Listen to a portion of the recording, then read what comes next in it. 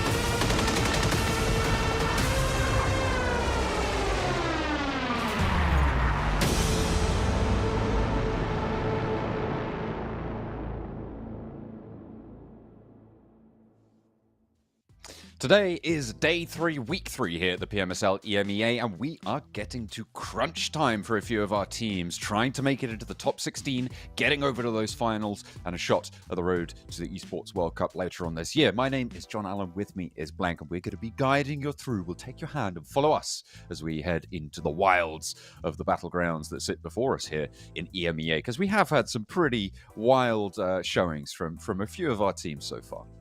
We have had a couple of wild shows from our teams within this tournament at the moment. We've had some crazy comebacks coming through from Brute Force. We've had Gladiators actually getting things back together after they found their spark in week 3.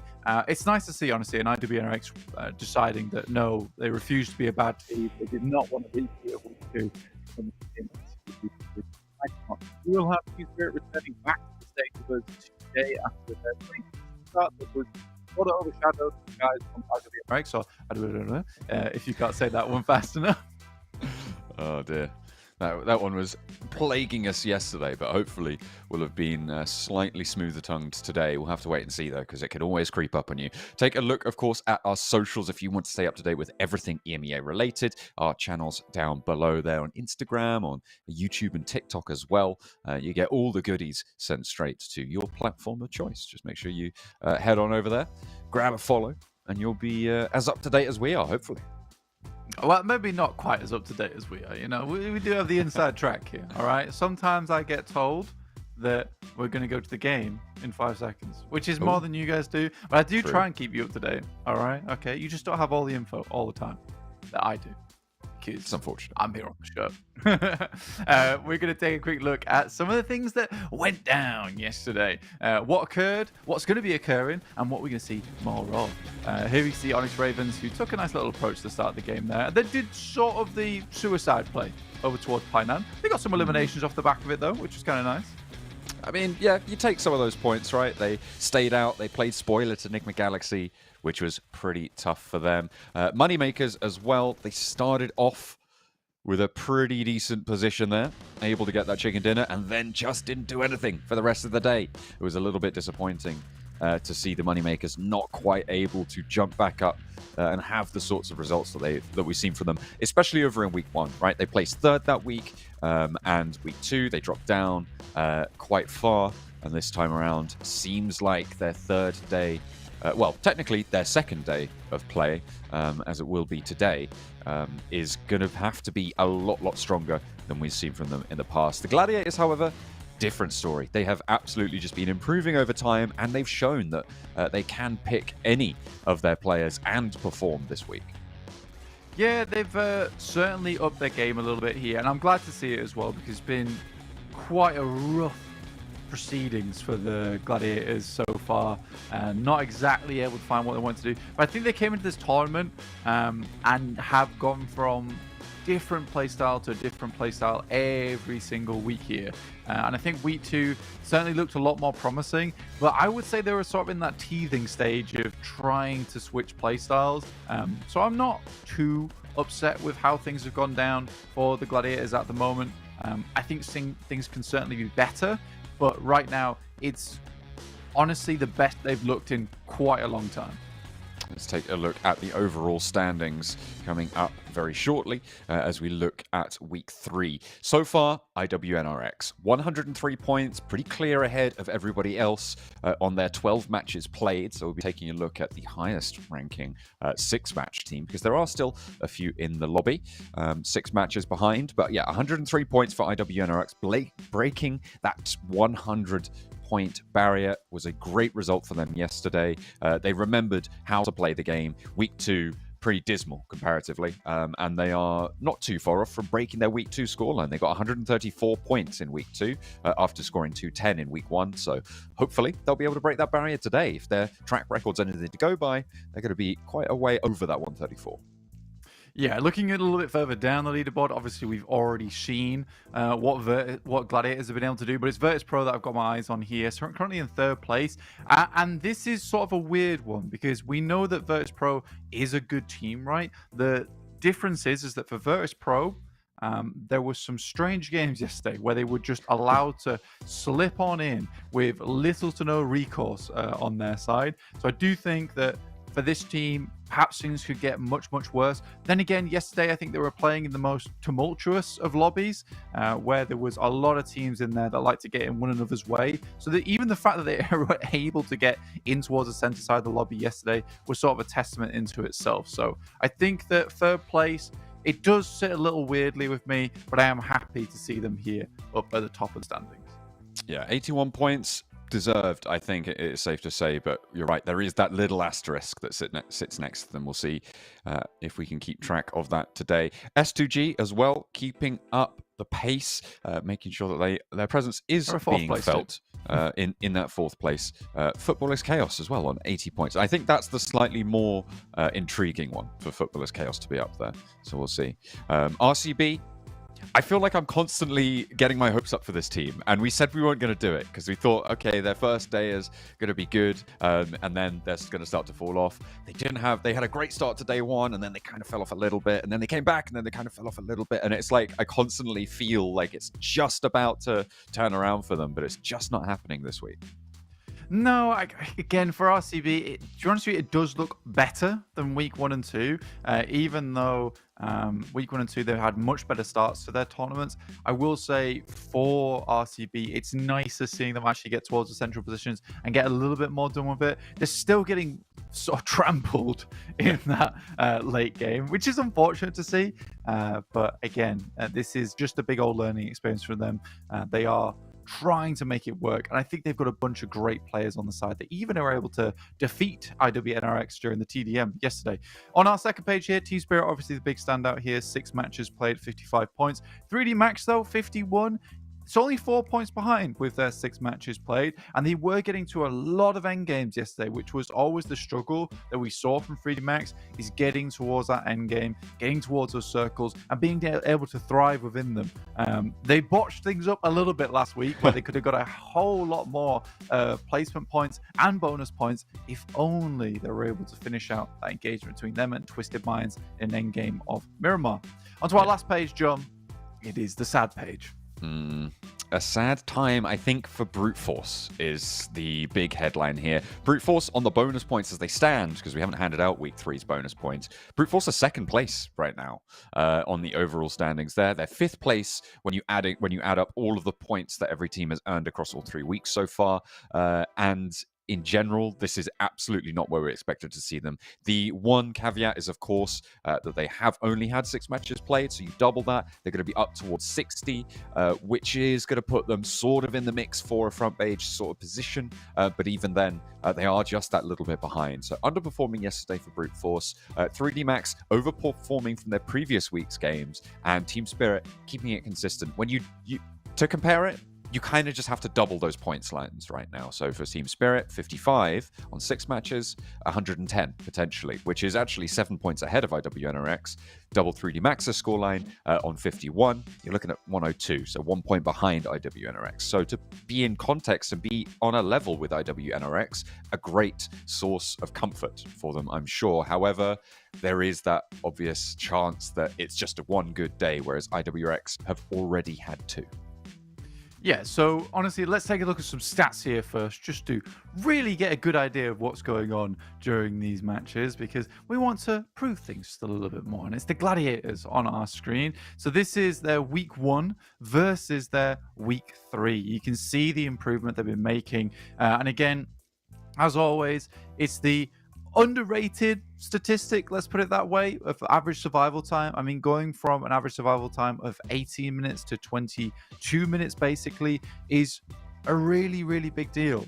It might not seem it, but those 4 minutes are the difference between you're looking at probably a stage 3, stage 4 leaving of the game, which is usually around about 10th to 16th place, right? To more around the stage 5, stage 6 region on average, which is awesome. It's really, really nice to see. I think that they have been getting a little bit more fortunate with their circles on Miramar, which is where they get a lot of their work done, where they're heading up towards that north side. I do want to see the Gladiators be able to crack the case that is, how do we rotate down towards the south side of the map? Well, maybe they'll figure it out, but for now, on this week, they're doing pretty well, it's safe to say. And you're right, that average survival time is really, really important. It's about, you're looking at probably close to a 3 or 4 point average points per match swing between those two sorts of stats, right? Which is absolutely massive in the long run. It's the difference between getting like 160 points and 200 points, right? So it is really, really important to be able to put that survival time up on the boards, because in placement points alone, that's just pure profit, right? And that's good to see that they are staying alive a lot later into the tournament. It's gone well for them so far, and the story, as it is with everybody, is can they keep it up? Because this marathon just keeps going, Blank. This week 3, I know it seems like it's going to end fairly soon, but it is the end of one hell of a harrowing race so far. Yeah, it's been so close this entire time, John, and I think that it's only going to get closer, honestly. So I'm very, very pleased here to see this happening during the games, and to be quite frank, I do think that the finals is going to be an absolute slobber knocker. I'm really, really excited to see the players have to really duke it out with the best of them within PMSL EMEA. I did want to talk quickly about the moneymakers, though. We don't have any graphics here to back it up, so you just have to believe me. But, you know, looking at yesterday, it really does feel like those chicken dinners are the big thing they're getting the majority of their points from, which is sad, which is really, really sad to see, honestly. We can see a look at their very first round that we saw yesterday, which was on that Sandhawk, where they were able to get that chicken dinner. You can see BEŞİKTAŞ coming out with the 1400 damage, but this was a gigantic game for them. 8 eliminations, 10 knockouts, so that is devastating coming through from that guy. But yeah, that was a crazy game coming through from the moneymakers, and then it was all downhill from there. You would not see these kind of stats coming through from the rest of the day. So I think for the moneymakers, something's got to give. If it's the chicken dinners that have got to give way, go for it. Look, let's just have some more averaged out games. Yeah, and just keep those numbers up. Like we said, with the Gladiators, survival time is so important in terms of your overall scoreline. Just pushing those numbers up and on average, keeping things together. This is their daily average from yesterday, right? And you can see the average survival time just absolutely drops out the bottom looking at this on the overalls, right? That, I think, shrinks out to about 14 and a half minutes overall. I'm not going to do the exact maths on it just yet, but their damage numbers go down. Obviously, their eliminations go down, but that's survival time. We're going to harp on about that a little bit more. For I think this is the 4th time now that we've mentioned how important it is, but that is not where it needs to be for the moneymakers. Yeah, we will definitely check back in with this team throughout the rest of this week. But I do think that this needs to change very quickly, considering where it's right around the corner is the finals, and they do get a nice little break before the finals as well. I think we get around about 4 days for the players to really figure out how they want to play out these next games, decide which rotations are going to be the best for themselves, and how do they want to combat some of these other squads that have been such a difficulty for them in the past? Here's our schedule for today. Nothing's changing. We're over onto Sandhawk, onto Arangle, Miramar, and then no more Miramar. Then we're done. Miramar on the wall. Who are the groups for today? That's not going to rhyme. That's the end of the sentence. Group A, B, D, and E are going to be playing, which means Group C are going to sit out. That is Digital Athletics, Footballist, KAOS Esports, Gaming Gladiators, and NIGMA Galaxy not going to be taking to the battlefields today. Yep. So we're not going to be seeing GG try and maintain their pace as of yet, but we are going to see Team Spirit retake their position potentially towards the top of those tables. Yeah, we're losing that group like Cinderella's shoe. Look at that with the old Disney references coming here on the show. I'm glad you realized it wasn't the same one. Otherwise, I would have pulled you up on it. Yeah, you should have done. Honestly, that's sort of unacceptable behavior. I would say. You know, what, you think Snow White and Cinderella are the same story? That's disgusting behavior. Don't do that. Cringe. Very, very, very cringe. Oh, cringe. But yeah, what's not very cringe is the fact that we've got ourselves a nice little offer for you guys. Yeah, we do indeed. You can take a look at this. Get a load of that. Oh, look at they've got Carrillo, they've got Kelsey Lord. Anyway, it is the PMSL Pass event. PMSL Pass is online from May 31st to June 30th. Log into PUBG Mobile and unlock the PMSL Pass now. You can use the below code as well. It's going to flash up, I believe, in just a moment to redeem to get 2 points vouchers that can help you level up faster in this event as well. They could help you level up faster. The question is, will they? The answer is yes. So make sure you keep your eyes out for that code, which is right there. It's EMEA X PMSL Pass. Redeem that one for your points vouchers at home today, right now, this minute, this second. Get yourself leveled up in the PMSL Pass. Absolutely, you can check out that suit. I think they're looking pretty fresh there. I think is that Kelsey and Lord, I believe. Looking pretty good in their suits there. You can look just as fine. So make sure you're heading over and checking that out. Yeah, looking pretty cheeky and suave, which and we always like to see. And dapper. That should be someone's team uniform, just the suit. Am I once again begging you guys? Because I've heard that you didn't do it yesterday again. I'm just what? Kidding. I've heard that we've got a lot of opinions and things that need to be improved and things that are pretty good about the PMSL. But I'm not done just yet. I need to hear from every one of you. So, if you're a little bit introverted, you don't want to get involved with the survey, just get involved. No one's judging. Look, you can even be anonymous if you'd like. Just let us know what you think. We appreciate it, everything you say. And also, I will appreciate the pack of Monster that I will receive when we breach 200 opinions, 200? Maybe more. Okay, I don't know how many opinions. I haven't counted. Because, of course, if you do get that pack of Monster, you will be able to unleash the beast with Monster Energy. And you can find out more about that at monsterenergy.com/gaming for all of your Monster or Energy or Unleashing the Beast based needs. Yeah, exactly. That's what I like to see. It's what we like to see here with the show. That needs are met and taken care of. All right, this is a safe space. safe space for you guys and your tiredness. All right, unless you're heroic, it's not very safe for them. But no, it's actually probably the least safe space for heroic. They are struggling a little bit, man. Lemon Navi. The annoying thing is that sometimes they actually do make some cool plays, and then they just get shredded when they. So, all credit to them. I think they're one of the teams that is closer towards the bottom of the tables that actually does go for some significant plays. However, they've just not followed through on the play. They just collapse a lot of the time. Collapse. Yeah, and it's bad. It is bad.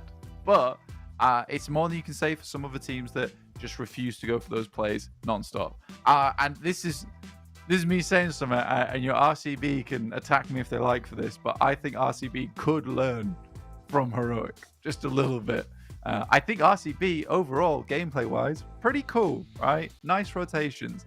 But I think if they went for the same plays that Heroic did, they would succeed in those plays. Whereas Heroic currently has not. But there is time.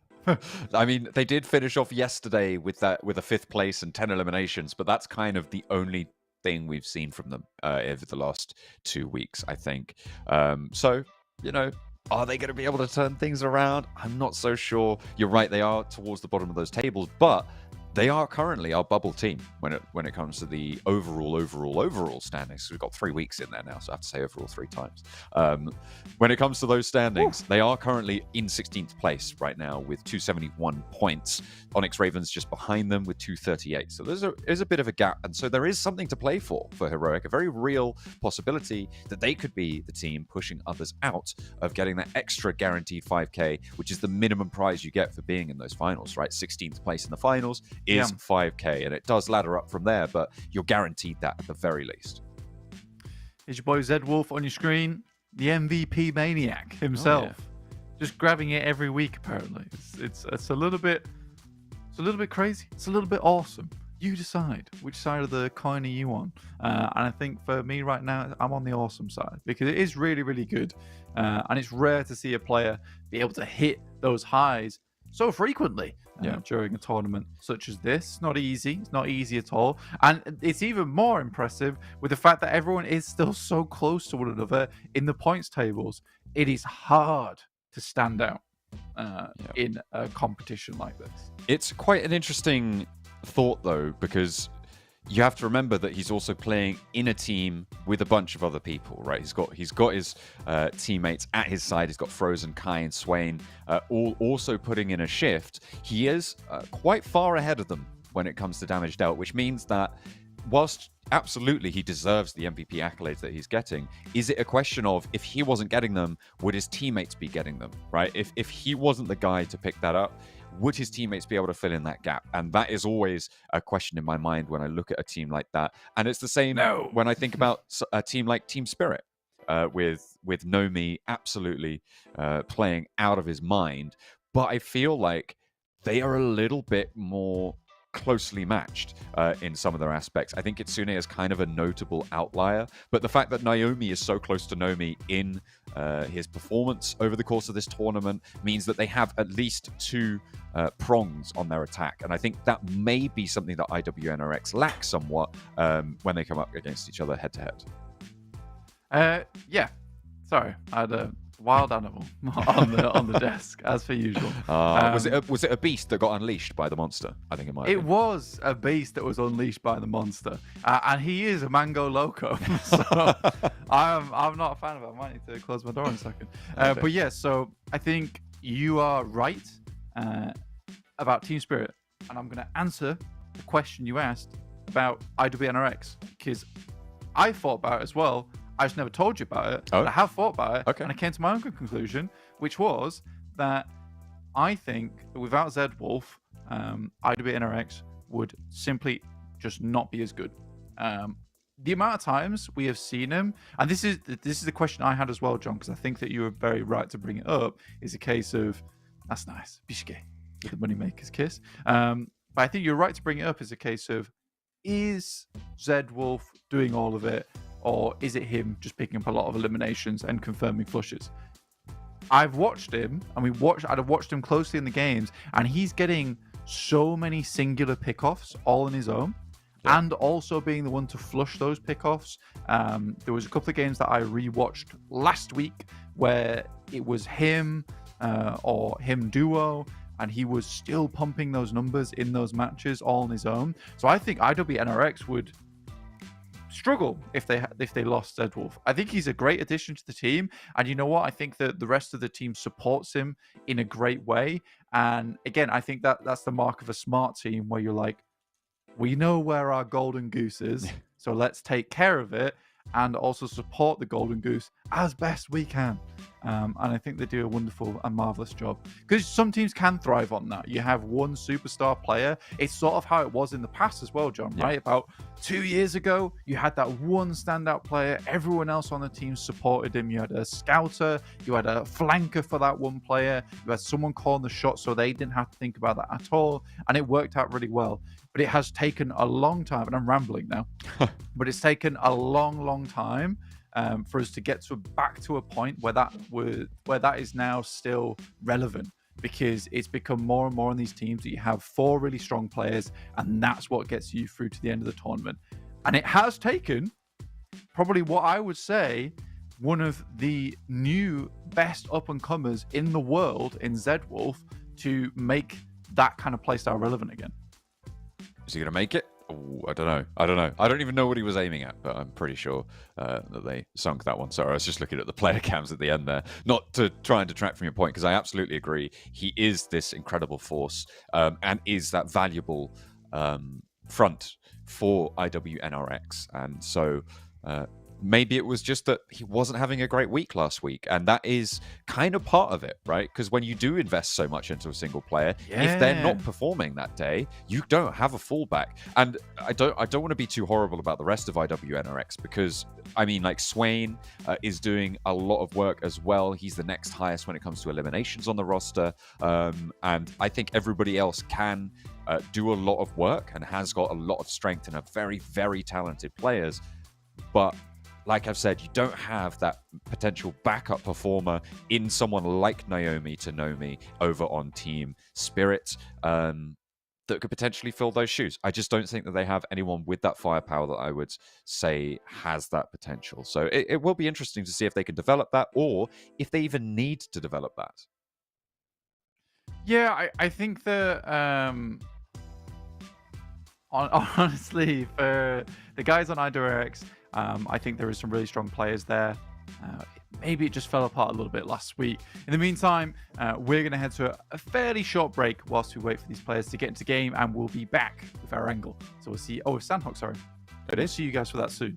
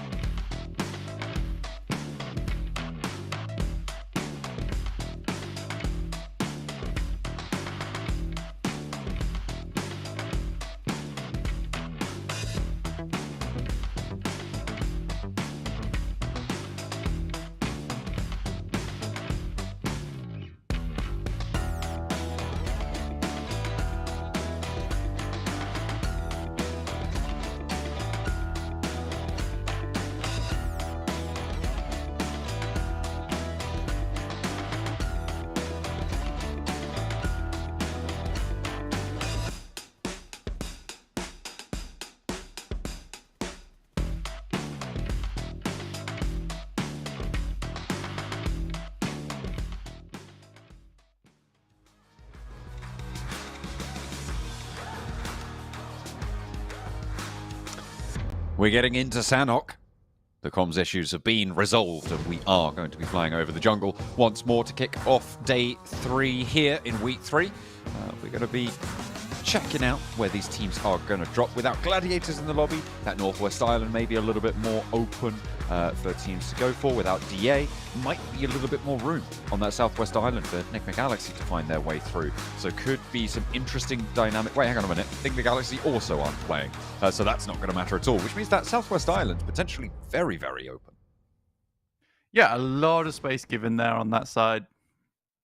Not that it mattered too much because NIGMA Galaxy sort of gives space to everyone else on that side of the circle anyway.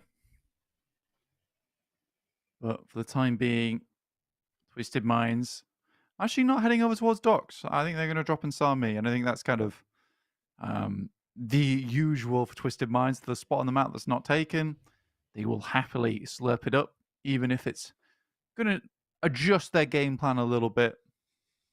I don't think I'd be too happy fighting out in docks. For docks and Kampong alongside with FLUX, always a difficult start to your game there. So if you can have Sami for free, I would take that one 100%. The big one back into the match, as we were talking about earlier, is Team Spirit returning once again. 3D Max also on this north side alongside S2G. They played their Sandhawks a little bit better this week, I would say. But that circle shift is always awkward to play. Not really that much indicator of which island this one's going to either. It's slap bang in the center. Teams really have filled in the spots that were available because of this Group C sitting out here. This western side, I was expecting it to be a little bit more open because of the fact that we've had 3 teams who start out on the west not dropping in here, but Heroic have filled a gap, Moneymakers filling a gap, Twisted Minds, like you said before, filling a gap out on the west, means that it is as conflicted on this west edge as it was in previous days as well. So it's going to be interesting to see how teams are going to navigate here around these crossings. Team Spirit have got an outpost in effect over towards that Confluence compound on the western shore as well. So they're on the Southwest Island already with an outpost, but the rest of them quite far away from getting back up in. So if a team like IWNRX crashes across and tries to take that compound from them, there could be danger there for effect. So potentially Team Spirit looking to get to that Confluence compound nice and early. Yeah, typically doesn't provide too much of an issue for Team Spirit unless Gladiators were in the game. You know about this shunt out because it happens so often when they were playing together. Major Pride and Gladiators taking this position. So Effect gets in here very comfortably. You're right, IWNX taking up the rear could be a problem. So Team Spirit quickly heading over towards that compound. Play off the back of the walls there as well, which is really decent. Na'Vi just getting on through. They dropped around Tambang, spread quite far around the ruins where the Moneymakers dropped, but they decided to get across the bridge to the northwest as fast as they could. And rightfully, right that they did as well, because Onyx Ravens were starting to establish a bridge camp there, and it could have been a lot more dangerous if they'd have managed to fully establish themselves at this stage. So the pace Na'Vi's taken has gone well. The Onyx Ravens still in a bit of a mix with Heroic, but it looks like they have extricated themselves by taking down one of the Heroic players. Lath will be able to claim that point. Moneymakers yet to cross from the south, from that ruined side. Na'Vi definitely ahead of them on that front, and they'll have to figure out how to get across the water now. Or not, for that matter. I mean, still could head down towards the south side, just don't know yet. Again, playing in ruins, like I say, though, is a bit of an awkward position to be in. But you can play on that bridge side. And we've seen plenty of circles not actually definitively end on either of the islands. Instead, just heading over towards that bridge side. Power. Easy to just go down. Kante sort of walks into that one. Hassan, has he got more left in the back pocket? Because he's got Volt to help him out as well. And a 1-2 punch. He's turning up the Ampage here. And Al Haji looks to try and turn it straight back down. He says, enough of this. Come on. Back to reasonable sensibleness here. But Fidan, the last player to potentially be resible for Al Haji, leaves Heroic in a 1 versus 1. With Al Haji trying to pop this med kit. Ragnarok thinks he's behind the rock. He's going to get him. Oh, Ragnarok's going to get him. Secret behind the car. Wow. I mean, respect Al Haji as well to stop the for the med kit. Instead, just try and fight with 20% HP. Yeah, that is kind of classic heroic there. Things start to go well, all goes downhill. The reason I was laughing was because not at heroic, it was at the fact that the players that I'd seen gone down were not Al-Hadji. So I sort of had this weird feeling Oh, Al-Hadji was coming up the hill and he was about to finish business. And he did. He absolutely did. It's I like- was like, it's not over until Al-Hadji rings a bell. it's like when you were a kid and you had your Game Boy in bed at night and you were playing, and then you hear your dad coming up the stairs and you're like, oh no, it's Al-Hadji. Oh, no. He's come to take my Yeah. Game Boy away from me. He's confiscating it. He's confiscating He Heroic's has Game done. Boys right there. He saw the little flashlight Yeah. taken underneath the covers. It's gone. Again, I'm not sure how many people would actually get that reference. Oh yeah, God, it would be. Just got their smartphones now. That is true. Hopefully, they've got Them themselves. damn smartphones. Hopefully, they got themselves an INFINIX GT20 Pro, the official smartphone sponsor of the PMSL EMEA. Al-Hadji really did. So easy. He's just like, come on, guys. Like, what are you actually trying to do here? But this is the thing. Easiest bit. Ragnarok fully believed that Al-Hadji was behind the rock, and he was like, "I'm gonna be so smart. I'm gonna juke him left. I'm gonna juke him right. I'm gonna peek around. I'm gonna try and spray it." And then he's like, "I'm actually behind the car." I'm actually right behind one of the shortest cars in the game. Yeah. That's that downhill and advantage. my head was peeking through the window for quite some time. So, yeah. Not sure I didn't spot him earlier. IWNRX spotting over towards S2G, who moved up towards bootcamp. Fair enough to him. Again, I think this is one thing that S2G is very good at, John, which is identifying not the best position in the circles, but a lot of times second, third best. And I think from their positions on the map, you really do need to know everyone else's rotations like the back of your hand. So this rotation was confidently made down towards bootcamp because they are confident that Team Spirit's already left towards Conflux compound on this kind of circle. So they do have a really good read on a lot of other teams the circle. Very cerebral team. Ooh. This is what I was talking about actually earlier on.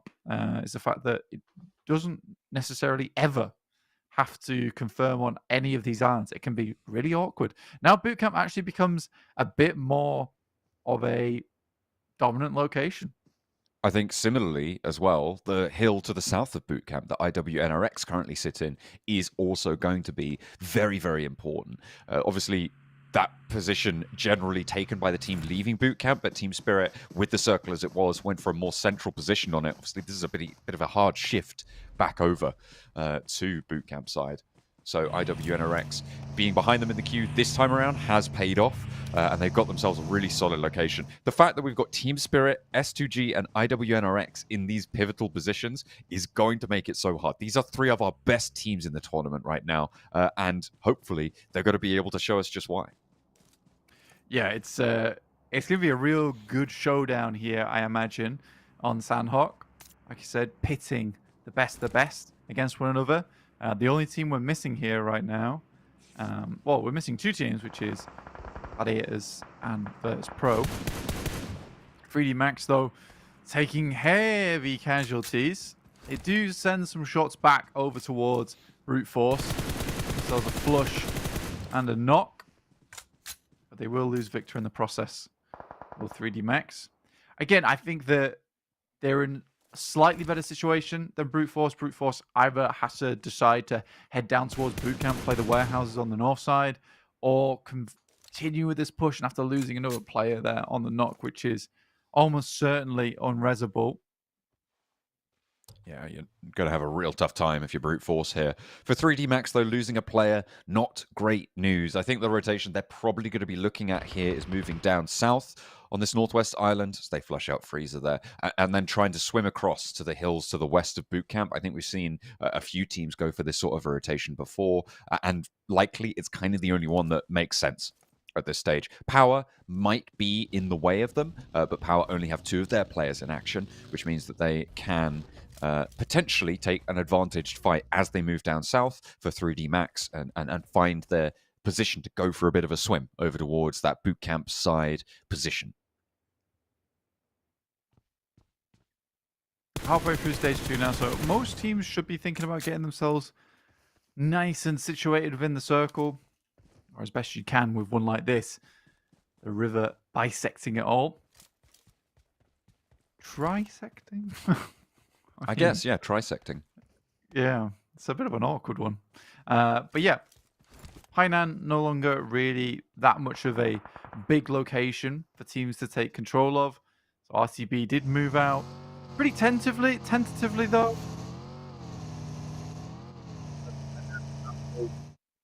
Compounds on the bridge with RCB Silas just underneath the bank there. You can see him peering over towards FLUX. Virtus Pro, I hope that they don't get away with another crazy rotate inwards. They get to this point and then they engage the thrusters. Send all the way in. Yeah, where would they go, though? Oh, no, they are doing it. They're doing it. Oh, the North Warehouse is a boot camp. I'm calling it now. That's where Virtus Pro are going to end up in about 30, 40 seconds. They're going to get in a vehicle. They are. They're going to go to the They're North going back Warehouses. to pick him up. Yeah. Do it. Go on. We're just waiting for this You now. will. Falcons are going straight into boot camp. They're going to play on the east side of it. BEŞİKTAŞ might move in on the east edge, but this circle has been pretty crazy in terms of not really actually deciding where anyone should go. Yeah, again, you would be kicking yourself a little bit if your team spirit, considering now your original drop spot is certainly the place to be. Ooh. IW NRX even making their way in here. There's a big old engagement happening in boot camp. At the same time, I think them heading towards Trifecta, they had the best chance of getting there early on. And it confirmed the best chance of getting to anywhere inside this lobby. Here are Virtus Pro. They didn't go for the north position. Instead, there's 4 teams here. It's now the 4th team in boot camp. It might be the place to be, but I don't think it's the safest place to be right now as 4 teams take up residence in boot camp. What this kind of does, because there's so many teams who have immediately sent here, is create such a jam that I don't think any team is going to be willing to move across quite freely. I think S2G may be the team that's most likely to try and make a move here. But for the most part, I don't think anyone's going to try and be pushing all the way through. They're going to try and wait to third-party this and just fend off everybody else from the outside. So potentially, the fact that 3 teams have gone in so quickly and so close to each other kind of puts a stall on this fight and actually makes them quite safe in a lot of ways.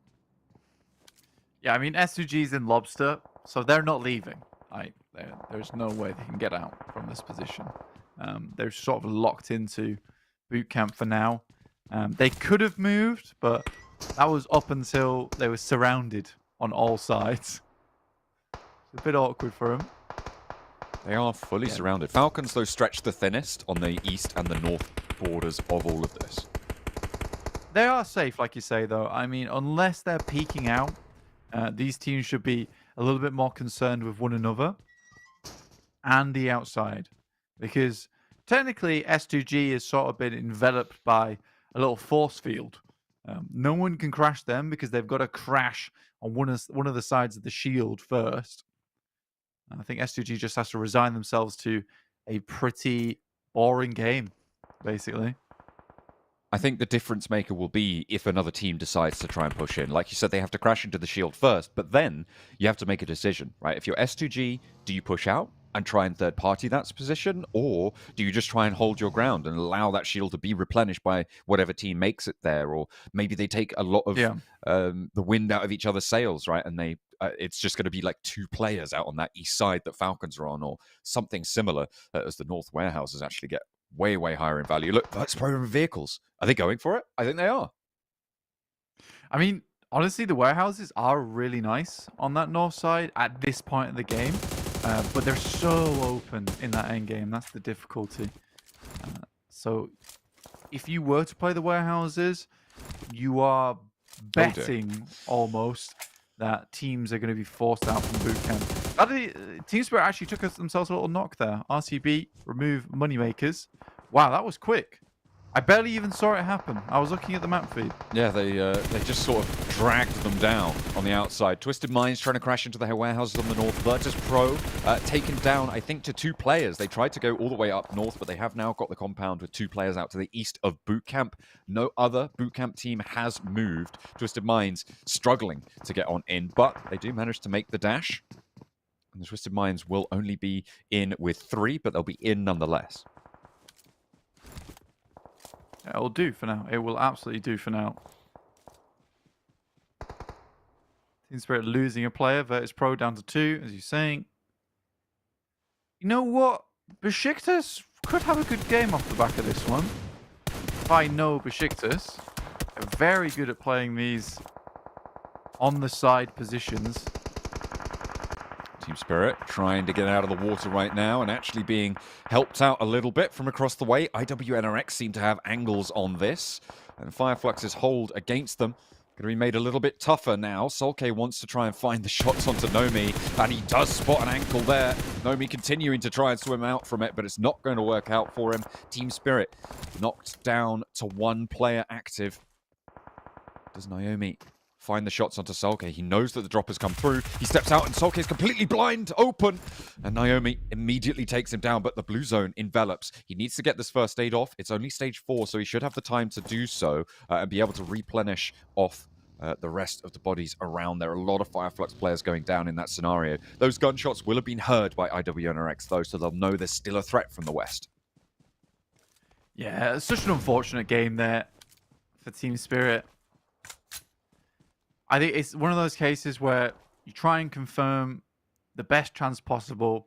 But if we're going back to what was said earlier, S2G are so good at just finding the second, third best place in the lobby and then playing off the back of it. And with this shift on the circle, it does give them a massive advantage. But this is the 10%er game, right? This is what happens 10% of the time. And I think a Team Spirit's still the correct decision to try and take trifecta down towards that southwest side. Now, Twisted Minds, Brute Force actually have themselves fairly decent position. Na'Vi also coming in late towards this circle could have a strong spot if they're not held out by Besiktas, who have been stellar at clearing their angles in the past. Seems like a lot of attention being given right now for Besiktas up to that north side as well. 3 players stationed specifically to deal with this angle. So Na'Vi going to have a tough time pushing in. Might just be a straight-up crash towards Twisted Minds. Or a long-range joust out with Besiktas as the circle starts to push them in. Besiktas going to have to move as well, and I feel like the ridgeline up to the north of them going to give Na'Vi maybe enough cover to shimmy their way along and play ahead of them. So it could be pretty tricky. That northern fight will need to conclude. Twisted Minds, they've got themselves into a 4th place position right now. There is very few ways in which they go down before that. I think only one team is going to be able to leave boot camp here. And I'll be interested to see who that is. On the west side, obviously, IWNRX doing a lot of work already up on 3 limbs.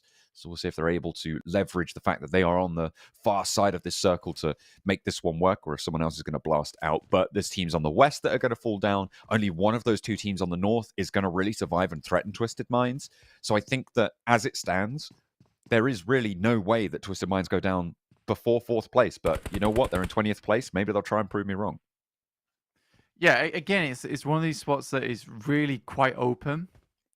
And they could be crashed. But with the way the circle's set up, I don't think you'd be wrong to say that like a top 5 is definitely on the cards for Twisted Minds, just for the safety they currently have. A lot of other teams have to battle each other first, which is what you were trying to say. But with that circle, though, the warehouses become massively good real estate. Now, Besiktas would love to clean out Na'Vi at this point in time and then start working their way down over towards that western side. But the shift comes in at just the worst time for Besiktas, because now Na'Vi's way more preoccupied at looking down towards the southwest. Brute Force on the coastline actually also with a decent position to hold off even up to 4 players, right? With their angles that they can hold, players are going to have to move quite open to them. They're going to force it. Difficult positions, a lot of it. Na'Vi maybe looking to force that. There's a knockover onto Toshbek, and he's already taken low. If 6 gets the knock, then they might just try and flow over this one. Kakali launches a nade, and he's cut away from the sidelines. That is IWNRX with a 3rd party. Long range, a 3rd player goes down for Besiktas, and Na'Vi are handling business really effectively here. They've retreated with 2 down the hill and away. Can Na'Vi move in, try and go for a crash off the back of this? Yeah, it's such a mistake from BEŞİKTAŞ. They tried to force the fight onto Na'Vi because they realized that time was dwindling away there for them to take that engagement. And I think a lot of their plan sort of relied on them being able to remove Na'Vi instead of just trying to be a little bit more patient with it and working their way down on their bellies towards that south side. Team Spirit finally goes down 9th place, 1 elimination. Here's S2G attempting to get rid of the Falcons, who were on the most northern side, but between them and IWNRX, it's going to be a difficult fight. IWNRX are staying clean in this one as well. They're allowing S2G and Falcons to scrap with one another, and they are third-partying this beautifully. The difficulty is now Twisted Minds looking down south. Also, Virtus Pro might have angles on this, but Frozen holding up in the high ground. None of them down just yet. With the circle stopping there, they do still have their building. You can see the open ground that sits in front of them that Twisted Minds are going to have to stop them from crossing. They should have smoke still left in the back pocket. They're going to need to use them effectively here. Fury are down, and it is up to 3 teams remaining. IWNRX, once again, this really cheeky playstyle of being able to avoid engagement so often and then swoop in the final moment. Quite literally the vultures of the lobby right now. Just as deadly. Just because they wait until their prey is weak doesn't mean that they're weak themselves. Looking to now take on Twisted Minds in a 1v1. Oh, that could be nasty, that nade. Does manage to get the knockover onto Swain. Really perfectly executed. Yusuf opens the door. I think that might be a little bold. You don't have the info to do that. And Yusuf has to think twice because Na'Vi are still a threat from the northern side. Swain can get res potentially, but the circle's going to start to move fast. And in come Na'Vi. Third party on the opposite side. Is it just going to be Twisted Minds getting mashed in the middle of this? An IWNRX and Na'Vi clash for the title? Or are Twisted Minds going to be able to push out, exert that outwards pressure from the position that they've held now for quite a while? For the challenge, Jafar not quite able to handle it. IWNRX looking to dismount the south side with a shot from Kine that puts it down. It's Na'Vi versus IWNRX. Yeah, this is what I'm talking about. The position is so open, so eventually Twisted Minds do get backstabbed. Now it's IWNRX pushing out into the open versus Na'Vi. It will be a miracle if they're able to win this fight. Na'Vi more central. They have that high ground position to be able to get those off-angle peaks. Kine now the last to stand. No, Zedwolf is still alive, actually. He's looking for the heal. Has got a teammate in a flurry of bullets flying all around him, landing at his feet. But Kine lands the shot with the DBS, goes for the flush. And Na'Vi now in a 2 versus 3 if they can get this res off. Zedwolf still healing. Hasn't managed to make it happen. Seems like he's only got bandages. Super low HP. Jumps out, looks for the bait on the shot. Axa steps in, but he can't land the DBS shot. And so can Kine as they're looking for the heal on the backline. Na'Vi getting 2v2'd right now, as it is still the challenge. Zedwolf looks for Axa, and he's able to get the flush away. Still not able to get that healing done, and everybody low on HP. 6 gets back up to health, and Zedwolf still can't quite manage it. A nade in on the bank, gets the bounce, but Zedwolf dodges the damage. I don't think he's got any healing to speak of. It's just bandages. I love the idea that they just traded off one another there, and Zedwolf just flew out, able to dodge the bullets on that one. He's got nothing left. Kine, 8 precious bullets in the mag. Oh, finds Puncher though. Puncher hops up and Kine through the open door, through the smoke. Knows the angle. It's pinged out by Zedwolf. Excellent communication. He's found some healing from somewhere. And in go IWNRX. What a play from them to push on through with just the 2 remaining. They take on the 4 of Na'Vi. And that is the difference between the top and the bottom of the tables. And that is why Zedwolf has been the MVP so many times in a row. Playing it off against one another so nicely from boot camp. And with a lot of points on this match, they are definitely keeping up their pace to try and break their week 1 records. I mean, I'm not surprised these guys are laughing. It's such an unbelievable play to make. It makes no sense that they're able to do it. And again, a great trade coming through from Kine. Zedwolf should have died the minute he jumped out from that doorway, but is able to dodge the shots. And again, with so little ammo left in the pocket, I think you look at this match and it was full of cool little clutches, but it was such an unacceptable win coming through from IWNRX. Essentially, Na'Vi should have had that game in the pocket from stage 8. It should never have removed from their hands, because where IWNRX were moving out into was just a stupid zone. Like, they had to cross open ground, and it felt like the communication was just off big time from Na'Vi. Kine, 1,000 damage, well deserved, 6 elimination as well.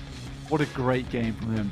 Yeah, absolutely. I mean, I was calling out Zed Wolf at the end there, but Kine, absolutely, you're right. With that 1,000 damage, with the 6 eliminations, the MVP for IWNRX this time around, but excellent pair play from these guys. 26 points on the match blank. They are absolutely keeping up pace. They had 103 points before this. That is going to put them on 129 after their first match of day 3. This is very, very scary for a lot of other teams, right? They are going to be sitting out the final day, which means they've got all 4 days back to back. So if they could just keep this momentum alive, there is no stopping this roster. Yeah, again, for IWNRX, I think what's happened right now is it's just impeccable timing from the team at the moment. They're reading into a lot of these engagements, letting them happen, being able to sneak on the edges. They've sort of like the assassins of the lobby at the moment. It's really nice to see. And again, they are just slashing the competitions like the Wildcats that they are. It's awesome. It is awesome to see. Na'Vi with a second place, which should have been 100% a first place. They were practically gifted the game at the end there as they were coming in from that north side. BEŞİKTAŞ throws away their opportunity because they get a little bit greedy, in my opinion, over towards that northern edge. But yeah, this should never have happened. It just speaks to the level of skill coming through from IWNRX. The sleeper strong game comes from Brute Force here. 10 points on the match. They were 2 players for a long, long while on that northwest coast outside of boot camp, playing from the rocks, picking up small scraps, and just adding them to their tally. 10 points on a match like this from where Brute Force were playing is a brilliant result. They were absolutely not a team that you would look to get double digits on this match, given their position, but they were able to make the most of it, and that is what we wanted to see, because they haven't had the best of games so far in their previous day's play. 30 points total, so they put a third of that up already, and hopefully looking to do more for the rest of today. Yeah, Brute Force seems like to be one of those weird teams that works really well under pressure. So the only way that they can achieve that in this tournament is to put themselves under a ton of pressure at the start by performing badly. But yeah, 2,800 damage there from IWNRX. An insanely good game from them. Absolutely. Doing quite a lot of work from their position that they were able to crash onto. They moved in from the top of quarry over towards that. Are you confused? Sounds like a dragon outside my house right now. I don't know what's going on. Okay, well, maybe it's the Team Spirit logo. It's come to life and is trying to pursue you down, because they're like, oh man, that's boot camp. That's our spot. They were denied it. They moved out too early. Probably right to do so, but the circle just tried to put them back there, and they couldn't manage to make that crossing. Unfortunate for them, but fortunate for IWNRX, who put up 26 points on the match.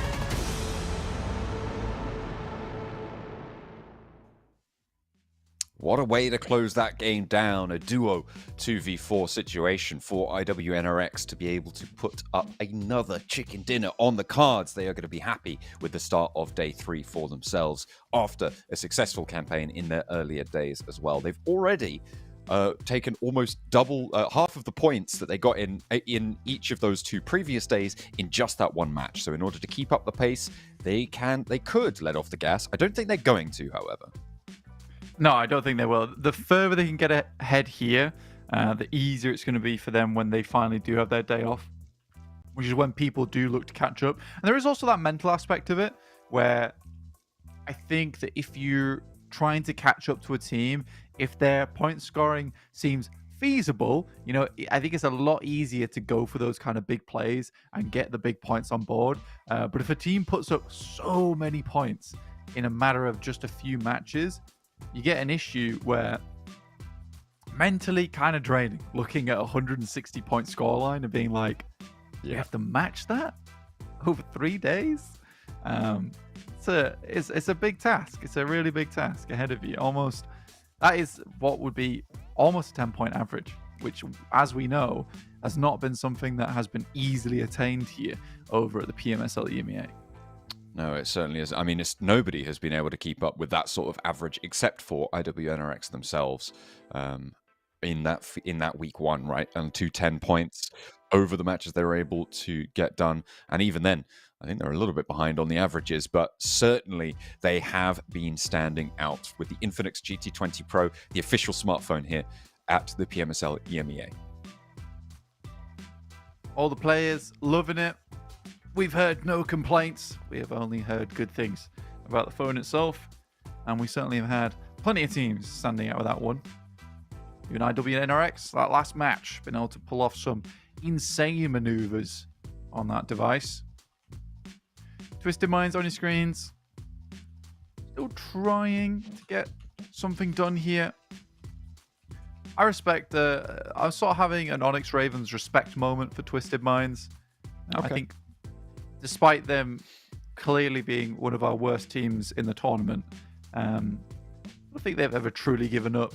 And they're still going for novel ideas, still keeping up to date with all the rotational paths, all the positions on the map that players have been taking, and have been taking advantage of that as much as possible. I think they realize that they're not up to the task a lot of times dealing with some of these squads, yet here they are still trying to find any way possible, if that means not finding a drop spot that's open on a day so they don't have to go for any hot drops early on or interact with any teams early on. They're 100% doing it. And even that last match, they got themselves up to a fairly decent scoreline. And it is teams that haven't had the best time that like you say, we have the Onyx Ravens respect moment. I kind of like that. I think that's a nice little caveat. I think that Raven the one respect. team I don't have a memory of having that respect for, of having that moment of being like, you know what, is Heroic. And I think that perhaps I'll have to eat my words slightly, because I know I did say a long time ago, 2 weeks ago, that I kind of liked Heroic. I thought they were doing okay. Everybody's having a good time as the match gets ready to load on in. I'm a snake, follow me. Getting on the ground, getting those elbows dusty. But yeah, I think Heroic is the only team that hasn't really had that sort of moment for me. Yeah, I think Heroic is just struggling. I did like some of their rotations earlier in the tournament where they were able to find themselves some pretty open areas and play off the back of that, but it just became patently clear very quickly they were just not up to the task of actually going toe-to-toe with some of these other squads. Again, I think that last match is a pretty clear indicator of that, with their engagement between them and Power. You know, having a fight that all but done for and then losing it to just one guy. Wild in the front man of this one. Pretty much all of S2G joining in. Whoa! He's broken the train. We don't like that. Oh, you can't be doing that. There's a promise being made. As soon as you get down on the floor, you are part of the snake, and you have to follow me. Exactly. You can't be breaking rules in the game of Conga Cobra. Oh, that's unacceptable. Unacceptable behavior. I feel like you just made that name up. I did. I like it. Absolutely. I feel like you made that up. You would be correct. That is what I do. That's what happens with all words, to be fair. I make things up as I go along. You see... What? How's that to do with the Ian McKellen sketch? What? I don't know if you've seen the one where... I think I know the one you're talking about. Talking to Ricky Gervais. He's like, I just really pretend that I'm Gandalf. No, I don't think you understand. Just, I get into the mindset and I have to believe that I'm an old man. An old wizard. Yeah, one of my favourite clips, that. Great bit of comedy. Oh, yeah. It's actually That's good what advice. I like to do. What, just pretend? What are you pretending to be right now? I pretend to be an author of new things. Okay. Yeah. Okay. Just in general. I call myself I'm an inventor. I'm kind of like a maverick disruptor in the in the esports eco space. I'm kind of what you would call an engineer of words. I'm the ideas guy. I'm the guy that... Oh, just making up random titles for a guy that talks over things. Yeah, dude. That's what we need to be. I think commentator really does cut deep, to be honest with you, though. When you really boil it down. Yeah. You're professionally commenting on stuff. Oh, yeah. I'm like one of those people that comments on YouTube vids. We're React Andes, but like professionally. Yeah, we're professional React Andes. Oh, my goodness. Guys, first on this game. First guy to say that. First, L chat, Yeah. stay small. Anyway, just waiting to get into the game. Yeah. I wish I could invent a start game button for you guys, but unfortunately I cannot. No, that's all ours. We get to keep that. Yeah. Sorry about that. That's all right. I think I appreciate your guys' comments at home more than my guys' comments. Yo, what? Being you, John. No. What? No. I'm only kidding. Okay. I equally appreciate both. If you can fill in that survey, that'd be nice, though. Let us I know. really like that. Is he playing? He's playing rock scissors paper scissors against himself there. Is it like? Is it like which side do I put my fire button on the phone? I have heard of. I have heard of this thing where people can split their minds. I think it's Codswallop. I think it's a bit of hooey. Yeah. So you could technically play chess with yourself because you don't know what the other side of the brain is thinking. I don't believe it. I think you should get that checked out. I think that's not normal. No. That's probably like the... Wait. There are 2 chess players inside us all. There's 2 chess players inside us all. Yeah. Check and checkmated. Hikaru and Carlson. Yeah. I think I understand now why there was a Cobra Conga going on. Seems a way to get into them. Was the Cobra the beast that was unleashed? It looked quite beastly. It was a long snake. Notably, IWNRX were not involved in it. It was certainly giving a lot of monster energy. That's right. Yeah. Wow. I think IWNRX don't like fun. They just like points. They like fun. Think? They would be in the Cobra Conga. That's actually true. I think that you really can't deny that. And if you I've try lost a little bit of respect. And if you try to, snakes are gonna eat your mobile phone. Yeah, my respect has gone up big time for S2G though. Oh yeah. Yeah, 3 out of the 4 players in that. I think Conga VP line. were at the front of it as well. Pretty happy with them. You know, S2G knows they're a good team, but they also can have a little bit of fun. You know, play hard, work hard. Absolutely. I mean, they're in 4th place right now. Doing pretty well. 83 points they've been able to earn. Virtus Pro as well in 3rd place with 86 points on their 13 matches. So they are blowing off a bit of steam in the Cobra Conga. Whereabouts are we seeing IWNRX right now? I don't know. Where are they? There they are. Hello. Thank you. There we go. He's number 1. He certainly is. I think that's pretty correct. Zed Wolf. I wish someone would look at me like that. You can't see me, but I look at you like that every day, Blank. Oh, that's so nice. I just don't put the same finger up. Oh wow, okay. This is for me. All right. But yeah, he was idolizing it. So he should. Great player. Great player. Heading into what's our rank, I zoned out so hard. Yeah. I almost didn't realize that we were going into game for a second. Well, we are. We're going into Erangel for the first time today.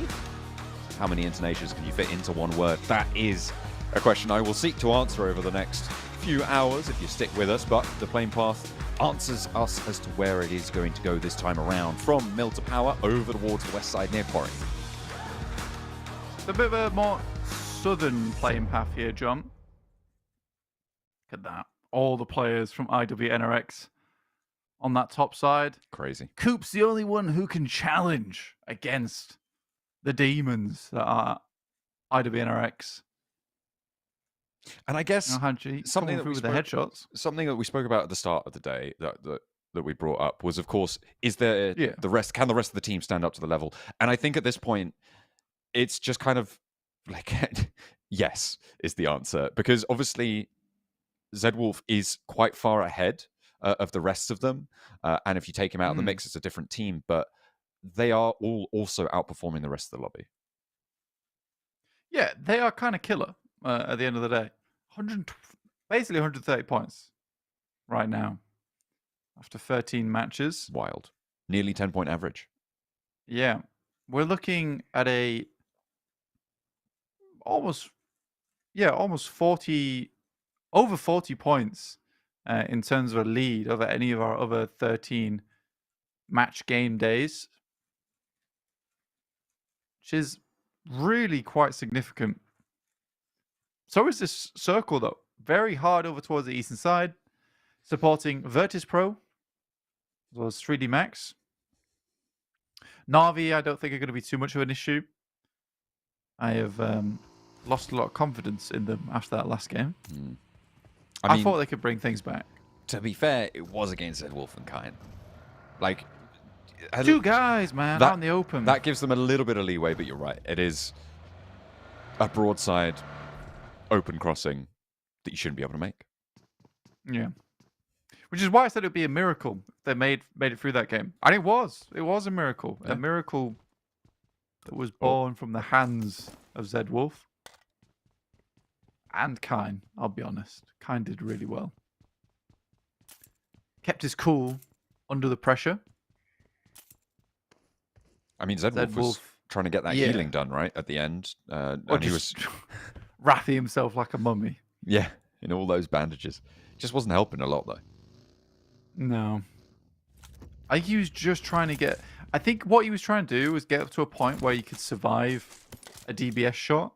And then halfway through, I'm almost certain that he realized that no amount of bandages that I'll be able to apply in this moment are going to get me to the point where I won't get one shot by the DBS. So he may as well have been on 70% HP. Because it wasn't likely that Stims would have ticked him over 70%. He might have survived a shot there. So, for all intents and purposes, you know, he was on 70% HP. That is an interesting dynamic that the DBS does add to a fight, right? Because if you're against a UMP in that scenario, if you're against an M4, it's a very different story. And that difference can be much, much more impactful. But you're right, because it was a DBS you're up against, you can make those sacrifices in terms of break points of being able to get up there. That's quite an interesting dynamic that I don't think I'd considered in that last engagement, but certainly would have changed the way it went. Yeah, definitely. I mean, even when he jumped out, if they had just switched over to different weapon and just gone for the spray mid-air, just a couple of stray bullets would have taken him down. And then you don't have that refrag potential coming free from Zedwolf. I also really respected the fact that, you know, he even was down for that. Because I think a lot of the players on that team understand that he is cracked out of his mind. To put it lightly. Yeah, fair. But in that situation, he was like, Kine, you trade off me. And not the other way around. As he was like, I'm in the worst position here. and I believe in my teammate to do well. So you trade off me, and I believe that you can do this. You can win this game, which shows a lot of trust. So that's really nice to see. There feels like the camaraderie is still there on the team, which is hard to rebuild, I would say, after such a poor week 2. I mean, they still hit a pretty decent point scoring by the end of it, but it was nowhere near close to what we expected from them. So I think for IWNRX, it shows that the team is pretty good friends, right? You know, if you can get through that in PMSL EMEA, which technically is a really important tournament to get up towards that top 4, like you can drop towards, you know, 6th, 7th place, have a decent PMSL EMEA, you can be pleased about that one, but you won't be going through to PMWC, right? You don't get that practice versus international teams, see how they're playing, and that all feeds back into your final tournament of the year, which is PMGC. So for IWNRX to have such a bad week 2 and then just instantly get back on the bike, that is really nice to see. Yeah, pulling together where it counts, the sign of strength. And the fact that they have all 4 of their days on the trot as well is probably to their benefit in this scenario, because they can just keep that momentum rolling. They don't have to worry about teams sort of catching up to them, because they can keep pushing on and setting that bar that they're going to have teams jump in the future. RCB trundling across Team Spirit over on the hills to the north of Milta, towards the Lumberyard Hills. Kitsune down, flushed, and 2 players from Twisted Minds try and roll up on the other point of Team Spirit, but they're not quite as successful as RCB. They're like, these guys are weak, let's take them down. And, they were weak. They quickly found out. I do think for Kitsune, I can understand the push, because I would not have expected RCB in this situation either. I think when I looked over the map, I was like, RCB? Over in Lumber? Odd. And considering they usually come down from Rozok, it is a curious.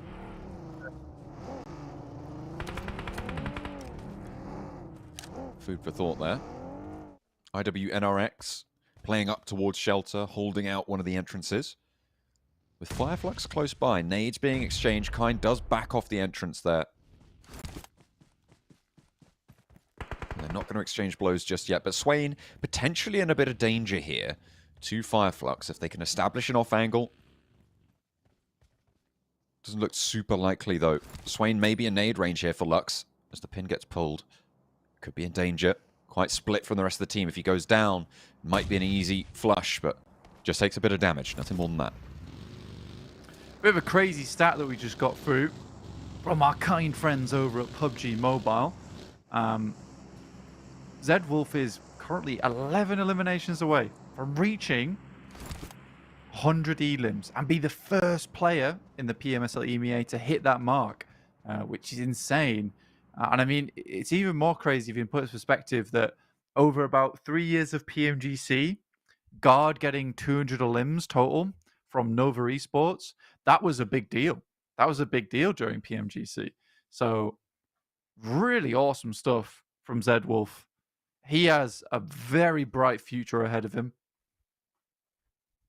Yeah, and I feel like it is a name that hasn't cropped up in this way in the past sometimes. I mean, obviously been playing with Nextruya for a while, and they have had some pretty decent success, I think it's safe to say, but this is really his big standout set of performances now, after having been with this roster for, I think, probably, what is this, coming up on 2 years now? He's been very, very successful in his pursuits there. Certainly at least a year with Nextruya, obviously then combining, but definitely a valuable investment, and they seem to have created that support around him to give him that notable name, to give him that sense of dread, maybe, if you see him in the elimination feed up against you. I'd certainly be scared of playing against Zedwolf. Really unpredictable player. RCB, equally unpredictable on their initial rotates into the circle. Again, I will say that although RCB, I've said this multiple times now, although RCB aren't like topping the tables all the time, their rotations have been consistently mega. It's just frustrating. I think if they got a little bit more of that firepower under control that we saw in their TDM match versus IWNRX, it'd be a really fearsome squad. But during the matches, it's just not quite there a lot of times. So I think for RCB, probably one of our most consistently decent initial rotations into the game. It's just that late game where they're figuring out how they want to place their future rotations that they have a bit of difficulty with, which is so odd to me, considering their first rotation to the circle is so accurate and so potent that they can't just be like the 100-meter distance moves. Those are the difficult parts for them. Which is unfortunate. You do need every single tool on your belt to be functioning at full efficiency in a tournament like this, in a position like this. Nomi spots out players from power, and Alhaji doesn't get the memo that there are bullets flying their way. Has to reposition away from the spray from Nomi, but he doesn't manage to tag the knock. Just pushes them back a little bit and slows power down in their engagement with RCB. Circle very much squeezing a lot of squads. Quite claustrophobic, I would say, especially with the amount of water that's still in the circle over towards that eastern side. Let's make things very difficult. Here's Nomi, sends a nade across. It's really nicely placed there over towards Fidan. Not too many players around him either. Another well-placed nade. I think that it's not likely Fidan gets back up on his feet now. Kante within the smoke. Technically, if he just sprayed into it, he would get a knock here because Kante keeps peeking over the top. There it is. Yeah, there we go. Yeah, the smoke cleared. Kante goes down very quickly. So sad. RCB took the third party. There's FLUX moving in to try and find the backlines, and Effect is down. So Naomi and Nomi likely just going to have to play as a 2 here. Yeah, it's the only option. The dynamic duo. Naomi. Not the same player, I promise. Yeah, I've had this discussion before. Not just ambidextrous and playing on 2 phones. That'd be quite impressive. I would be. Okay. Just the what's that? Oh dear. Digs those front tires in, but unfortunately they've lost a player. I think they're going to want to crawl back because you can't take cover around these nades. Yeah, I mean, this is the right play from Heroic, right? Moving up, looking for these nades. Naomi trying to stay safe. Falls back. Nomi just goes to the cover to maybe be able to survive, and Nomi can start to whisper where they are back to his teammate. But it's just Naomi now, and Heroic have fruit born on the tree that was planted by FLUX atop the hill. Yeah, T-Spirit been pretty unsuccessful on their initial rotates in, which is not what we were expecting from this squad, I would say. Wait, FLUX are down? Yeah, they've been... Did Moneymakers just roll over them? I think they did. I have accidentally clicked my mouse, and I have been paused on the same screen for a long time. Oh, dear. I was wondering why it didn't feel like a lot of teams were moving. Oh, dear. Yeah, I've just gone back in the map feed a little bit there, and it was just a roll up from Moneymakers up to FLUX, and they went down. I mean, that's very Moneymakers of them. If there's anything to go by, though, that indicates a Moneymakers chicken dinner. Kind of true. Could be. We'll have to wait and see. This is not allowed. Someone please stop this. Lotus Pro going in again. And Lewis is going to stop them. Okay. Thank you. There we go. Furia spotted as well. And Lewis is going to take them down a peg or 2. Down to size they go. The rest of Lotus Pro trying to do the same thing, though. And just keep it on going. Saying, you know what, you guys, you're probably not getting out of that. We'll see you guys in the next lobby. Yeah, I mean, again, these rotates are totally unacceptable. And they've been getting away with them for a long time now. I'm glad someone puts it to bed. Furia. Prospic looking over towards Furia. Might be able to actually just see feet. I'm not sure. Dropping the smoke. He doesn't have a... Okay, there he goes. Yeah. Kakali taken down. RCB also losing a player. The circle shifts down south. They moved! They tried to get to the center of the circle, and I think just with the knock that they have, they might have gotten to cover in time to be able to play this one. 3D Max playing in the factory out to the southeast of this circle. There's a lot of open sloping ground here, Blank. Dude, this is a good spot. This is a really good spot. I love this from RCB. They made a rotation to a strong compound, and they're going to try and play from it. I want to clap, but I also don't want to hurt anyone's ears at home. So just imagine that I'm clapping right now. For RCB, well done. Whoa, don't clap so loudly. Sorry, that was Sorry. just my imagination. It's okay. I'm glad you're really feeling it. I was in there. I was pretending that you were clapping. And that's quite a powerful tool. IWNRX moving in, potentially going to take on the moneymakers here now. Flick. Oh dear. Icy's the one to find Zedwolf, but he is backed off almost immediately by Kine. He's taking shots from every which way. I think this is BEŞİKTAŞ. Look at a third party here. A nade in from Bishke. They might need to stick the res here, but he's spotted. Bishke has the angle. This is great stuff coming through from moneymakers, from BEŞİKTAŞ as well, to go for this third party to move in behind. Can IWNRX respond? Kakali potentially getting run down, but he's out of the way just in time. What a spray from Kakali onto Swain. There goes the second buggy in though, and Frozen is able to swipe his kneecaps to the side, and that's not going to be comfortable for anyone. Last player to stand for IWNRX though, and maybe this game isn't going to be quite as successful as they might want it to be. Yeah, Lewis needs to go up against Frozen. He's very low. One straight shot from the DVS should do the trick. And IWNRX go down pretty early into this match with only one elimination found on it, which does bring the point scoring down a little bit, but honestly, not by much. Not by much.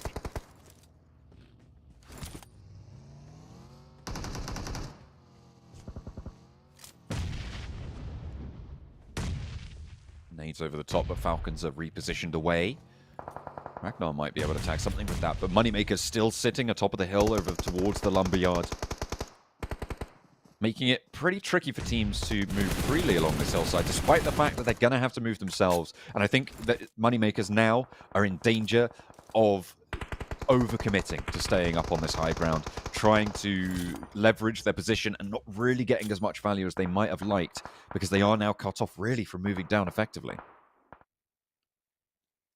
Yeah, again, this is when it starts to get a little bit difficult, because the dead woods here are there's not as much cover than you might think. There's a couple of bunkers around here, a couple of trenches that you can play, but they're further up towards that north side. You have to hope the circle keeps it in, which it doesn't really. I suppose they can start slightly play just down towards the south, and then what you have to hope to do is to get down towards one of these little ditches later on that play around these compounds that currently RCB, Na'Vi, Onyx Ravens, and 3D Max currently hold on to.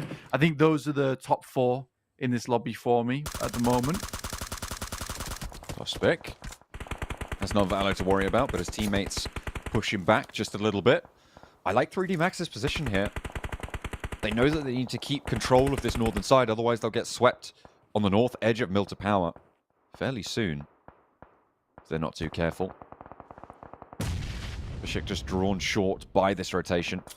And the Moneymaker's still looking to extract value from that high ground. At this point, it is a game of, can you actually just force an opening to appear in front of you? Taking those eliminations. Novalo repositioning back down south. Takes a lot of damage from Lewis, but does manage to get cover.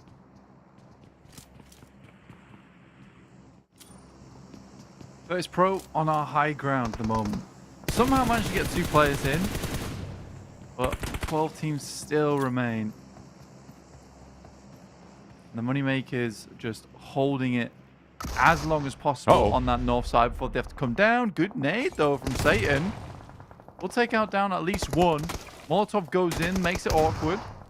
Door frame comes off. Toshpik knows he's there. Going to have to fend off, but there's shots coming from the other direction. It's 3D Max to find the off angle, and Satan's the one who goes down to it. The smokes, he thought he had cover, but no, they were already taking those shots out. The Moneymakers have managed to move down the hill a little bit further now, Blank. They've gotten to one of those trenches that you were talking about. But again, a lot of open ground ahead of them. Tough time to navigate it, but it's not impossible. No, it's not impossible. Again, it's just going to take a lot of patience. They can get down here. Again, like I said, it's just going to take time to make that move. The staging here is just awkward. They have to wait for stage 6 and for teams to have to move. If it's not a hard shift, then Moneymakers are going to really struggle on towards this next part. You have to sort of pick a place and crash if it's an unfavorable shift here for the Moneymakers. So we'll see what options they're left with. Lewis up against Malloy. It's the knock with the DBS. And Corker can't poke his head up. He knows the Moneymakers will take it straight off. So will Heroic. So will 3D Max. Everybody who's got an angle here. Lewis taking shots from SnowX. That Milter Power high ground position. The rooftops give them a great vantage point. BEŞİKTAŞ's not doing too bad, actually. I'm not too unhappy with the way they've played so far. This is a really difficult portion of the map to play. Again, though, you have to praise RCB. I really think this match could be the turning point for them. It's the first time I've actually seen them in a while. Put to bed. It's the first time I've seen them in a while actually take a little bit of a risky play and just go for it. No thoughts. Just get in there. Know this is the right choice in the moment and work with it. Really lovely shift there for Moneymakers. This is one of the best ones that they could have seen come towards their way. They either wanted one that was hard down towards the southeast in favor of 3D Max, or this one up towards the northwest side. They need something that either distracted or applied a little bit of more pleasant region to play in for themselves. But they will have to take advantage of the fact that a lot of teams on the outer edge are coming in. They have the high ground. If they can cut some of these teams out, happy days. 3D Max, they were the ones taking shots over towards BEŞİKTAŞ, so they know that the team is right here. Now, Valo and Rob's moving forwards first. They don't go straight on in, so they don't move the vehicles right into the midst of BEŞİKTAŞ. They know that they're going to have been able to heal up a little bit. And the fact that that suppression came on through means that they will have been able to cross relatively unscathed now. Toshpik with a nade being cooked, thrown his way. Narvalo over the top. The nades continue to bobble around the side. Toshpik goes down. Lewis breaks out for an off angle. I think that might have been spotted. They seem to know something's up. Kakali, though, now the main focus of the bombardment. Throbs tries to move forwards, but goes down. That's RCB with a third party from that east side. And 3D Max going to lose their point man as the flush goes through onto Toshpik. But the same story true over on the south side. Team Spirit out. They attempted to get inside with brute force. Again, like BEŞİKTAŞ is right up against the wall here. The fact they're even able to take this engagement between them and 3D Max is very impressive. 10 eliminations this game, playing from one of the most grim spots in the circle. And these nades are getting worse and worse. 13 eliminations on the game here for BEŞİKTAŞ. Much more patient as well on this match compared to Sandhawk, and what you like to see. Lewis has done a cracking job this game. Absolutely.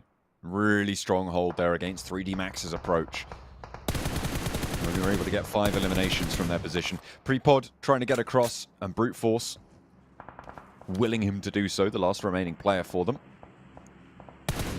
There's Koa on this high ground, this position that was so gracefully shifted towards for the Moneymakers. You could see how protected they are from the teams around them, but getting over that lip, should it shift away, is also a very tricky task. There is that second plateau that sits beneath them, but right now BEŞİKTAŞ still have a little bit of say about that, as do Heroic. Heroic still have that position. They've been such a problem for Moneymakers for so long. Quite a difficult position for the Moneymakers to assault. Every time they peek out, they're taking shots towards them, and they can just swiftly get back in towards that tower as soon as they take shots back. Realistically, I like what the Moneymakers are doing, which is trying to get rid of BEŞİKTAŞ because they want to be able to move out towards that eastern side and try and wrap down. Either way, it is a tough experience. One more bullet needs to go through. The Na'Vi to take up that elimination. Able to grab that one. BEŞİKTAŞ finally go down. They've had a massive impact on this circle, though, Blank. And I'm fairly certain that we'll see them up in at least second place on the points that they've been able to earn. They got 14 points for this match so far. But with RCB on 7 and Moneymakers on 7 as well, not unlikely that either of them could jump up on over. Moneymakers going for their crash on the circle. It does finally shift away from the higher ground, and Heroic is the focus. Prepod with a potential third-party snake position. Havlik as a player jumping on out, but he's completely out in the open. However, he manages to get to the tree, gets a flush as well. Can he do more? Because there's the open door up the top for Zachariah, and Ragnarok goes 1-for-1 on this trade as well. Moneymakers trying to send, but it's not gone very well. Unfortunately, they've lost Havlik, but can they get Koa back on in? Or are the Onyx Ravens going to try and slow them down as well? Respect the Onyx Raven push out here, but it's a good push from the Moneymakers over to the Heroic team. I think as soon as they saw this shift over towards that side, they knew that Heroic would be panicking a little bit. They take down Brute Force. Now they can set up for when Onyx Ravens come through. They are delaying, though, Onyx Ravens. They need to be a little bit quicker about this. The knocks have gone through. Nades are starting to pour on over the top, but just not really hitting anything of note at the moment. Really taking the best position. Moneymakers, though, with this circle, going to have to get closer to RCB. But they've already taken that western side out somewhat. Onyx Ravens might take that mantle up, but everybody going to have to push out east now. The Moneymakers have the vehicles to try and get there a little bit quicker, but the spray down from Saleh is good onto Koa, and that's now 2 players for the Moneymakers. Is there an answer over towards the Onyx Ravens? Not quite just yet. It's RCB and Onyx Ravens with Na'Vi also on 3. RV down to just 2 players now as 6 goes out. I really do hope RCB's able to win this game early.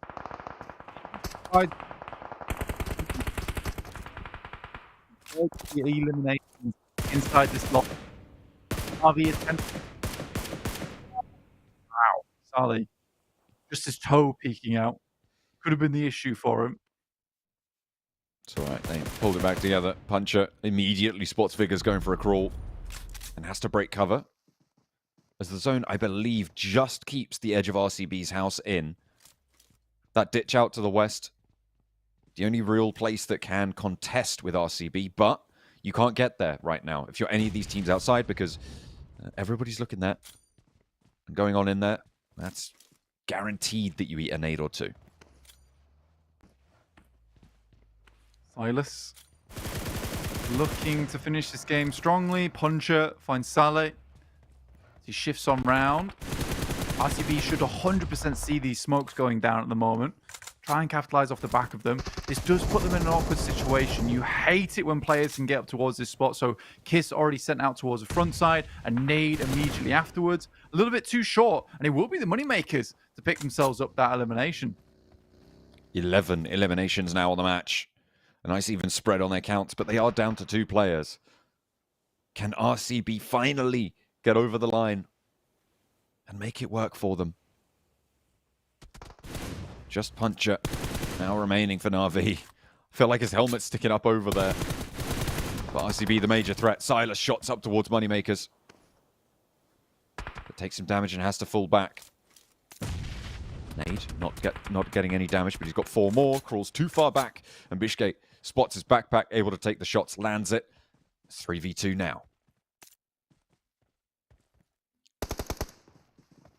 BEŞİKTAŞ over towards RCB. They're right on the edge here, John. Icy and BEŞİKTAŞ, 2 really strong players, could technically clinch this out. I think I said it earlier that it could be a Moneymakers win after the strong initial showing over towards FLUX. Typically, it's the 1 game a day special from the Moneymakers. Can RCB finally take themselves a strong chicken dinner? Icy spraying over the top rope there, but not quite going to find the value for it. Wild is still down. They haven't gone for this res just yet. You can see both of them just looking to move forwards instead. Nade in from BEŞİKTAŞ. That looks pretty close to Kiss, and Silas has to hit the deck behind the tree. This is excellent positioning right now for Moneymakers. The question is, can they outlast the blue zone on this area? because they are going to have to move. Wild goes down fully. Silas takes a bit of damage, shuffles to the side, hits the deck again, immediately has to get that first aid off. And this is great from Silas to stay in cover, but can he just survive long enough? Because BEŞİKTAŞ now has center of the circle. Kiss has to hit some good grenades. He's got 5 in the pocket, which is awesome, but they are maneuvering around them awesomely here. Icy in the backline still being a big issue. The nade's pretty close to him. Goes a little bit long. BEŞİKTAŞ knows This as a is player. right up. He's right there. Oh, that bounce looks good. Oh, that's so good. Beautiful little bounce there from Kiss to find that center circle position. Now they can turn their attention to Icy up on the high ground. They know he's there. They know he's going to have to move down to that left side to try and find some cover. And Silas just making sure that he's dismounted from up top there before they go for more damage. The Molotov in. Might be able to tag something, but this is the final circle closing now. Icy in a 1 versus 2 for the Moneymakers Chicken Dinner. Or are RCB going to break their streak and find value? Nade in. Silas again. More, and he breaks up top. Icy looks for the spray, finds 1. Does he have a heal? He has a first aid. If the smoke clears, he's going to be good for it. There's the spray. It's onto the down player, but it's Kiss to go from behind the tree and cuts back against Icy just in time for RCB to get the chicken dinner. It got really, really close there. The final circle putting pressure on both sides, and it could have gone either way, but in the end, RCB won that coin toss. Yeah, super sketchy at the end there. Silas honestly plays an incredible game around that tree. It is so hard to pop up and then lie back down horizontally such that he can't take any shots towards him. That takes a lot of skill. But for RCB, finally, there's a little bit of risk and reward taken in this match. It's been a long time coming. Again, as I was saying, how come those initial 2-kilometer rotates are so good, yet they can't make the 100-meter rotates afterwards? And lo and behold, through the meters, down towards that outside, get to the compound, play from there, reach out to the end, and just some really good gun skill. It's great. Absolutely. That descent from the Lumberyard Hill is always, always a bloodbath. And the Moneymakers weren't quite able to escape that. It was RCB who did it first. And you're right, it is a little bit of an adaptation, and it's completely paid off almost immediately as soon as we see it. So it's a really interesting facet of gameplay from that last match that really has hopefully been quite instructional for anyone looking to try and take that advice into their repertoire at home, and quite exciting for anyone who just wants to see plenty of people going down in these battlegrounds. To be honest with you, it's a really tough circle as well for RCB at the end here. Oh, you whiffed the grenade! You whiffed it! The slow bounce, yeah, he thought he was going longer. I don't think that was intentional. So what I assumed had happened is that he'd spotted him, and this still might be the case. I assumed that he'd spotted him, and it was a last-minute adjustment on the nade there. But I think he genuinely, I think he whiffed it. I think so too. Elimination. I think so too. But it's the most valuable whiff, and that a whiff is as good as a hit, right? Like, it doesn't matter where it comes from in the end. Yeah. Maybe try and be a little bit more purposeful in the future. But Icy, the highest damage. I think the Moneymakers, they just did so much that game, except for in those final moments. Yeah, I think for the Moneymakers, where the circle goes is practically one of the only circles that allows them to take a strong game off of that position. Right? I think they were right on the outside edge. If it had gone even a little bit further in, it might have forced them to take that fight with Heroic sooner than they would have liked, and Heroic might have been a little bit more prepared for it. Either way, that fight between them was pretty stellar from the Moneymakers.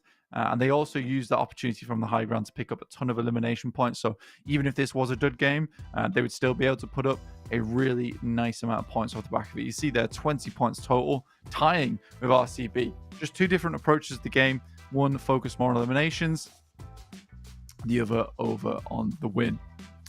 IWNRX, 1 point on the match. I mean, fair enough. There's 2 matches. They've already got 27 points. That's very good. But of course, you know, the age-old criticism of consistency over breakout performances. But it is IWNRX we're talking about. I don't have a doubt that they can find redemption, potentially. We'll have to wait and see. But here are our top damage dealers this match. BEŞİKTAŞ as well. You said they'd had a really strong game, and I think these numbers certainly agree with that. Their position, very, very hard fought, and in the end was a little bit too hard to fight any further. Yeah, again, for Team Spirit, though, on your screen, which you're just watching right now, it's a good fight between them and Twisted Minds, but other than that, they've not been able to do too much today. I think it is tough, though, watching Team Spirit, just because the way that I've seen their gameplay is very much playing by the numbers, if that makes sense. Like, they're going for the high percentage plays, which I think in the long run gets you the most amount of points. But at the moment, it just does feel like some of our teams are a bit more aggressive, a bit more speedy on those pushes, are getting the points overall. So I do feel bad for Team Spirit in the sense that they're making the right plays, but they're getting ruined because of outside factors. For instance, I don't think we've ever seen RCB in that position before. So when they just head over there nonchalantly, and they appear out of nowhere, get their first initial knock, it sends them into a bit of a nosedive, because I'm pretty sure the rest of their rotation did rely on that fact. It can't be denied, though. Today has not been good for Team Spirit. Yeah, RCB, though, jump up into second place there. I think we didn't quite catch it, but it was up into second place for RCB, which is great news for the team. 3D Max as well, jumping up over Team Spirit now by 1 point. With the points they're able to earn, their moneymakers still on this back page, but certainly a lot higher than they were at the start of today. Heroic still just fending off the bottom 4 positions with the 14 matches that they've played, which is, of course, a big advantage over the teams beneath them. But Brute Force and RV, Team Falcons, Twisted Minds, all still down in those 17th through 20th places. Yeah, it's been a very cool day so far, and it's going to be even cooler towards the end. So don't go anywhere, because we'll be back very soon.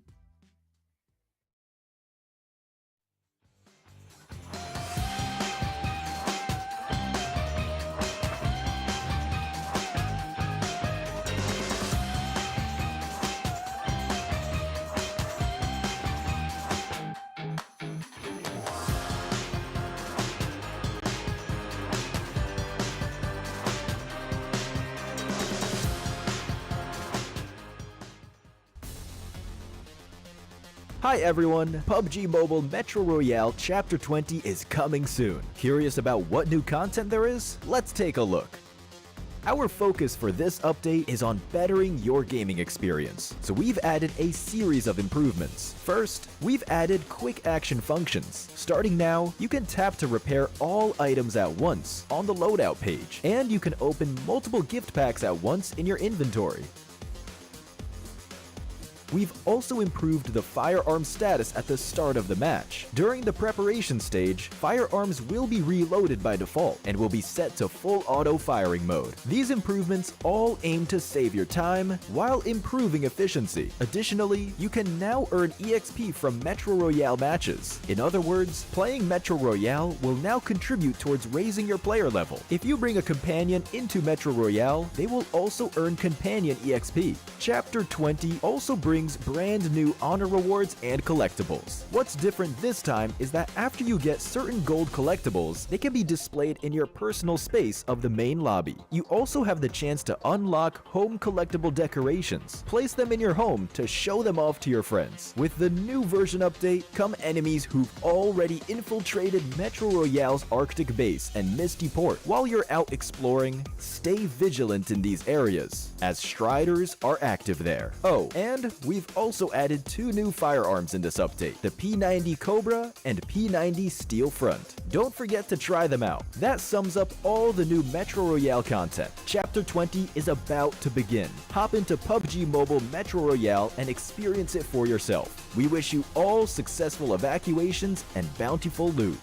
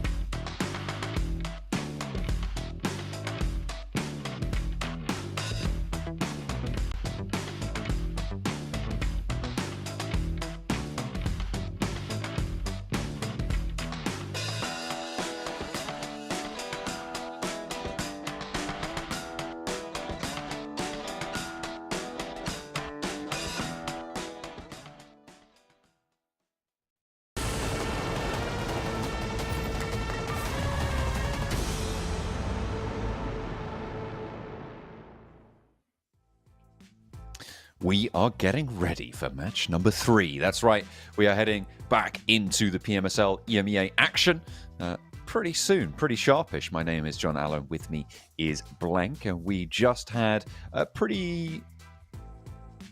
I was going to say convincing, but I feel like it's more like a change of tune kind of chicken dinner from RCB to be able to take it home against the Moneymakers descending from the Lumberyard Hilltop. Yeah, absolutely. So I think that for Moneymakers, again, they got the circle at some point. They did not have the circle for a long time, though. So just living out on that outer edge was very difficult. But as we are now in week 3, John, we do have some teams who need to get a move on. And I think you just brought that up then, that it is very important for them to get up towards that top 16 so that they may get into the PMWC, the Esports World Cup, happening from the 19th to the 28th of July 2024. This year, coming up real soon, just around the corner, really. We're almost in June. One more day, and then just a month away.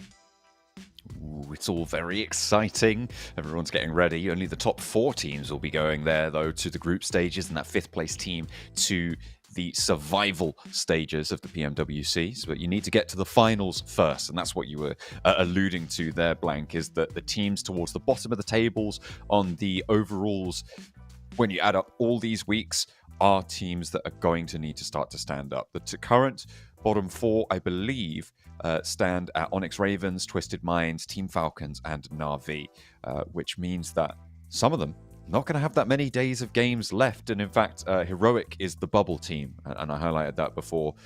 They did manage to get a couple of points since then, but they are still on that bubble. It might be ahead of FUT KAOS. I'm not entirely sure. I'll have to double check on the overalls, but it's going to be quite a gap to try and close for the Onyx Ravens, who are next in line to jump on up. They're going to need quite a lot of points. The benefit, of course, is that Heroic is in Group D, meaning that they are going to have a 6-game advantage over the teams beneath them right until the end of proceedings. With FUT KAOS sitting out today, they aren't going to have their chance to jump on up either. So that bubble potentially looking to start to clarify itself towards that 16th place. Yeah, it's a little bit unfortunate that we do see, what is it, 3 out of the 4 teams down in the... In fact, sorry, I take that back. 4 out of the 4 teams in the bottom 4 from Middle East and Africa right now, which is pretty rough on the region. I hope that they're able to jump up. Again, to be honest with you, right now, it doesn't look likely. They're all about 50... I think it's 50 points behind Heroic right now for the Onyx Ravens. 40 points, sorry. Yeah, it's something in that 43, magnitude. If we want to be specific. But yeah, so I think for it, maybe it's confirmed at this point. There still can be a change, but it's only 2 days, John. It's going to be hard to make up. Well, they've still got the rest of today as well, so potentially 2.5 days, you know. Bit of optimism there. No, well, maybe. Flame Path going to make things pretty tricky. It looks like Hassan might have not got the memo that they were dropping over to Primorsk. And hopefully he'll be able to do something this match, but we'll have to wait and see. Flame Path on the south, very heavy on the south here, Blank. You can see it only goes up not even as far as Lipovka. Yeah, this is the second one today, I believe, that was far down towards that south side, which will change things up. So I hope teams were paying attention. Ooh, okay. Bit of a scrap over here. It's like Power going to lose a player for sure. Yusuf goes on the long side of the building here and actually was taking shots, I think, from Power. So really bold to go for this. It was effect from Team Spirit to be able to find this point. And Twisted Minds find one from Power, but they take him very low. They'll get the vehicle, but not much else. Do they just roll up on effect? He's currently solo and needs some backup if he wants to hold strong on this. I mean, it's just open. Getting in that car is dangerous. Luckily, it's the player with the most amount of... Ooh! That is so ridiculous. Just getting a stray shot through there. Sadly, we are having a rehost, though, so this was all for nothing. That's unfortunate. I imagine that's why Hassan wasn't moving for Heroic. So we'll have to wait and see. Oh, that was going to be so exciting. just as they were about to get in and amongst it. Oh, the vehicle wars, team spirit. They were going to have a fun time. But maybe they're happy about it. Maybe they were going to lose everything and lose their chance to potentially try and catch up with IWNRX, because every point is going to matter. Yeah. I was being a resource and approach that game was basically just littering players all over their usual drop spot around Milter and Farm. So I think, to be honest with you, they're probably not too unhappy about this kind of shift, John. No, I think that's probably fair to say. That South Plane path looked very, very unkind indeed. All of the teams who want to get to that northwest side basically just can't do so unless the circle pushes you up there for the later finishes. But yeah, so a readjustment coming on through. And I'll tell you who's also happy about that is Power, because they lost a player to that drop as well, going down to all 4 of Twisted Minds. Well, these teams certainly had a lot to say at the start of that match. Let's see what they had to say about each other as well. Bence en başarılı olacak bölge bizim, yani Türkiye bölgesi. En başarısız olacak bölge ise MENA. Kaybedeceksiniz. Neden hala geliyorsunuz?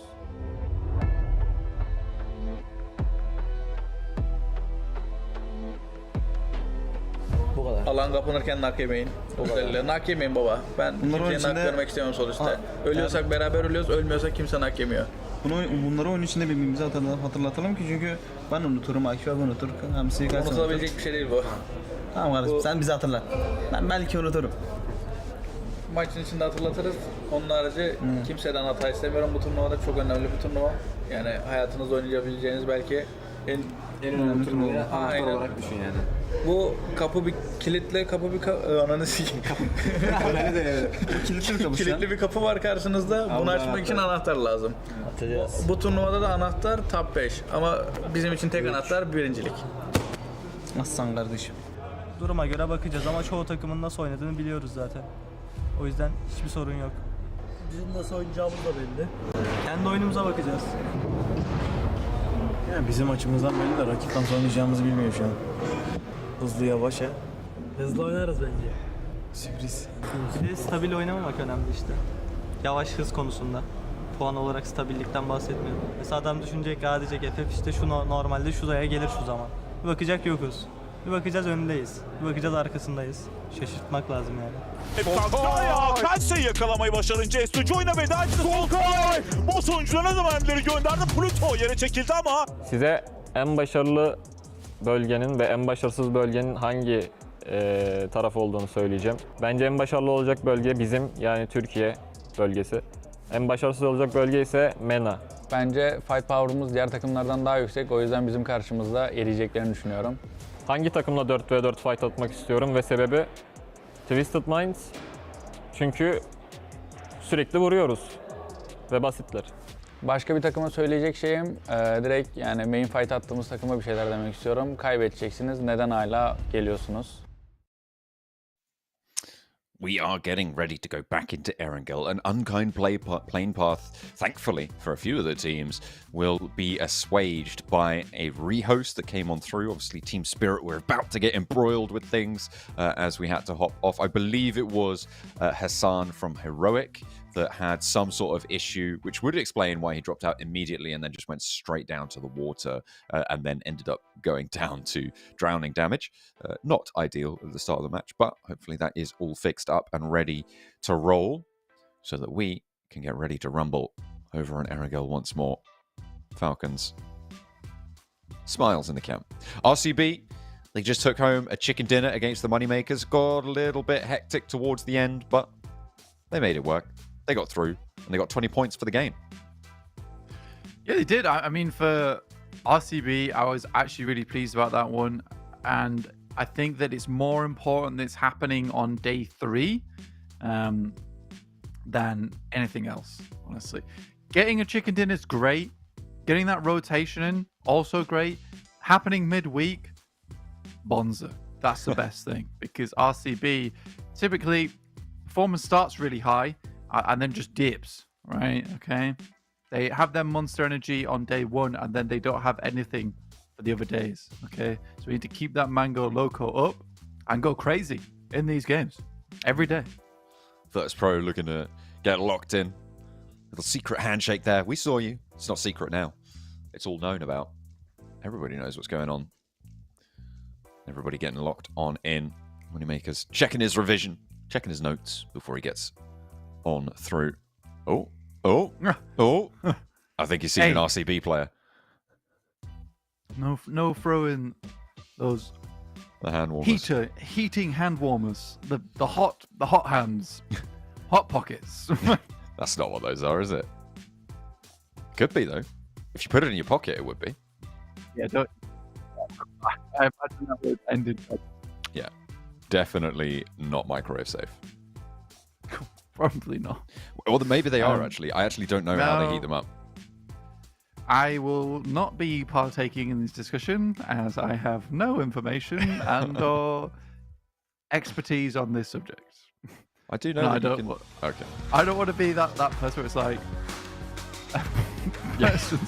Oh, yes. Just like... After listening to Idiot on broadcast. Just put your mobile phone... Don't. I'm not even going to finish that sentence. But just don't do anything that isn't recommended by the manufacturer to your mobile phones, please. Listen to the manufacturer. Do not listen to me, other than PUBG Mobile. Terrible And idea. potentially pick yourself up a GT20 Pro, our official smartphone sponsor here over at PMSL EMEA. Lane Path decides to go on the world tour, goes up north as opposed to all the way down south, as was supposed to be from the last match. But this is a little bit kinder, and it's kind of an interesting one on Erangel, right? Those hard south plane paths are a lot meaner than some quite hard north plane paths, right? Because you've got a lot more ground, a lot more position on that north side, whereas a lot of that south edge, very occupied, taken up by water. Yeah, I think most teams will be happy about this one. I think with any northern plane path is always more forgiving because teams can spread themselves easier down towards the south. And there's usually a lot more, on esports modes at least, there is a lot of vehicles scattered across the center of Erangel. So it does provide an easier approach into the circle. And the circle itself will head up towards Yasnaya. We have seen these kind of circles before. Curious to see how this one pans out because I think IWNRX has been pretty potent on these kind of circles. Team Spirit also usually makes a fairly decent rotate. But the main thing, John, is that engagement between S2G and Virtus Pro. They're so sensitive between one another on this kind of a spot. I think this is one of the few times where they sort of have to, either shake hands or butt heads in these circles. Yeah, it's sometimes just got to be necessary. Interesting as always over towards the Yas Fields potentially for this finish, but we've still got a way to go on these circle closures. 3D Max in North George with Onyx Ravens out to their east. We have seen Onyx Ravens play this position quite a few times. I think most notably, they third-partied the IWNRX versus Twisted Minds fight when it happened in Zaki, because IWNRX decided to hot drop in their last game, I think, of Erangel in week 1 on that position. And 3D Max obviously being displaced from Yasnaya, playing in North George now.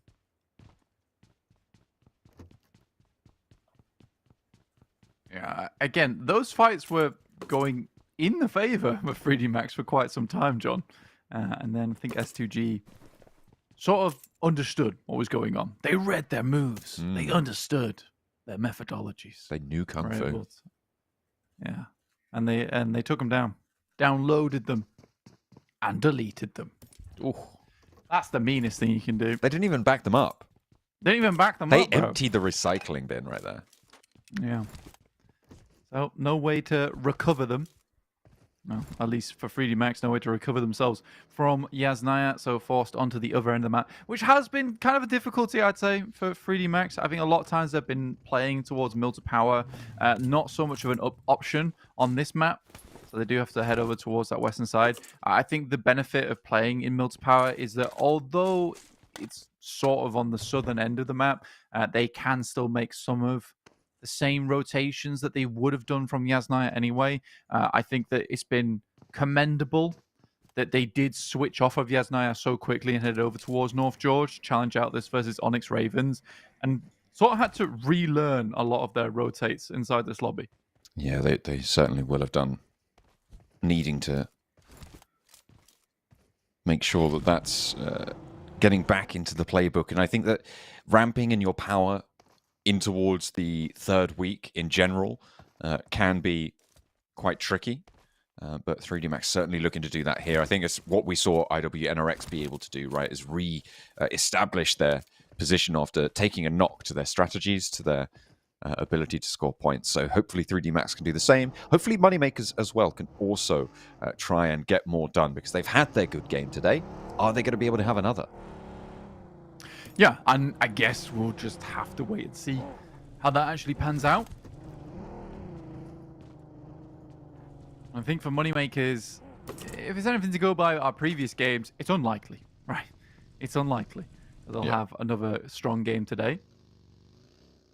Again, I do think that was that game again. It was weird because it felt like almost a turning point for both squads, and in a strange way, it fulfilled both of the teams' win conditions of what they need to do in future. RCB needs to take better control of the stellar rotations in the early game and apply them to the end game. Moneymakers needs to stop relying on chicken dinners alone and play from difficult positions on the map and still be able to get a decent average from them. And I think both teams were able to do that last match. So, again, it looks promising for both squads. Not many more matches to go, though, for both teams. And we're in week 3 now. Once this one comes to a close, we'll have 4 days off, and then straight into the finals. That's what they're going to be looking for. I mean, some of the teams are going to get 5 days off as well. The teams in Group D, well, assuming they qualify, that is, IWNRX, Power, S2G, all looking fairly solid to be able to qualify. I think, yeah, Power in 8th place on the overalls. I don't think they're in much danger of dropping out here. S2G, IWNRX, of course, basically already confirmed to be in those finals. Heroic is the outlier here, who isn't necessarily in with a guaranteed ticket. But that does mean that they get an extended 5-week break, a 5-day break rather, because obviously sitting out that last day means that they can take a little bit more time. But the question is that going to be enough for a team like Heroic to figure out their mistakes? Yeah, I think that for some of these teams, 2 days break is a little short for some teams to figure out exactly what's going wrong. So, again, if you get in towards that finals, you're in the top 16. 4 days really should be enough. And if there's some of the same mistakes are being made from the league stage, and it's not new mistakes are fine, right? But same old mistakes, not good. That certainly needs to be adjusted coming into the finals. And the way it usually goes, only 3 days. It's a sprint, right? You need to come into it as prepared as possible. BEŞİKTAŞ were doing a lot better, right? They have been doing a lot better from a couple of weeks back. I think a lot of those strong plays come from controlling the edge comfortably. But I believe in the overalls, they're actually not that far up on the table. I think actually they're quite far down on the table. Yeah, an odd one there. Hopefully, the perception and the reality will try and balance one another out. Maybe one way or the other. We'll have to wait and see. Heroic making their way up to the river. Deciding to stop off in ruins, potentially going north of the river. I don't think that would be the right choice right now. Moving up to the hill south of Rozhok, potentially. There, RCB, very central. As they as we know they like to be able to do early on. We'll see if they can keep those 200-meter rotations in check as well as we go forwards. But it's a hard northwest shift, and maybe now you do go north of the river. Yeah, at this point in time, it's a question of some of the strong compounds that sit on the embankment, right? The gas station sits just underneath here towards Yaz Lake. You also have positions just towards that northern side in the pizza slice, I like to call it, or towards the northwest of Yasnaya. Yeah, it's going to be an interesting game. There is a few positions that provide cover and safety, but they're not always necessarily in a spot that gives you a huge amount of control over the surrounding area, which is actually okay.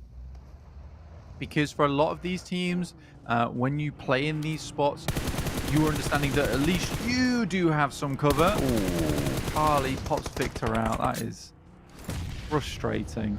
Just getting control over towards gas station as well, only to lose Victor is absolutely disastrous. And Ali finding Narvalo. I do think that 3D Max were a little bit too blasé rocking up onto this compound.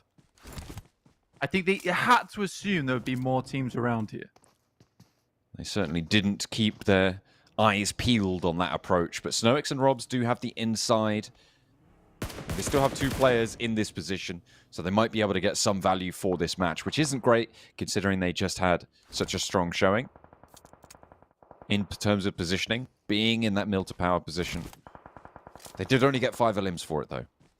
And now BEŞİKTAŞ have a decent spread on this northern side of the river to control the teams moving in from the northeast, from the lake positions. That's S2G and Virtus Pro, but 3D Max denied that opportunity. Everybody else now looking to try and crunch on in. It's Ravens. Passing over that top side. Yeah, 3D Max getting back up to 3, that's good news. But this type of position, you would much rather have 4 players to hang on to it. Difficult spot on the map, though, to kind of determine where you want to be and why you want to be there. I think we've had a couple of these circles before because you just even looked at the circle right now. This could quite easily head down towards Rozhok. IW NRX could have a good position there. Here's Team Spirit. Up against RCB, Nomi unleashes the first grenade. Doesn't get any damage off the back of it, though. Silas moving up to spot out one of the players rotating around from Team Spirit. Nomi still wandering these hillsides, circle down towards them again. RCB maybe looking to evacuate. They are indeed just going to go and stand straight underneath the bridge. This is the bridge to the east of Rozhok. And in general, quite a powerful survival spot, and given its central nature, could play quite well for RCB. I quite like that rotation from them. Dangerous, but we'll see where they can go. Moneymaker's taking down Hassan from Heroic. Clear out a little bit more on the western edge. Yeah, which is good. I mean, they will still have to crash through into Onyx Ravens.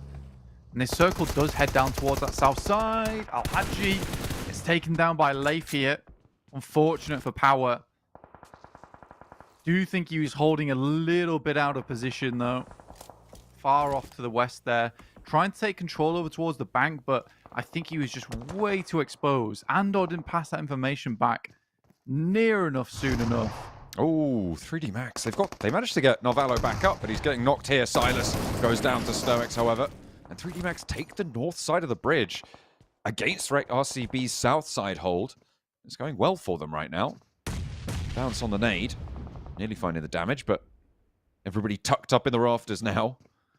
I imagine neither of these two teams wants to step too far forwards, and might just be a waste of nades to do too much with this. Yeah, Snowick's taking a couple of shots from the side. That might be from Falcons. Goodness me, yeah, this is rough. This is really rough. We do know that the Falcons like to hold over towards that bridge side quite frequently. They spread out down that coast. Team Spirit, just on the outer edge. They're on that east side, in the compound that overlooks Yaz Field so effectively, so powerfully. They might be able to control S2G moving in from Yasnaya on the route out. Al-Haji dodging the buggy on the drop down, but Lath was able to hop out and handle that for them.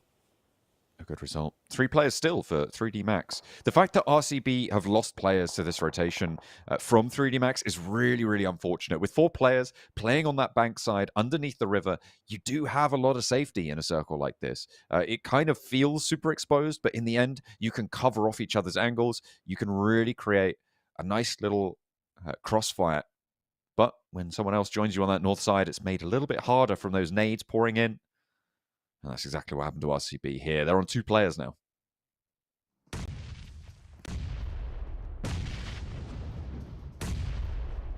Yeah, I mean, anyone that heads down towards this position on the bridge, you're sort of hoping for a survival position, to be honest with you.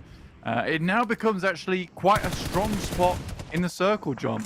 Virtus Pro and S2G. S2G suffering quite a bit here. And this is what I was talking about, that Virtus Pro and S2G would have to butt heads at some point, and it looks like Virtus Pro are definitely getting the upper end of it. Yeah, S2G down to 1. It was Razy all the way across the way. They know he's there. They know exactly where he's playing from. But Team Spirit actually looking to consolidate out to the east. There is the hill to the west that they're likely going to try and take as their next port of call, but Na'Vi might challenge them for that. Meanwhile, on the northwest side, Moneymakers now trying to make their break through BEŞİKTAŞ, but it's not going as well as maybe they'd hope. As they do take a knock. Havlik, though, looks to get the res, and I think BEŞİKTAŞ also want to get on their way because they haven't got a space, really, in this next circle.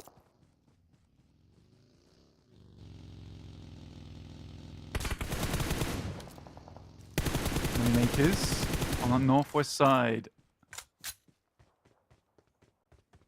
Still looking to push down. 4 players, though, John. This is not looking terrible for them.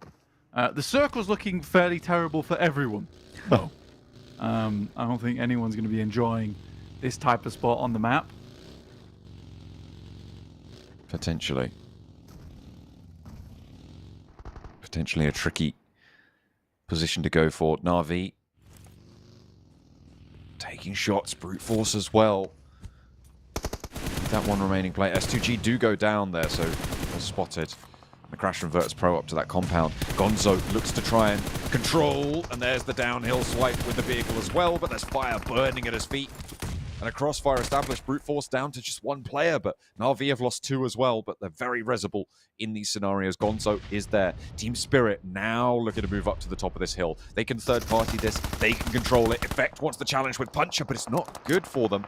Nomi backed off with the buggy as well. This should be a quick flush, but Puncher also spotted across the way. Yeah, finally taken down. Got a little bit hairy there. I mean, they are taking a 2-2 split right now, our Team Spirit. Looking both down towards that south side and the north side at the moment.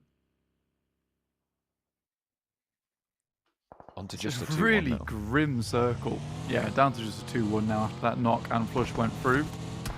FLUX, genuinely not a bad spot for them. They can ride out the majority of the game from this compound, as can IWNRX. Taking the slow game again. What is going on? The door would let him in. Oh dear, I think the vehicle was just too close to the door frame there. That is unfortunate stuff, but do get in for the time being. The invisible wall. Yeah, it's rough. Some odd geometry there. Moneymakers taking down Onyx Ravens on that northwest side, and Twisted Minds try and move in against 6. It's not going to play out well for the first phase, but there's a second. Just waiting around in the wings. Dammy on in. Yusuf as well. There's the burn. Molotov in through the upper floor window. They're trying to slow things down for Na'Vi. Grenade. Looked like it didn't quite make it down the stairs there, but either way, they are safe for the time being. And Twisted Minds can look for the res on the ground floor. Circle pops. It keeps the bridge in. And there is another team in there, by the way. It's not just RCB and 3D Max anymore. It's easy as well from Power. Well, not anymore. He's down. Got taken out by a stray shot coming through from IWNRX. And again, that position from FLUX, I said it would let them ride out this game for a long time, and it certainly will do after that.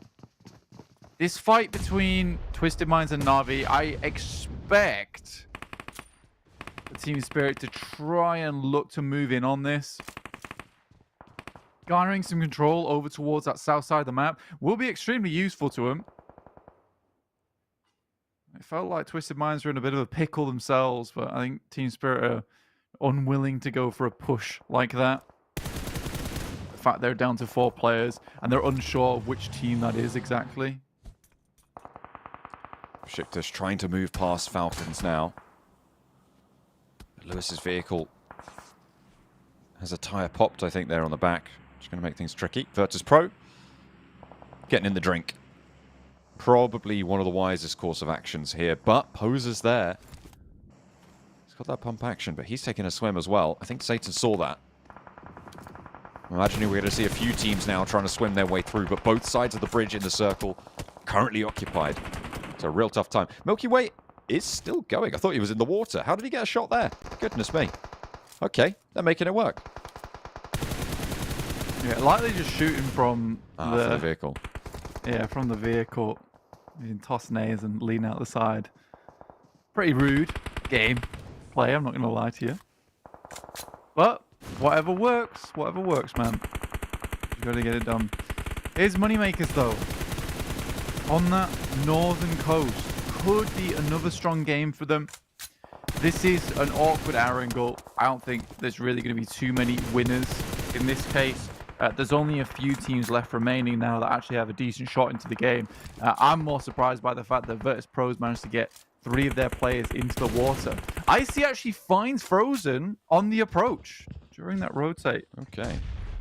I wonder what we're going to owe. Oh. Oh. I was thinking, who's he nading there? Who's he going to go for there? Navi. It's a classic Navi play right there.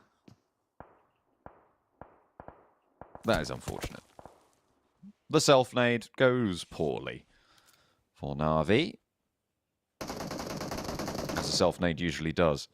Team Spirit, 3 players. They lost effect earlier on to what you called it out at the time, that 2-2 split. They got over-aggressive, but it's not going to let them slow it down. Skitsune pops the nade in.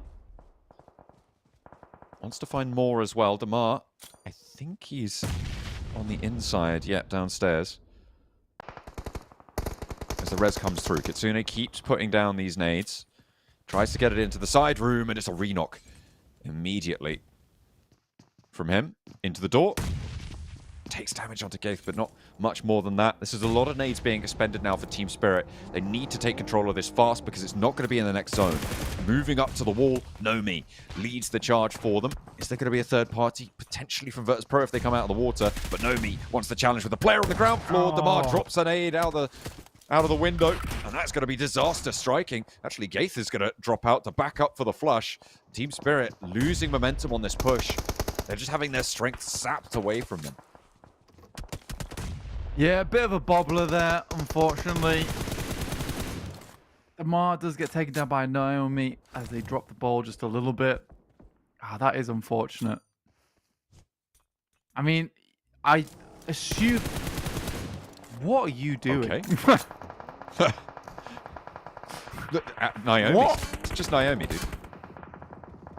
What was that, though? I don't really understand the game plan. They had time before the circle pushed them in.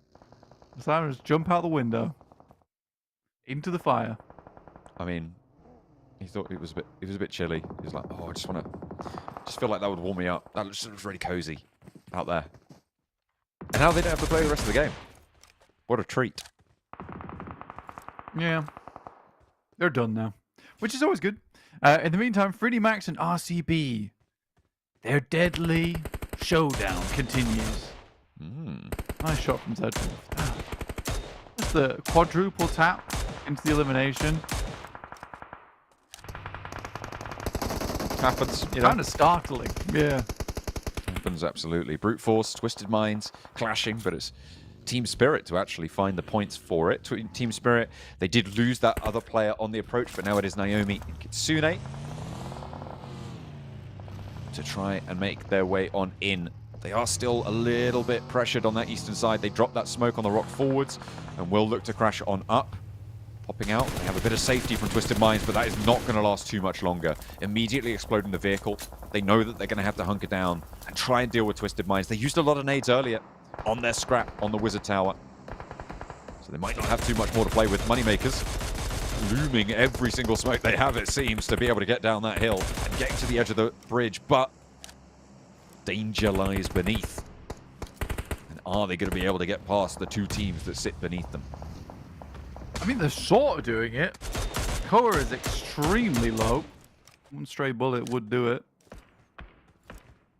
IWNRX taking control of that compound, the complex that held FLUX for so long. Kitsune getting knocked.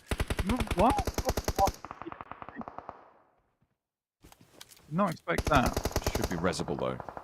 They are still behind that rock, behind that car, so there is cover for them. Twisted Mind's their major threat at this stage. Next circle going to be coming through soon. And it keeps RCB's side of the bridge in, but not 3D Max's. As Zedwolf expending the last of his Mini 14 ammo to get these knocks. And finding these flushes as well. Swain picks up one to Moneymakers, the far side of the river. Still very much far from safe as they try and drop down, but 3D Max are all too ready for it. They've been preparing for a while now. And anybody who drops down, they're going to have a tough time. Virtus Pro still swimming. I think a lot of teams are going to look to change that pretty quickly, though. You know, it's pretty dangerous to allow them to swim on up. If they can get past this corner, they might have a chance to be able to take down 3D Max, because nobody really has sightlines out their way. Yeah, not at the moment. I mean, for Team Spirit, they might be able to get in a little bit, but IWNRX has sort of played a blinder on this game. At this point, slowly work their way down. From Rozok. Again, very similar to S2G in the way they play. Taking up position and then eating away into the enemy lines, which is really nice to see. RCB, only one elimination found this game. But so open around this area. Team Spirit's going to suffer the back of that one. Yeah, Naomi goes down. There's no way they were getting through. Twisted Mind's been able to live just a little bit longer, just a touch. How much longer is the question? They're two players. Virtus Pro trying to make landfall on the south bank, but Milky Way denied access. The south bank of the river, very treacherous to try and ascend with both of these two bridge teams looking out your way. The north bank might have been a better chance for them, but a lot of suppression was put down that way by RCB, by 3D Max. Zedwolf hops off the top of the building. IWNRX want to extend their influence.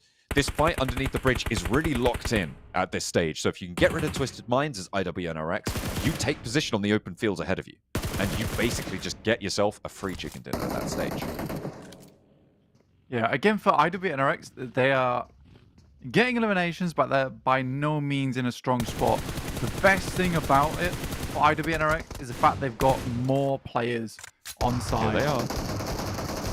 They're up to play a lovely bouncer, ricochet in, get some damage on, and in fact, IWNRX pick up some points over towards RCB for it. 3D Max get across now, and they can take up the mantle. Dropping some smokes to keep cover. Virtus Pro use that opportunity to move up the shoreline. Corka and Malloy both make landfall, and actually into a decent position as well. Twisted Minds might have a chance over towards the backlines for IWNRX if they can find an off angle, if they can find a pick.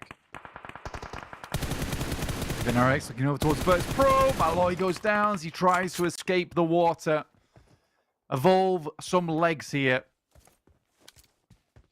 Fish from the river.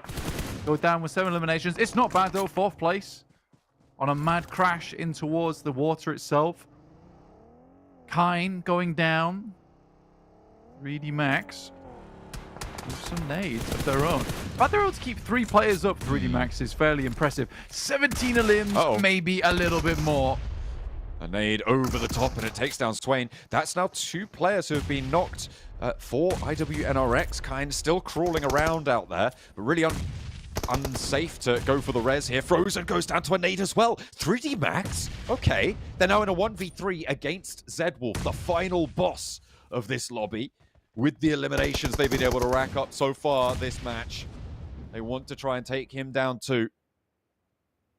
8 elims from 3D Max, and there it is, the nades from underneath the bridge. 3D Max are able to stay safe for long enough to give themselves a chance to push on up, and they do just that. IWNRX split their attention, and 3D Max pounds.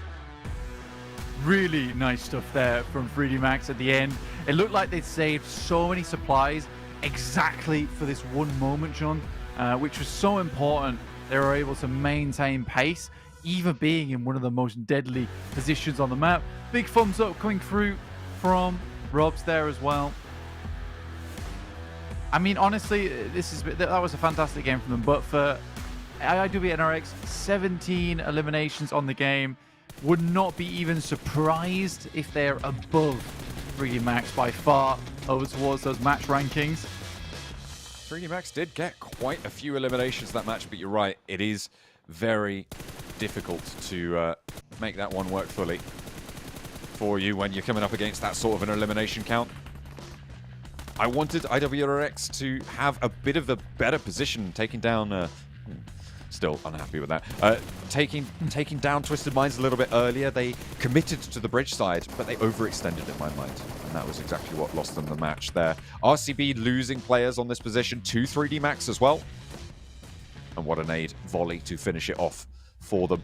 Playing from underneath the bridge, solid stuff. But 924 damage, 6 elims for Kine. Still MVP on this game.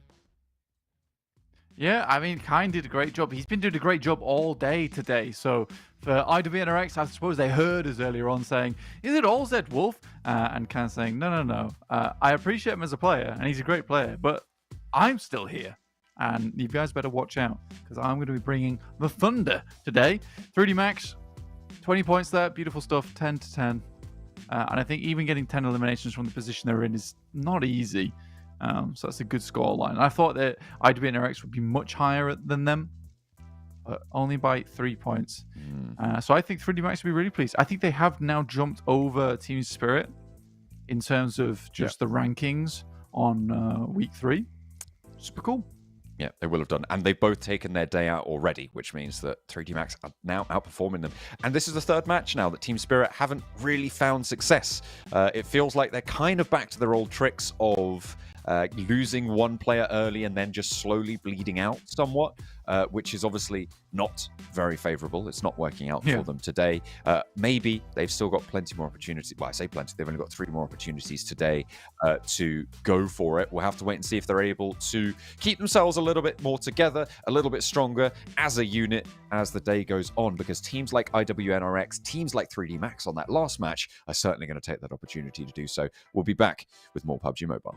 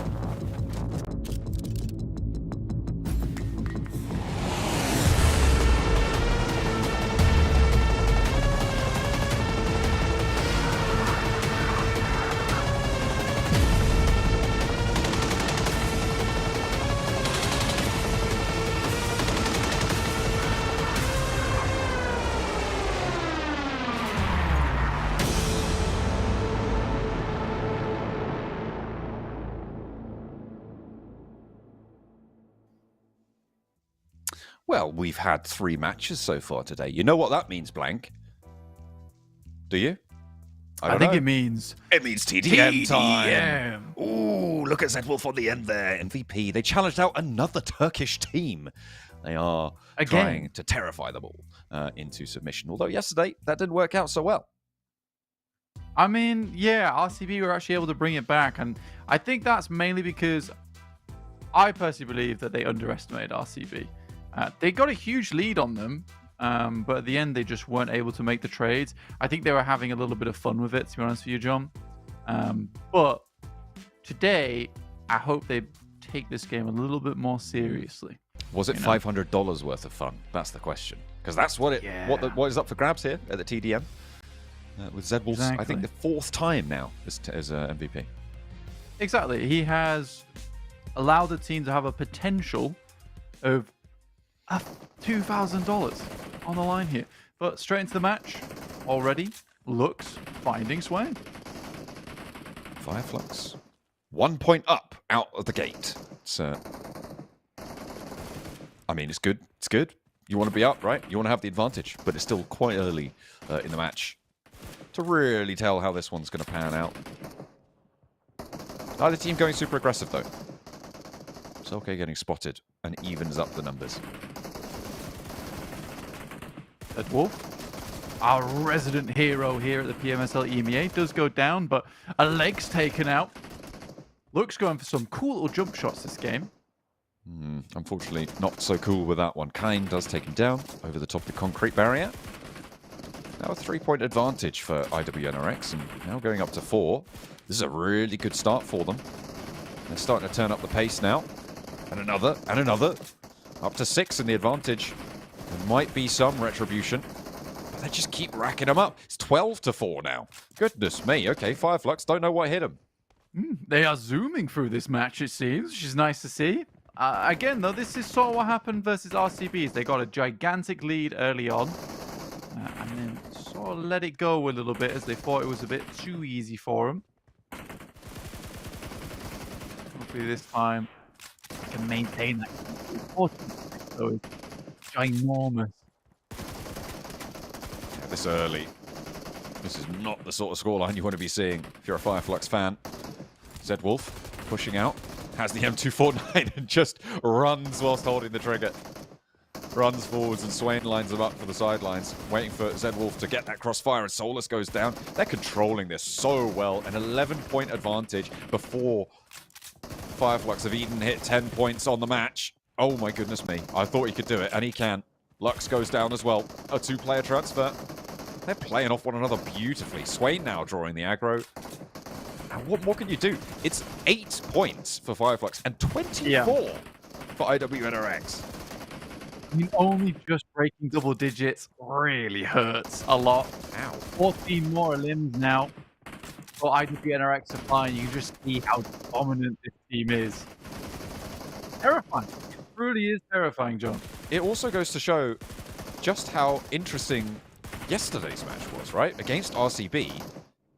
And they had a 10-point advantage, right? So let's not forget that IWNRX absolutely can throw away this sort of a lead. We've seen it happen from them. Yeah. But I mean, this early on to extend this sort of lead, I mean, you've got to think that they are just like, okay, no, guys, take this seriously. We know what we can do. But it is impressive, and more so for RCB to have been able to take them down in TDM. Yeah, absolutely. RCB, it was one of the greatest comebacks that we've seen in TDM so far. Are they even going to make it to 20? Are they even going to make it to 20? I feel like this will be the most dominant TDM if they finish it before they can even hit 20 points. By far. Ooh, no, they're up to 19 now. And there it is, 20. So they are on 20. The previous record was set by IWNRX. I believe it was 27 eliminations on the opposing team on their second go at TDM. The first time, they set the record as well with the 30 points for their opposing team. And it looks like they're going for one more record. They have broken their own record twice now after setting it for the first time. And a 21 elimination difference there. That is just easy for IWNRX. Look at that. They're not even thinking about it too much. They're just like, yeah, that's just what we do. That's just how we operate. You step to us, you get melted. A little bit of a love heart as well coming through for the cameras there. Yeah, that is disgustingly dominating. I mean, to be honest with you, coming out from your 38 to 40 from RCB, I think IWNRX wanted to set some kind of statement. So that's now their fourth innings here. $1,500 earned already. I mean, that's already a pretty decent prize alone in the TDM challenges. They've doubled their participation reward, right? I mean, well, not quite, almost. But if Zedwolf does carry on the way he's going, it's not unlikely that we see them in the PvP, in the TDM tomorrow as well, right? Because right now IWNRX are doing quite well, and when IWNRX do well, generally Zedwolf does well. But Kine has also been bringing a shift today, so potentially we'll see IWNRX back, but maybe not Zedwolf. We'll have to wait and see for the end of the matches. We'll go to a break and we'll be back with our last Erangel.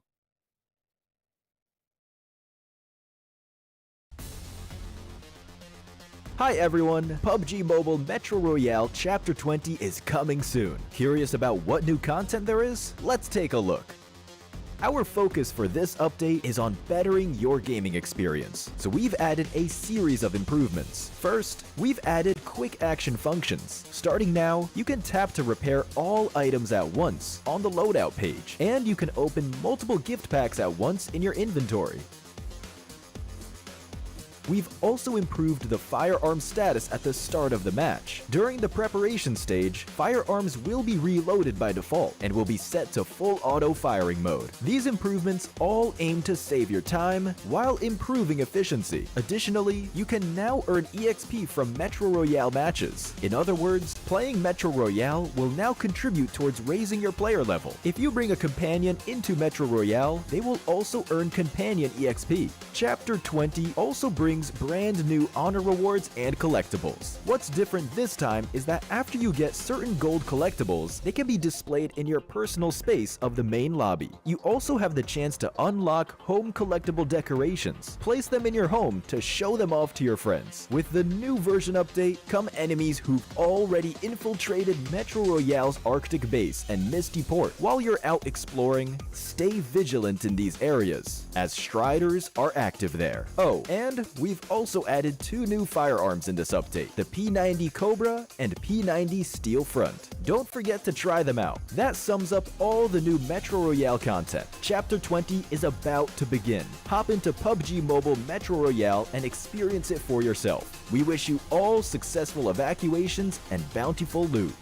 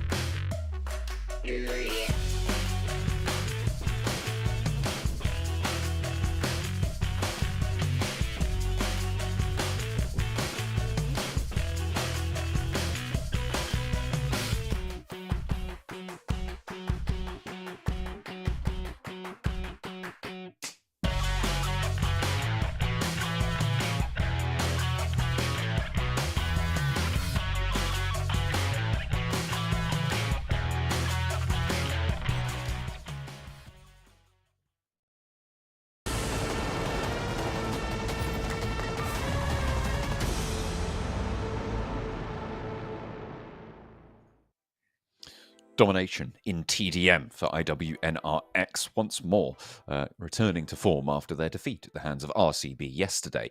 Now, let's move on to our Erangel. It is the last one today in day number 3 of week 3, and teams will be looking to try and keep that performance going as time goes on. I feel like your cat's misbehaving right now. No, I've got shaky leg syndrome. Oh, okay. I thought you. I thought you. No, you no, had a no. cat running across your desk. It normally is that, but no, he's keeping calm for now, and hopefully our teams will be too. 3D Max able to keep their cool in that last match after playing underneath the bridge for quite a while, able to get 10 eliminations as well from that position and resurging against IWNRX themselves. Yeah, some great nades towards the end there versus IWNRX.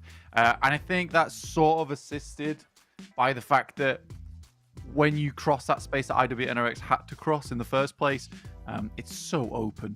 You just have to leg it, essentially. Oh, I want one. Please. Do I get one? What? No, that's just for the team, apparently. I'll have theirs. I'll have theirs. And I would, if I could, have their INFINIX GT20 Pro that all of our players have been playing with, the official smartphone of the PMSL EMEA. It is a pretty nifty bit of kit. Love to get my hands on that, but we're all the way over here, Blank. We're not in the studio. We don't get to access them. Very sad. I'd like to have a mess around on one of those INFINIX GT20 Pros. Ooh, yeah. I want to stand out as well, guys. Oh. Let me stand out in some kind of way. All I do is sit down during this show. That's true. That is... You do other things, I think. I'm pretty sure. Yeah, sometimes I like stretch my back a little bit. Oh, yeah. That's about it. I mean... I'd a walk around during that last break. Yeah, I mean, more of a little jog. It was pretty quick, but we have to keep it moving, keep it on rolling, just like our players here, going on into Erangel. Everybody got their maps in front of them, got their monsters with their beasts unleashed, or at least preparing to do so in the coming few minutes. IWNRX with that last match have jumped up over 153 points. Well, they are at 153 points rather, over the 15 matches, which means they have broken that 10-point per game average, which has been so elusive. And over the sample of 15 matches, that is great news for them. If they can keep pace up here, it will be a record-breaking week. And they'll be very happy to see themselves back towards the top, despite having a chunk of bonus points carved out from them in week 2, where they disappointed. They will not let that happen again. They are back on form. And as it stands, they are back on top as well. 134 points they were able to get in week 2. They've already surpassed that. Yeah, it's kind of crazy how quickly IWNRX has gone back on the field. Well, last Erangel of the day now. We're heading over from Lipovka up towards Zaki on the drop. Again, another nice one. Last circle was pretty mean, though, over towards that riverside. Again, RCB have the right idea of it. Make the correct decision in terms of the rotation. Just unable to get themselves a strong finish to that game. If they maybe had a couple more players, could be something different. We're keeping our eye out for hot drops. Brute Force normally heading over towards Novo, but looks like their shoots aren't going quite as fast enough to get over that. Yeah, I don't think it's reachable from where the plane path is, so they're going to have to grab vehicles. But with Na'Vi dropping around this area, with 3D Max there as well, could be dangerous. Or are they just going really, really slowly over there to try and make their way? I just don't think it's reachable. It's, I think, just out of range of the plane path. Potentially, if you're dropping those shoots really, really early, you might just be able to get close enough to swim in. And playing on the seaside is going to benefit them because, of course, this circle pops out this direction as well. Yeah, Eastern Circle. Another chance here for 3D Max on the game. Brute Force heading directly down towards that south side, though, John. Yeah. Onto Novorepnoye. Haven't seen too much from them other than that, though. No, it's not been the best week for them. They are in 17th right now. They have just shunted Heroic out of 17th place, jumping up over them by 1 point with 6 matches behind as well. But they are still down there. And they're tying now with Na'Vi. They'll need more from this tournament. They had a pretty strong week 2. I think it's fair to say, coming in, I think it was 3rd or 2nd even, over on week 2 for themselves. And in week 1, they didn't do too shabbily either, but week 3 just is not their time. They've lost a little bit of their mojo. The Moneymakers, up on 69 points there. It's nice, but it's not as powerful as maybe they'd like. It is a bit of a resurgence, though, and I think now we've seen that was their 2nd game. Yeah, the last match that we just saw was their 2nd game today, where they did decently, right? They didn't do extravagantly well. They had a pretty tough time on that northern side, but they got, I think it was 6-7 points, something in that sort of order of magnitude on the game, which is a good result. It's a consistency that we just haven't seen from the Moneymakers. It's what we wanted to see, and it's what they delivered in that last match. Yeah, and I think for them, if they can sort of continue on this pace, they'll be fairly pleased the rest of the tournament. And again, it's better to get this done now and make these adjustments now before the finals. You don't want to be making those adjustments on day 1, the finals, because having 4 days to realign your game plan, only to have to scrap a lot of it on day 1, is really rough, honestly. Something none of these teams want to experience. IWNRX, though, seem to have corrected everything. That, or they're just having a fairly decent week in terms of their rotations, being smart. Again, you can apply the same kind of logic to a team like S2G and Team Spirit. In terms of some of these rotations that IWNRX have made have been quite fortunate in the sense that the circles sort of always come back around to them at some point. It has taken that skill, though. And I think that's what's allowed them to succeed, is that the circle hasn't necessarily given them a freebie, but it has given them the opportunity. And IWNRX right now, probably one of our best opportunistic teams in the lobby. Used to sit towards Moneymaker's side of things, where if you gave them an inch, they'd take a mile.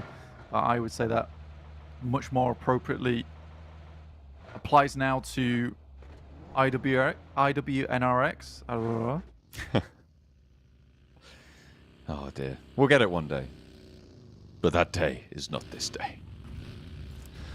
They currently dropped up in Zaki for IWNRX, which is interesting. Maybe they were expecting to find Twisted Minds and go for a cheeky little hot drop for themselves, but Twisted Minds dropped over towards Pachinki without NIGMA Galaxy in the fray. Why not? High value, urban environment to go for some loot. Get a little bit of strength on board. S2G stepping a little bit too close to Silas's fire. Probably going to get flushed out here. Kelsey trying to suppress the line, but it's only another elimination for Silas as he deals the executions over towards his ex-roster. They're going to be pretty miffed about that. Yeah, I'd definitely be upset about that one. But it's a really good result there for RCB. I think it's been plenty times that they've tried to find shelter in shelter, and a team has just forced them off it. No problem, lickety-split. So the fact they're able to get a good hold once in this position is awesome. I'm glad to see it. Hamzy. Foxy goes down, though. Great spray from distance, but that should be resible. S2G aren't going to be rolling out of here anytime soon. And with the cover that's there, they'll be fine. No teams putting pressure on from the north side either. So this compound's still very much under control from RCB. And in a pretty central position to do so again. FLUX, they might look to change the dynamics here, though. Moving in, getting close to RCB. And this 2-2 split could be punishing. Silas misses the lift. Oh dear, he wanted to get in that vehicle. And now he's left a little bit high and dry. 3 players from FLUX roll out, and it's only the one to go down. Wild stops, pulls up, Kiss with the help. Wow. And Silas is saved by his teammates rallying to his support. To his side they fly. And FLUX feels the brunt, the full force of RCB. They can take on IWNRX in a TDM. They can take you on too, FLUX. I mean, that literally was the death kiss coming through from Kiss himself. And it looked like a much closer spray than it actually was. That was from really far away. Yeah, I think Silas is certainly the player that you want to keep up and in action, John. Would not want to be losing him at this stage in the game. Definitely. But yeah, great plays from RCB today. And FLUX are now eliminated. I mean, I'm surprised they didn't get the flush there on that roll-up, right? For Silas going down, and there were 4 of them just stood there looking. Yeah, immediate response. And that response, I mean, as soon as he didn't get into the vehicle, that call would have gone out. I need help. I need assistance. Suppress my position. Something to that degree, because that was so quick. It had to have been preordained.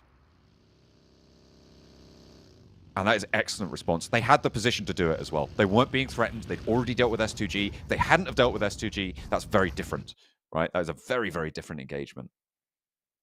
Yeah, it's a really cheeky split they're holding as well. But again, those sightlines they were holding, they had view over towards each and every one of them. So they're holding down a lot of playable space right now, but keeping themselves in position for a rotate later on. This obviously is not really in their wheelhouse of rotates from that spot. It's such a hard Eastern shift. We saw this circle on match 2, though. This time, Team Spirit a bit more cautious heading over towards Lumber, but RCB haven't rotated down there just yet. Kakali being hunted down. Might get rolled down as well. Doesn't get hit by the vehicle there. Just a bit sideswept, but the rest of BEŞİKTAŞ trying to fight off, but it's not going well. Twisted Minds on the move. Seemingly quite strong, but Lewis holding in the top floor goes for 1, and not much more than that. Lewis trying to keep them safe, but BEŞİKTAŞ fall to Twisted Minds. And this is what you're talking about, right? Twisted Minds is a team, we've had that Onyx Ravens respect moment again just there. They do not mind getting stuck in. No, absolutely not. It's sort of interesting there as well, because this is a big blow made to BEŞİKTAŞ after they had such a good game over on this position of the map. Team Spirit and RCB both opting for different locations. I think if you're Team Spirit and you see a team careening away from a location that you were heading into, you got to be worried about it. Luckily, they find the initial knockoff onto S2G, but RCB type of team to maybe turn around after hearing this. Ray-Z. Ooh, Naomi hopping past the window. I think he jumped into some damage there. I thought it was fire, but maybe not. There's the off angle, and it's Falcons lighting them up from behind. Ray-Z still under pressure. Naomi getting knocked. Team Spirit just getting pulled apart, though, from this off angle from the from the Falcons. His effect pulls Naomi back up, but this, again, is just what's been happening constantly to Team Spirit. Just losing a player to an off angle, to an overextension, in a position where they shouldn't. And once more, it is their curse here on Erangel. In match number 4 today,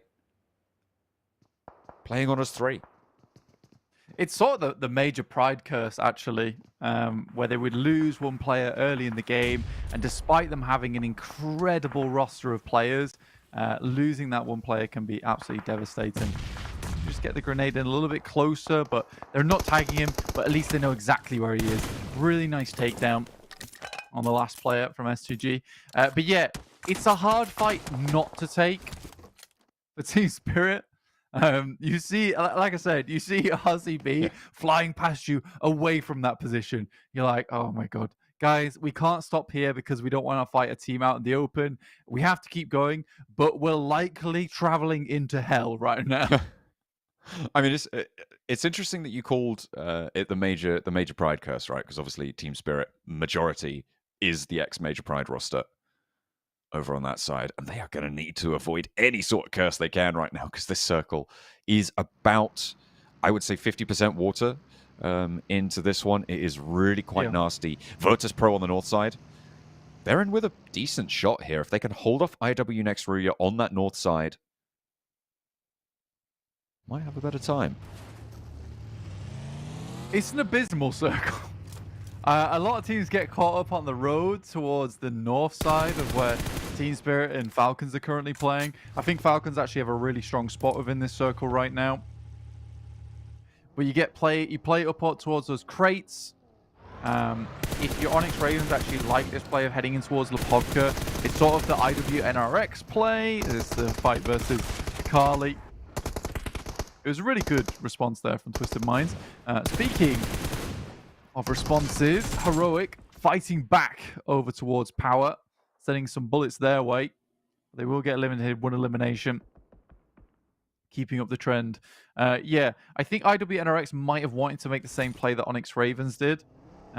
Because it is sort of their playstyle, just to stay out of dodge for quite some time and then return to the fray later on, whilst at 4. Yeah, Onyx Ravens right now are just going to dip out of the party, which was getting a little bit too rowdy for their liking.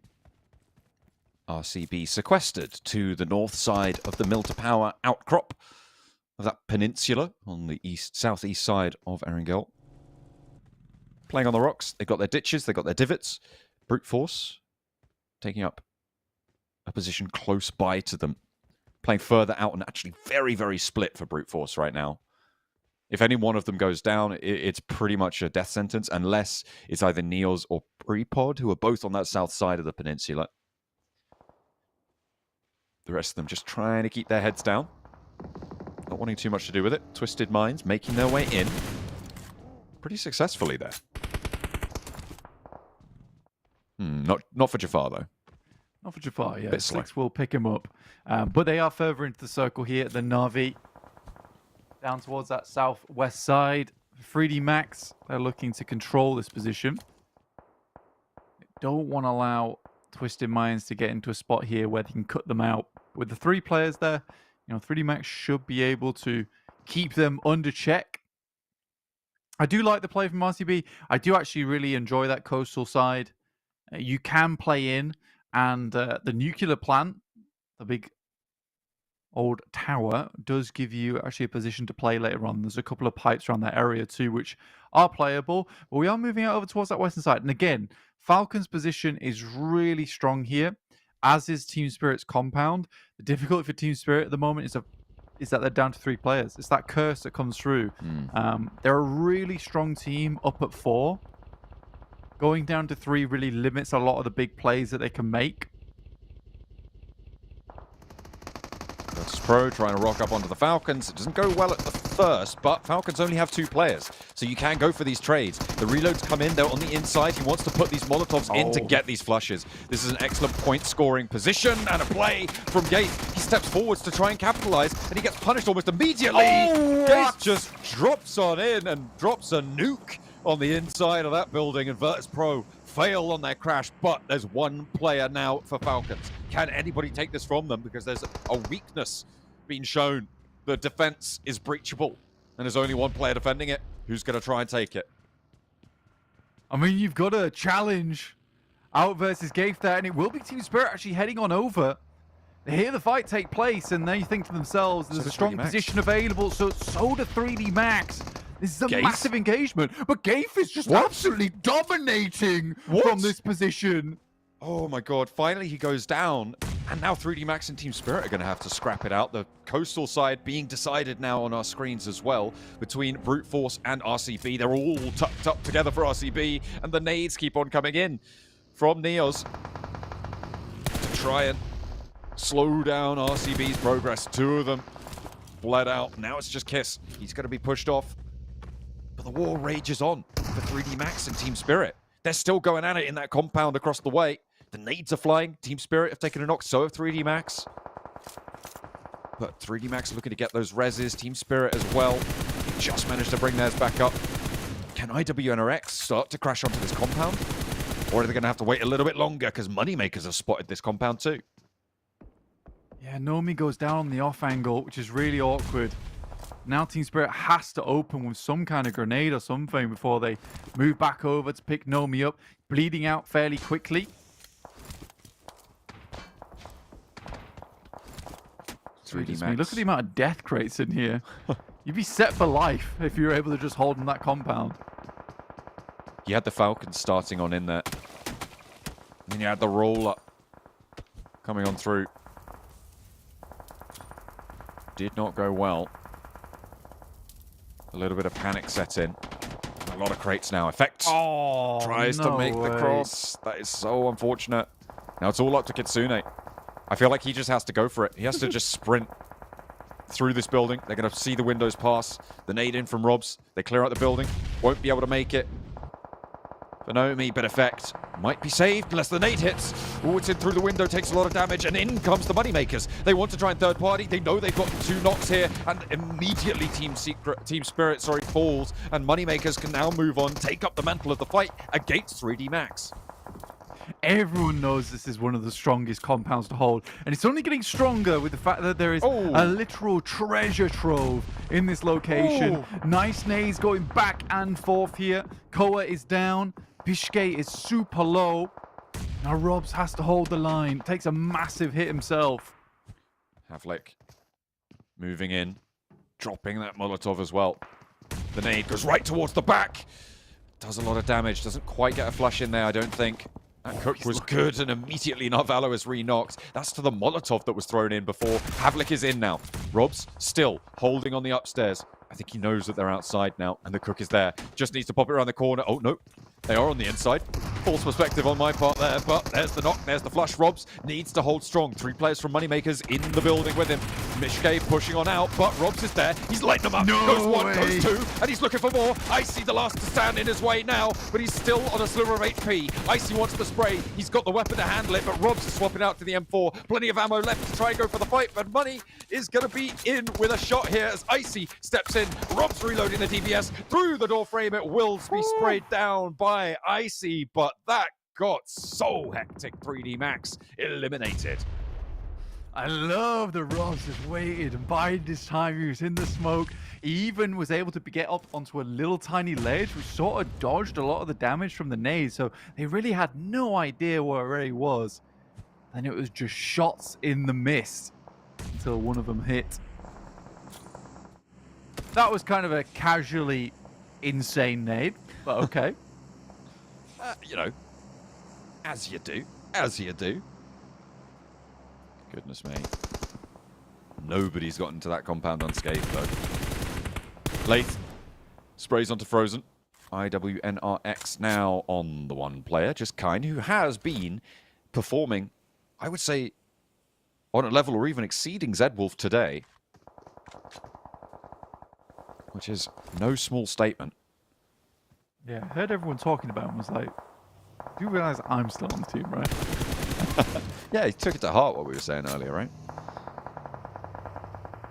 Freezer finding Sally. That's brute force. They're all the way over towards that eastern side. RCB had hoped to take the controller's position, but were removed after making pretty insane approach towards the center. Though I'm glad they did.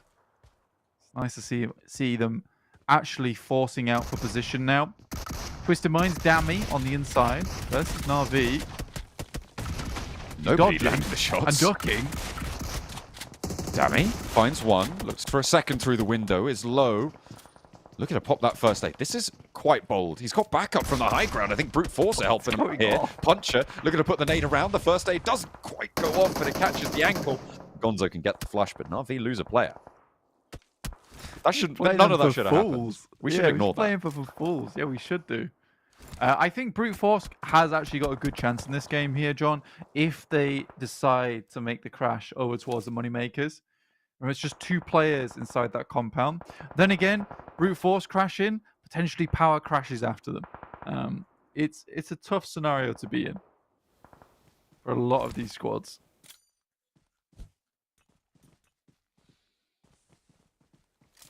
South side for Na'Vi. Gonzo's asleep.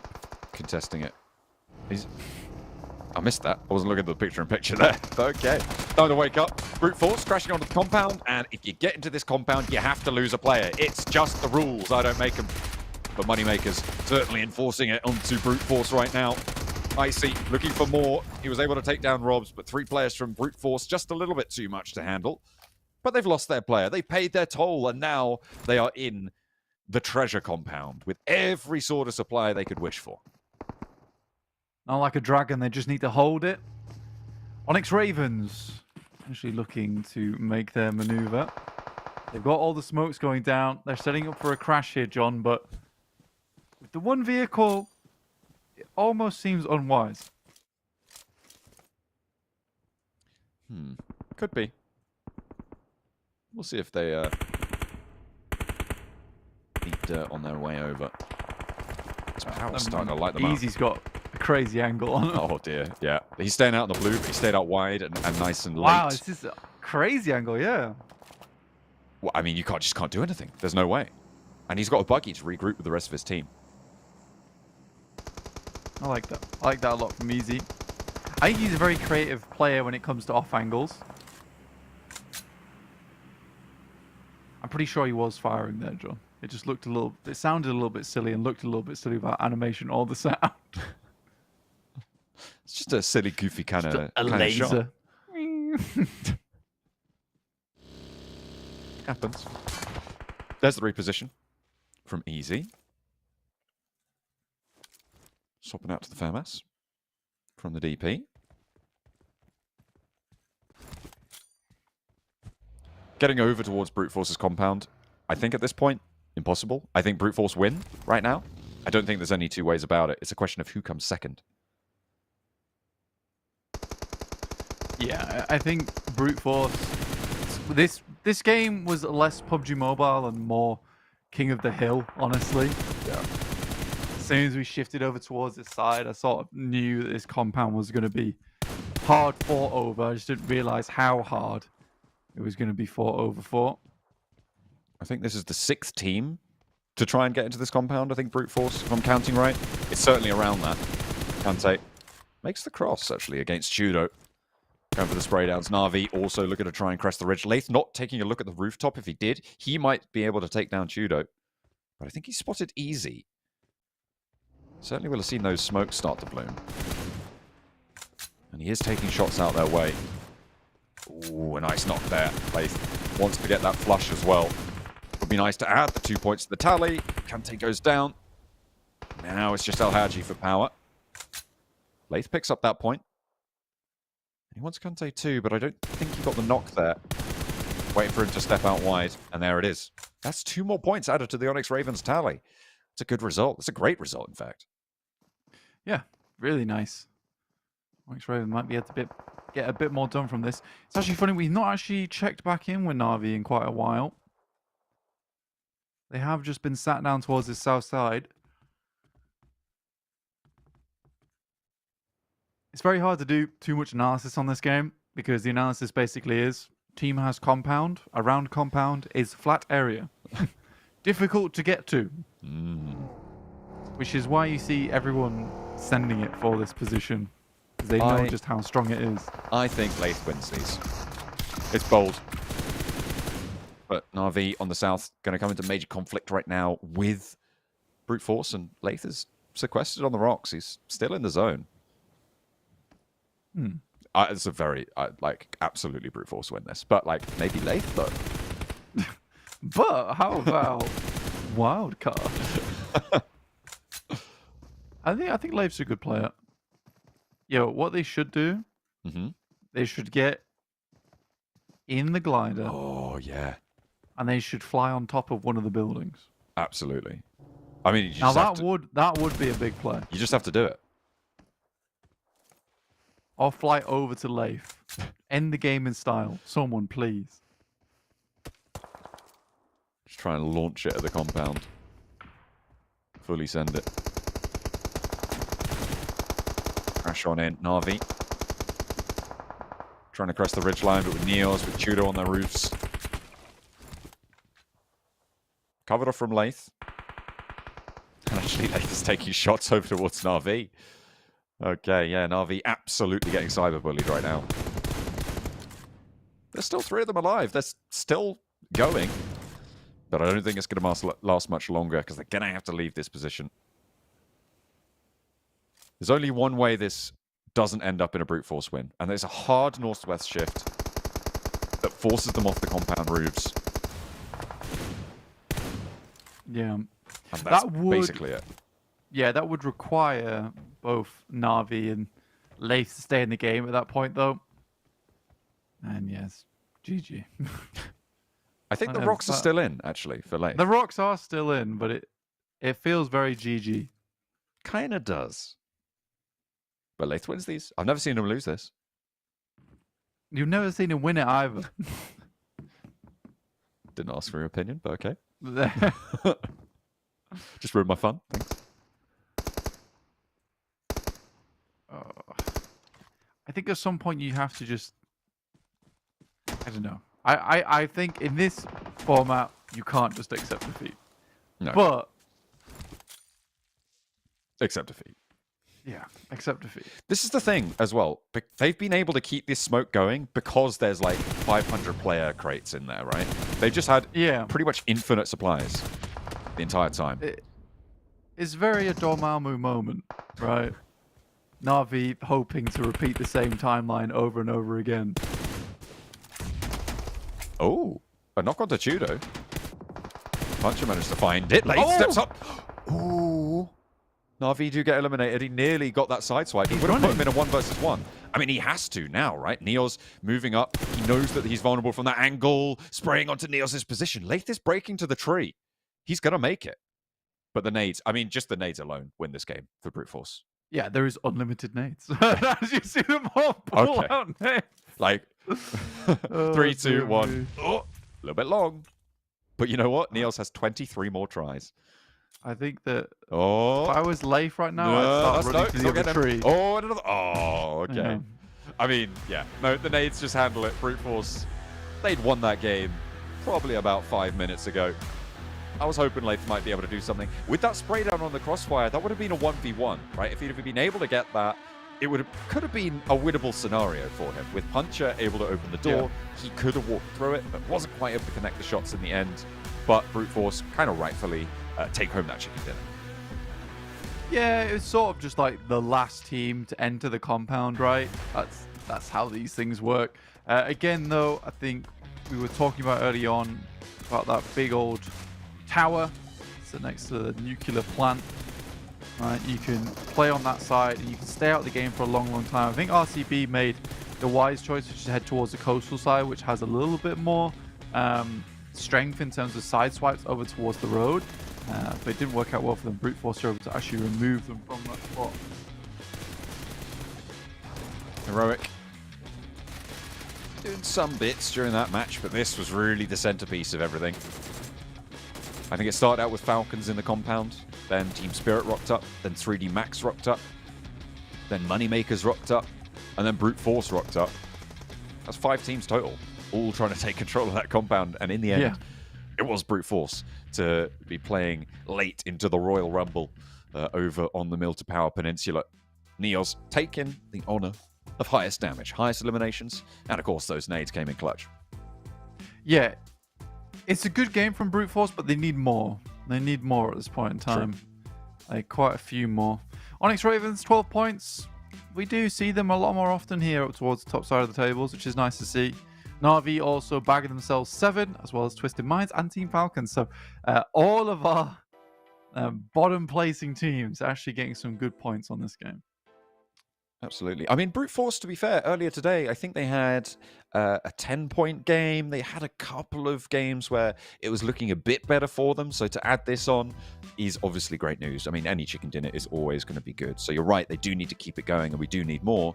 But you've called them this before, Blank. The comeback kings, right? They are a team that can resurge. They had a miracle run from towards the bottom of the tables last week towards the top. I think they ended up in 2nd place after... quite early on, being quite low down. So, are we going to see that again from Brute Force? I mean, this is the way to start it if you're going to do it.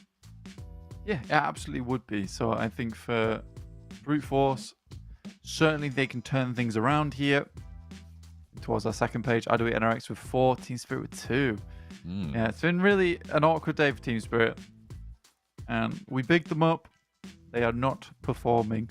I think it's sort of fair than to have a bit of an off week here, but it is also the week before finals. It's not really the week that you want to be losing momentum on. Definitely not. Not at this hour. They have already got a lot of bonus points, and at this stage, basically impossible that they do not make it to finals, given how many points ahead they are of the bubble. it's just not feasible. I don't think the points actually exist in the lobby in the rest of these games to take them out. At this stage, they are our highest points earning team. Well, they were at the start of today. I think with IWNRX coming in really, really strong, they might have just outstripped them on that pace. On our overalls, here you can see the team starting to do well. 3D Max climbing up pretty effectively there. They are only on 10 matches as well, and I feel like they just continue to be earning those consistent points that we praised Team Spirit for in the past, and now they're up to 85 on 10 matches. They're looking to jump up to that top bracket. Remember, they're 6 matches behind Virtus Pro. They're 2 matches behind Gladiators, and they're drawing even with that. And we've praised Gladiators as well at the start of today and over the last 2 days of games about how well they're playing. So 3D Max absolutely up there and playing. Yeah, I think for 3D Max, it's been really quite good. And I'm pleased to see them. They're actually getting some decent games time and time again. That could have been a full team wipe onto Moneymakers, though. And Rob's once again is coming in very clutch towards the end there. Last page, here we are with BEŞİKTAŞ in 17th place. And Na'Vi with that last game were able to topple them off, 16th, get ahead of them, and push Heroic further down, in fact, on the tables. Yeah, it's looking a little bit dicey in some of those positions. Yeah. Some teams wanting to do better. I mean, all teams wanting to do better, right? Unless you're IWNRX, they're doing plenty fine. They can chill out for a second. We're going to chill out for a second as well. We'll be back with the start of our 2 Miramars.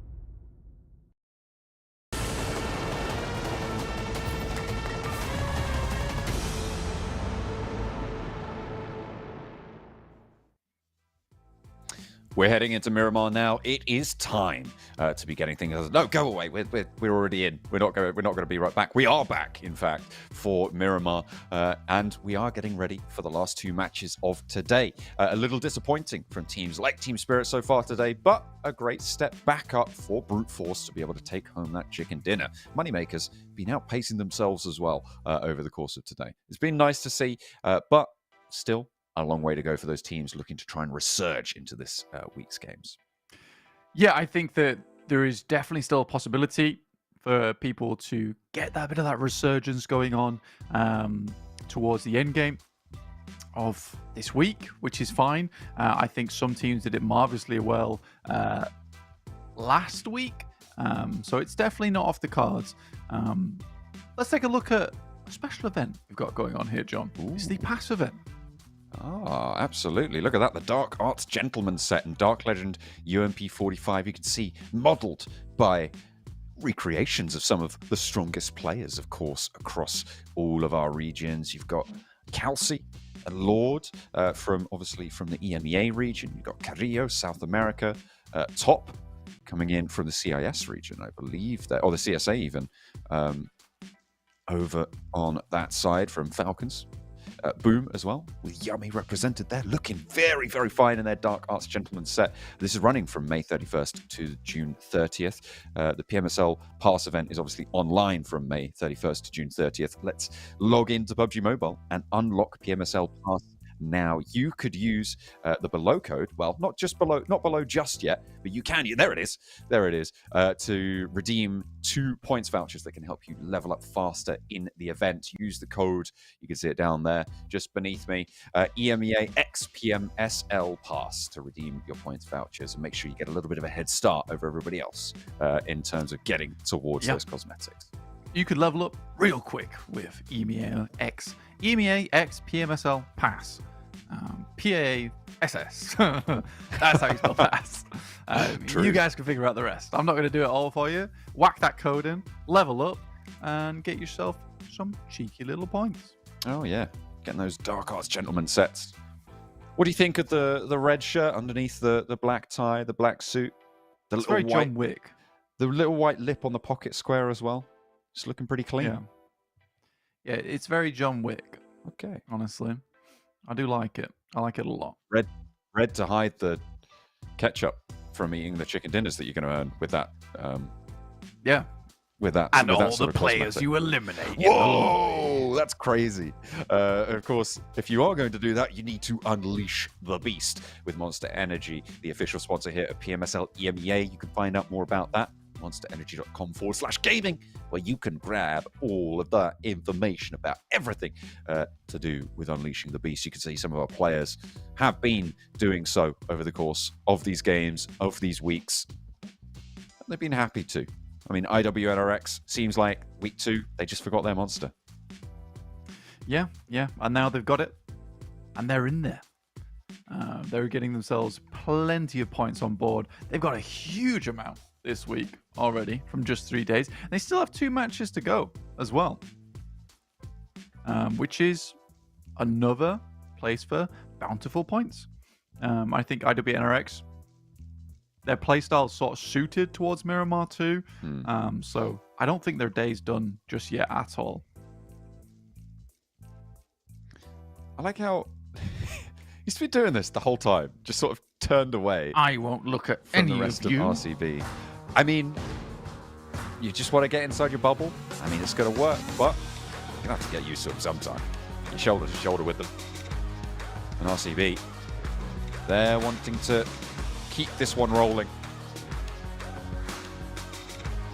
They would be lucky to be able to jump back up amongst the top dogs, because the top dogs right now are looking very fierce. IWNRX, notably. Team Spirit, wanting more. An off day for them. We'll try and turn it around now by standing out with the GT20 Pro from INFINIX, the official smartphone of PMSL EMEA. Into Miramar we head. Southern playing path here down towards La Driera, across towards Impala. Not too bad of a playing path here for a lot of teams. We've had a lot of northern circles which benefited over towards Gladiators. Luckily, if we get some south circles today, it won't be too much of an issue over towards the Gladiators themselves because, well, they're not playing. So this would be actually the best time for the southern circles to come out for them. They just skip them.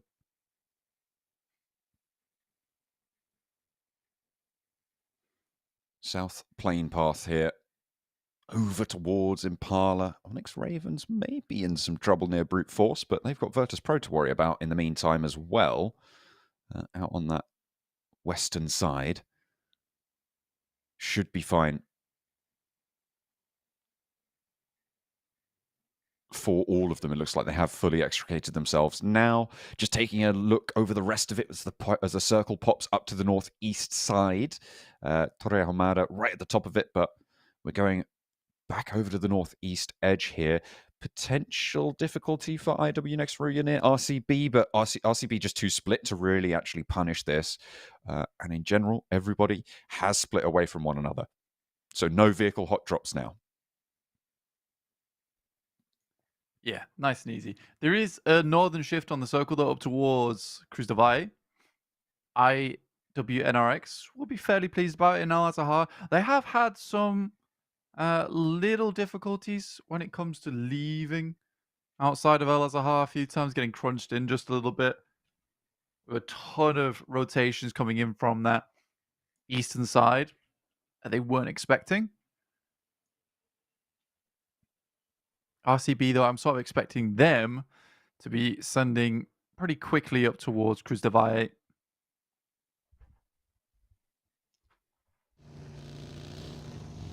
IWNRX. Close to El Azhar. They grabbed some vehicles. Getting it a little bit closer still. We had quite a brutal El Azhar finish on a previous Miramar.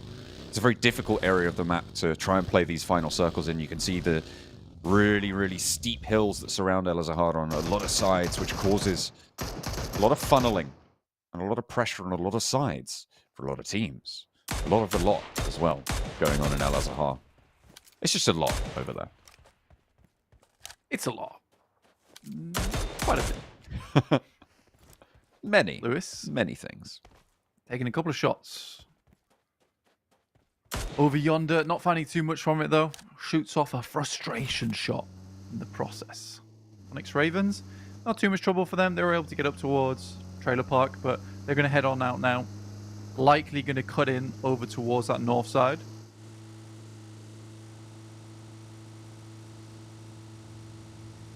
Onyx Ravens about to join La Copereria. They've got Ali out the back, I think. Yeah, they've got two. Yeah, they've got two players out the back there, just playing a little bit split on this rotation.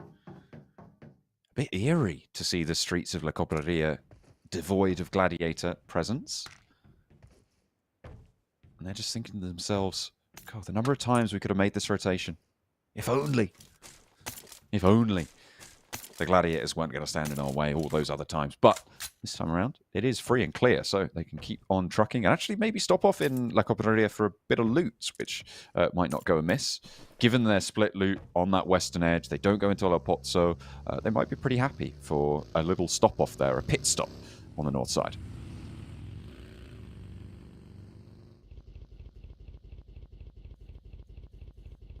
Twisted Minds likely to be heading up soonish. They don't want to get caught up in the wheels of the moneymakers who are just behind them there, John. 3D Max. Typically, this is the kind of circle that 3D Max does well on, too. It's sort of funny the way it goes, because it is a bit of a pendulum with Miramars. You get that north-east shift on the circle. 3D Max has a good game. You get the southwest shift on the circle. You get S2G getting a better game. And it's all about each other just getting into queues a little bit, John. So I personally think that right now this is an opportunity for 3D Max to put some more points on the board. They've already been doing pretty significantly well today. I'd like to see them breach up towards that 100-point mark by the end of this. Yeah. If they can do that, I mean, they'll be one of the most successful teams in this week. I think second only to IWNRX. they've certainly opened a gap between them and Team Spirit. They both have the same number of matches played. You can see Team Spirit were ahead at the start of the day of 3D Max, but this is just a different team. And it's great to see because I've really, really enjoyed 3D Max over the years. And these players, this roster, starting to regain some of that strength. I had them in 3rd place predicted. And now they're starting to show me why I thought of them as a strong team at the start of the tournament. I was a little bit despondent about it during week 2, a little bit during week 1 as well, but they're still there and they're still competing for the French team. Team Spirit, though, profiting 11 points today. At this point, I think we can call it pretty bad in terms of result. I think some of their games were forgivable, but this idea of just losing a member on a lot of these approaches, there's just some carelessness going on from their side. And that is the issue that we're seeing.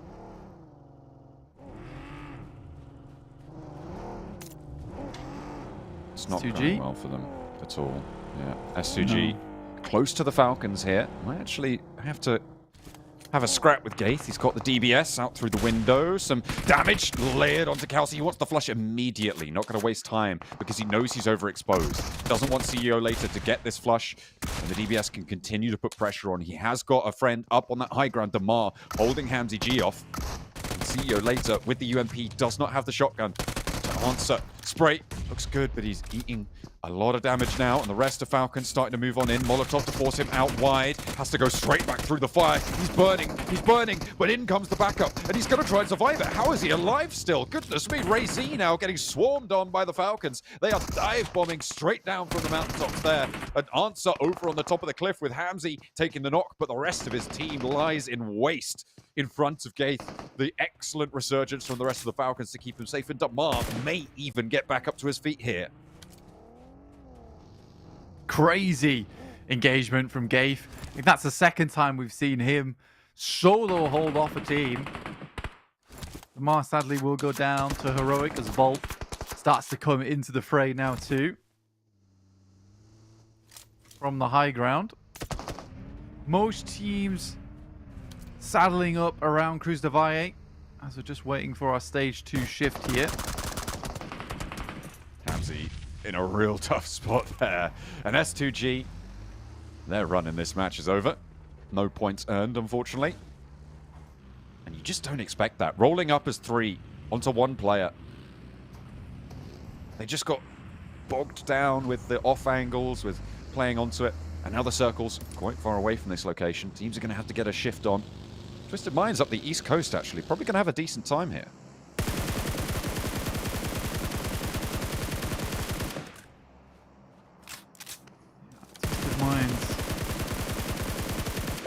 Like I said, they got to move on quite early. And we're able to get into a fairly decent spot. Onyx Ravens still making that rotate over the top side. Good spot on the first one. Really accurately placed. On fire. Headshot found. I mean, gorgeous. Gorgeous play there from Gaith. From Team Falcons. Team Spirit, they thought about third-partying there. They established their line, but not quite with an opening just yet. No me. Tries to give a tickle. Gets a slap in return. And they will just have to back off. I think that you don't get involved in this fight right now. Falcons are already disengaging. And for Team Spirit, you don't want to be even further behind in the queue. El-Azhar, a major feature on the south side of this next circle. And I talked about how it is a lot around here. And it does create a lot of funnels. Right? That is going to be the major obstacle for a lot of these teams moving into this next circle. They're going to be forced into these wedges where there's already a lot of occupation, a lot of presence from other players, and it's going to be a tough time for anyone who isn't already in the middle. Teams like IWNRX, for instance, on the north hill of El-Azhar, or BEŞİKTAŞ even further north. It's just going to be really, really horrible to try and force your way through this. Yeah, it's a difficult position to be playing in. And I think if you are Virtus Pro and you're Onyx Ravens, you are taking the path of least resistance into the circle But once you are in here, there's going to be a lot of resistance applied to your side. You're crossing open ground towards El Azahar. Most teams have created this line that should keep them safe, for the time being at least.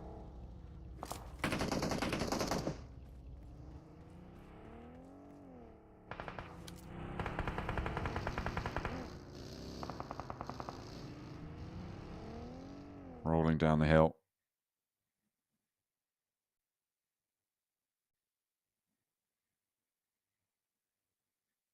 Trying to keep their path open. Teams now looking to try and scramble.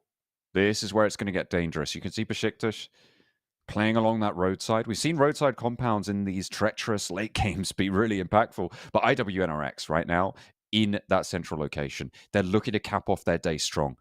And they've already had a strong day. So trying to convert off that. Going to be a really, really valuable asset for their points totals. I think they were up over 150, if I'm not mistaken already. Yeah, 157. So if they're able to get big points here, they are far and away ahead of the average that they need to be on. They're getting at least 3 points this match, I believe. I would be fairly confident to say that they're getting at least 3 points in this match. So they're going to be up over that 160 mark. Which is nice. Nate looking over towards RCB.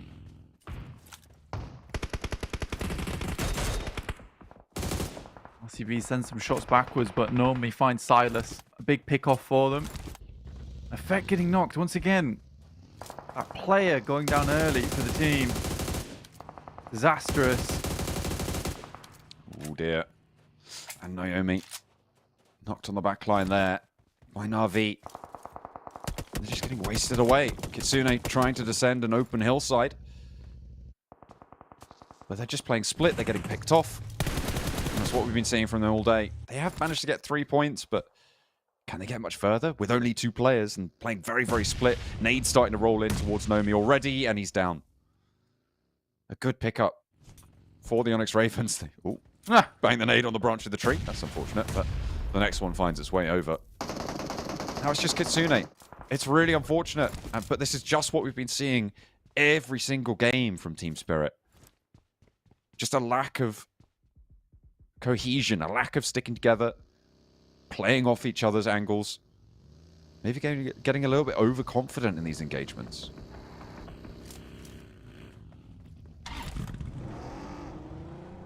I think when you look at Team Spirit, I think we said in the past, you know, there's no 0-point games for Team Spirit. But that still seems to be the case, but there also is no high-point games right now for them either. She's just rough. Towards that center side of things, from El Azahar, IWNRX has been able to set themselves up in a nice central position.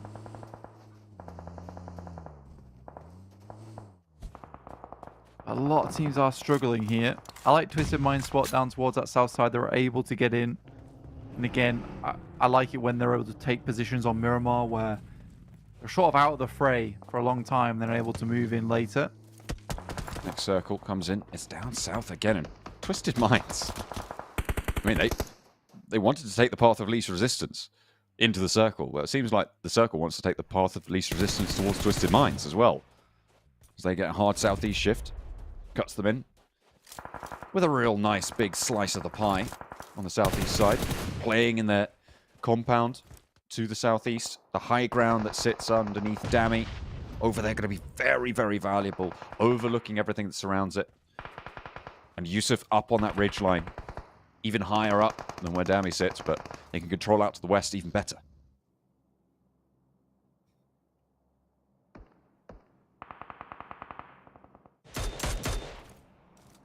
3D Max on that northern edge, looking to move in. It's just a lot of open zone. We've seen this kind of circle before. High ground sort of being king here. We're swaying on the top of it right now in terms of the peak. Yeah, it's really good 360 view of everything that's going on. BEŞİKTAŞ attempting to get some more points on the board. Will be 3D Max finding brute force here, at least the first pick off. Neos up close and personal. If they're able to clear him out, potentially there's a avenue into this game, but it's Freezer from behind. Good pick off from Snowix. Robs has been knocked though, so it will slow 3D Max down a little bit. Neos now looking to go over the top. He knows there's a knock here. Now Valo moving in for the backline to confirm the flush. Pre-pod on the front to try and suppress this ridgeline. All the while, Robs is getting rezzed. The heals are coming through for 3D Max, and this is good news for them. They are right on the edge, and they need to get advantage. Valo just about missing on the flush over towards Neos, but there's the knock. That's what they were looking for. It's BEŞİKTAŞ to pick it up. Who gets the point? That's going to be Poser. Pre-pod now up the top with Chudo. Wanted to put shots back towards 3D Max, and there is still a knock onto Robs. He has yet to be rezzed. Victor the closest by. The rest of the team's just disengaged from this. I'm surprised that they haven't invested more into getting Robs back up, but here we are. Yeah, they just left him. They were a bit more preoccupied with getting into the circle, and with Chudo finding Snowix. That's rough, man. Now Valo up to the tree with a challenge against Pre-pod, who immediately dips back in, and Valo's good for the spray on the UMP. Chudo not quite close enough to get the flush forwards. I think they have rezzed Robs now, and they are going to start to move on in. Valo drawing the attention away still. He rolls down his teammate, and they have gotten Robs back up. Snowix is vulnerable, but he's covered off from the angles that matter right now. And they might just be able to get a full force 4-player squad up on the north side for the French team.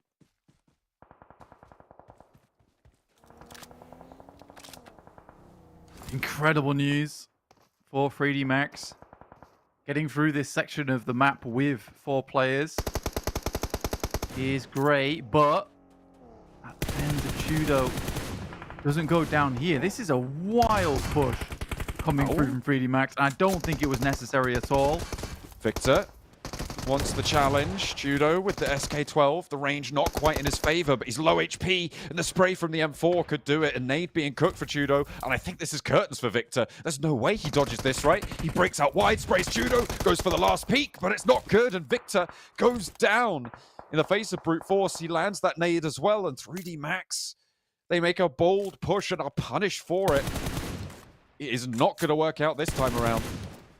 The circle shifting its way back over to Twisted Minds.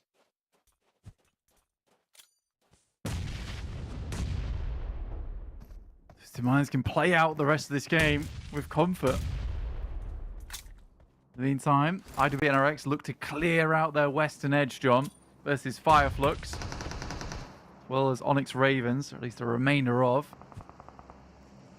Falcons have just been hanging around down towards the south side. Inside El Azahar. No big issues there. Oh, the nade. Chudo finds another of 3D Max. Now he's on for the 4. He's taken down 3 of them already. I don't know if he managed to get that point, but he repositions against Valo. And Chudo goes for more. He's laying down the law. A 1v4 hold with the assistance of off-angle, sure, but 3D Max. It seems like sometimes these roll-ups just do not work. There's something that changes in this team. When it starts to go a little bit wrong, they just fall apart and they just start to crumble. That's the second time that's happened. And it is not acceptable to see that at this level of play. No, again, this should have been a full regroup, full reassess of the situation from 3D Max. They should not have done something like this at all. It does seem bizarre to me. This is kind of the second time something like this has happened for 3D Max. It's unfortunate as well.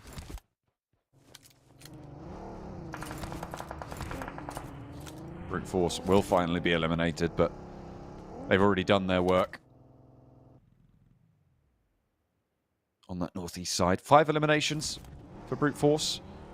Fairly successful today compared to their previous results, but still not quite as much as they'd like. They've still got one more match to play today. Another opportunity to score points on this position. Twisted Minds, they've been quiet for a while, but they're up to 4 eliminations. And they're starting to stretch out towards the north. Yusuf has been holding an incredible high ground position with a lot of cover from every single angle. The reason that Jafar and Dami are going to be moving up this far is to make sure that Yusuf can hold this high ground. Covering off this angle stops teams from getting in there, which is Yusuf's main weak point, is that right-hand flank. So they are just controlling it, and this allows so much pressure over the rest of the circle. From the southeast side, never alone as well, backing him up on the left flank. And it should be a pretty tough task to get past them.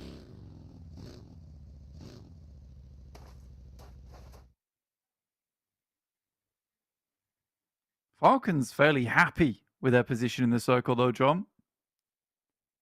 Down towards the southwest. They've not had to do anything in the game. Moneymakers, again, on for a nice average on the day.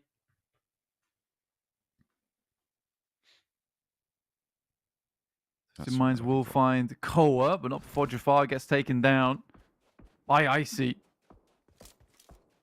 With the knock over towards Moneymakers going in. That's going to stop the roll-up. This is the replay. Chudo holding out 3D Max. He got 1, he got 2. This nade over on towards the third as well. SnowX goes down to it. And the mid-range SK-12. I mean, it's a fumble by 3D Max, to put it frankly. That should not have happened.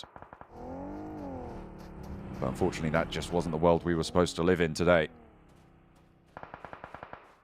And Yusuf, you could see just what a high ground position he has there.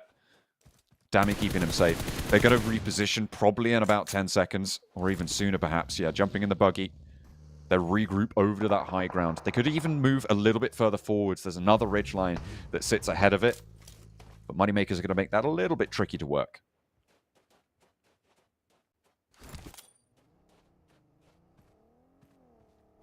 No one's really got solid control over towards the center side of the map.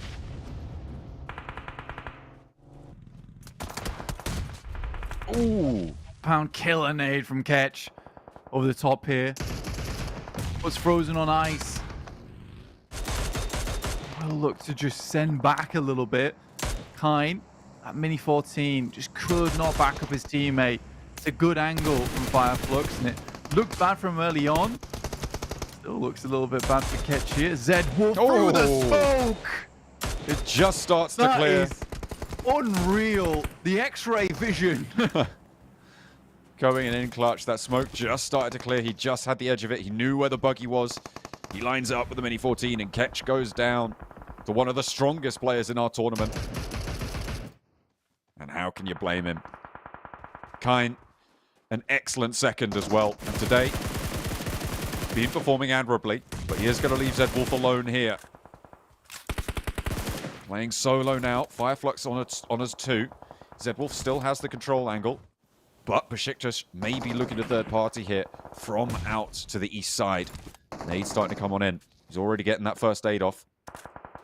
Wants to be back as high HP as possible, but he doesn't have any stims rolling. He doesn't have any in the back pocket either. FLUX want to keep the damage pouring on in. And he's just got to hold out for a moment longer. Maybe let FLUX take on BEŞİKTAŞ.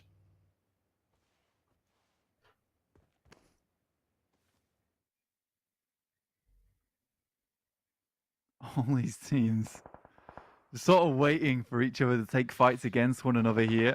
Moneymakers opts to just turn around. Lob nades over towards Twisted Minds, but Dami will finish up here. Just Bishke remaining. Yeah, the ridge has hit some nice shots before. Ooh, that ridge line that they were trying to move up towards. Very, very valuable. It's the next step for Yusuf. It's the next step for Twisted Minds. Falcons just chilling in El Zahar as well in the meantime. God, this really supports no one here in the circle. Bishke is really struggling. I think that nade might be the end of him. It looks pretty on target. Just a little bit far, actually. Ooh, gets the heal as well. He's living. Nade into the smoke. 1, 2. And Bishke is cooked. Twisted Minds now have the east side fully under control.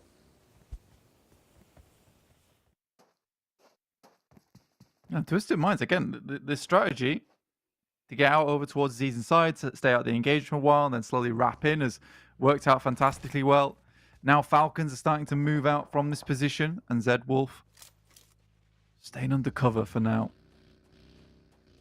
Not making a sound. BEŞİKTAŞ and FLUX likely to shake shots at one another, but I think FLUX is really hesitant to head over towards this top side, understanding that Zedwolf is still in this location.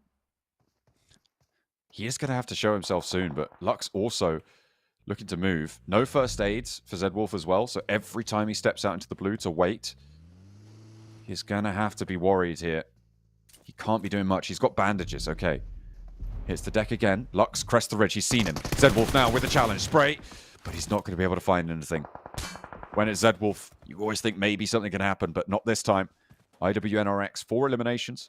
I said they were going to get more than 3. And they've posted over 160 points now. 164 they're up to. Not too sure if that adds in their placement points that they were able to get, but we'll have to wait and see at the end of the match. FLUX against BEŞİKTAŞ on the north side. A moment, Soulcake spray down towards Kakali, but he's cutting him away with the DBS, and in come Twisted Minds. Falcons, in the meantime, just been hiding out in El Azahar. They've got 7 eliminations for their trouble, but now Twisted Minds can start to spread over these hilltops as freely as they'd like. Falcons maybe trying to move up, but I just don't see it happening. Satan, though, wants to try. Yeah, just need to finish off the Falcons underneath, but Nade's been sent upward, doing a bit of damage over towards Yusuf. 10 eliminations for Twisted Minds. What a glow-up it's been for this team today. I absolutely agree. I think they played the circle masterfully. Controlling the high ground for Yusuf, stopping anyone from moving out east, has worked out phenomenally well for them. They did get 2 hard shifts their way, but they positioned perfectly around that. They forced teams to take each other out, and they've extracted the value from them in the meantime. Okay, still down low towards El Azahar. This hillside, not as steep as some of the others that surround El Azahar, but still pretty impossible for Falcons to make their way on up. Twisted Minds opted to not just go for the engagement. They've spread out and they've taken these off angles. And this is, again, very, very wise. Jafar, positioned there, just has the sideswipe on anyone from Falcons trying to move on up. Yeah, again, for this kind of position that Twisted Minds is playing from, the worst thing that could happen to you is that a nade takes down 2 of your players, or you get a couple of knocks that are quickly capitalized off the back of. That's really the only way you can lose this game. That's a damn good grenade over towards Satan. And he just about gets away from it, but he does get damage on, which reveals information of the Falcons' whereabouts. Just trying to slow the Falcons now. The Falcons technically have got a position closer to the center. I think Twisted Minds read into that. They've moved forwards. Look at Dammy now. He's just behind the headland. He's got the support from the rest of his team, and they are pushing them. They're forcing them to take the fight, and they are taking the right fight here for the Falcons. Moving on up, taking the top of the hill, may be able to sweep across, but they haven't been able to find an opening just yet. And finally, Ragnar goes down. That's Yusuf able to find the shot. Never Alone wants to find the flush as well. A trade-off? No, it's not going to happen, because Satan's down next, and there's the third. Yusuf shuts it out. And Twisted Minds put 13 eliminations up on the board with a masterfully executed ground control on the east side of El Azahar. Yeah, really nice game for Twisted Minds. I'm glad they're happy about that one as well. Getting a chicken dinner is good news. Dammy, pleased with this.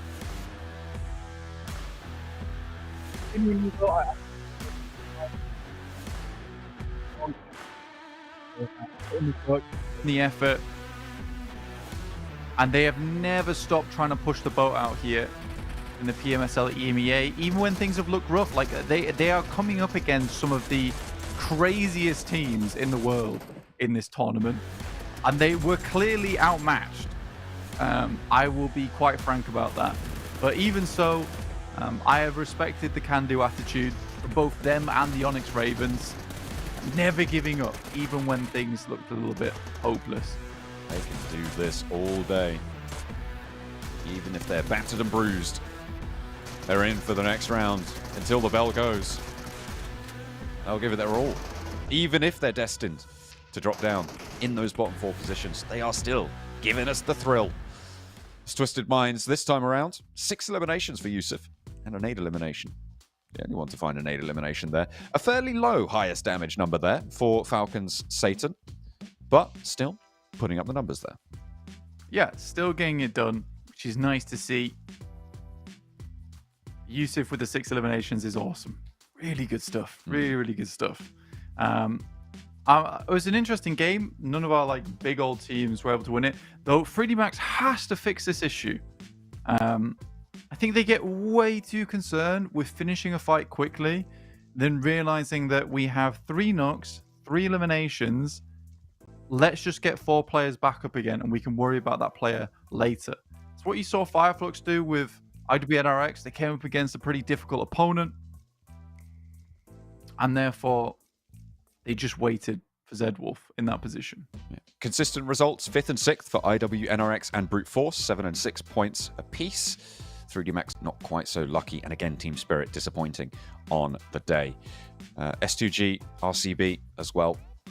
2 Turkish teams not having the best of times in that Miramar, but there's still another match to go today to try and post some numbers for themselves. Obviously, being the middle of the week, it's going to be interesting to see the dynamics between these teams. But I think tomorrow it's going to be even more interesting to see the teams that have their last day of games and their last day potentially of the entire league stage. But we're not up to that boundary just yet. We're going to be keeping track of that. We'll have a break and we'll be back with our last match today. It's one more Miramar. Don't go anywhere.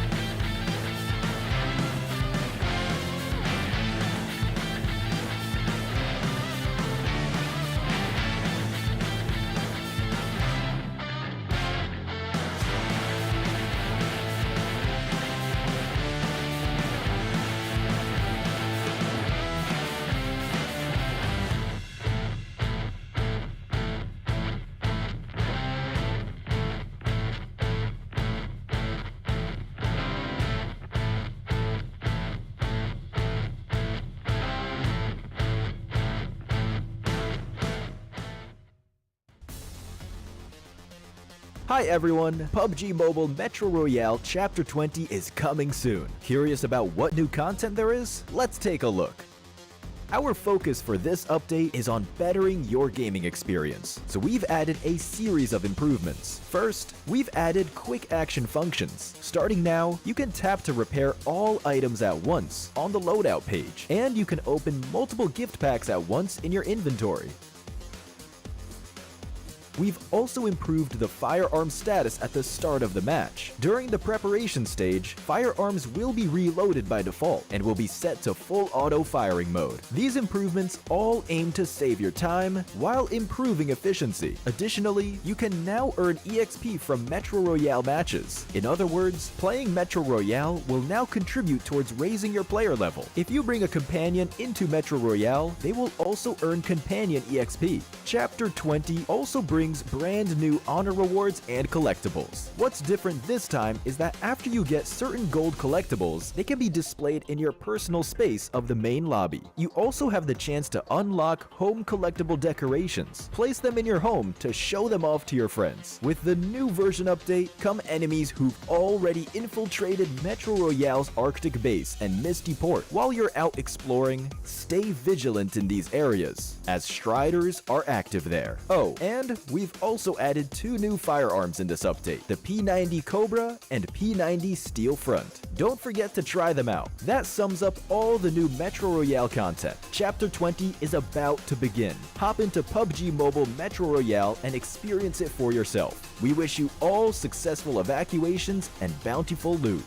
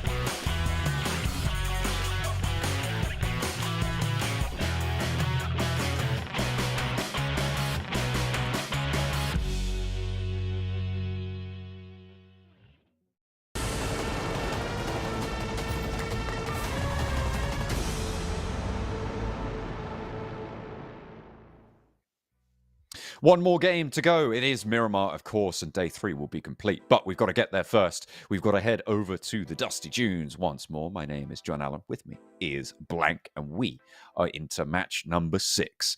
It's been quite a slog of a day for a lot of these teams to try and get through. They've got to be feeling the burn at this stage. It's some quite long days that we're putting them through. This marathon of EMEA seems to just stretch on for these players, but we are here for it. Twisted Minds certainly able to go the distance in that last match, playing exemplary PUBG Mobile. Yeah, very proud of them, honestly. Overall, they've done a great job during this tournament to keep their heads held up high. Don't yawn, bro, please. Please. No. You're going to make me feel the same. But yeah, it's been a titan of a day, some of these squads, and I think that, like I was saying, I'm glad to see the players keeping their heads held high here on Twisted Minds. It's very difficult to do that, stay happy, stay motivated whilst in a tough position on the leaderboards. Happy to see it here. Hi WNRX. Pretty happy as well, and rightfully so. 164 points right now on the 17 matches they played. This is quite special for them. If they can put up, Blank, 16 points in this game. Oh, trying to get his attention. Ah, yeah. A little bit of a reassurance before the game for Heroic. But if IWNRX can put up 16 points in this match, they will reach the mythical, unseen before, 10 points per average at the end of their 3rd day of play. 180 points would be spectacular. They shout about it in darts, we'd be shouting about it here too. It's a crazy result for them. 164. 6 points behind that 10-point average. Crazy stuff from them. Got 2 more teams to break that triple digit here. With RCB and Virtus Pro hitting it. Again, 3D Max and Gladiators, I suppose, here, their results are still quite spectacular. Just for the fact that they have played far less games here. Similarly to the Moneymakers, who have brought things back in a big way today. Up to 82 points now.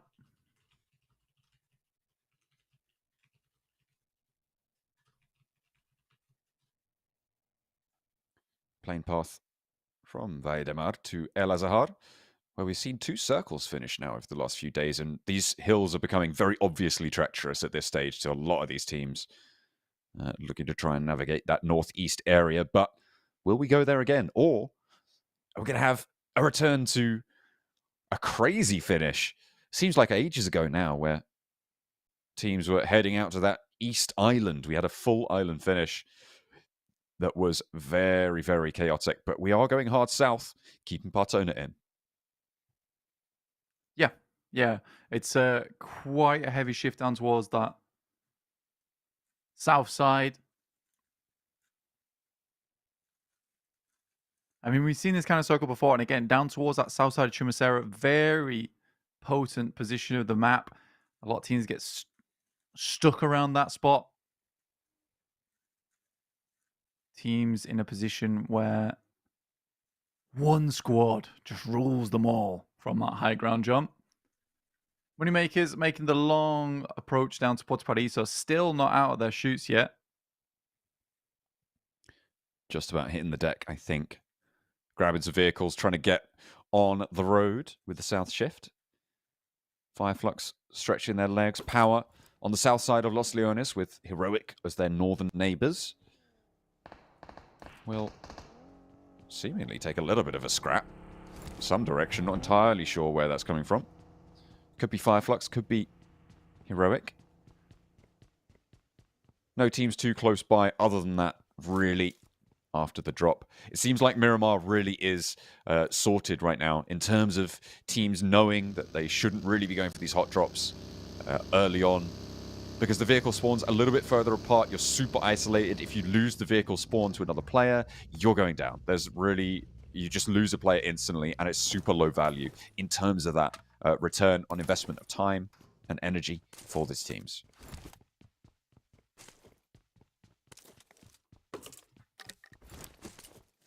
Are in a pretty strong position, flanked by both Fire, Flux and Heroic.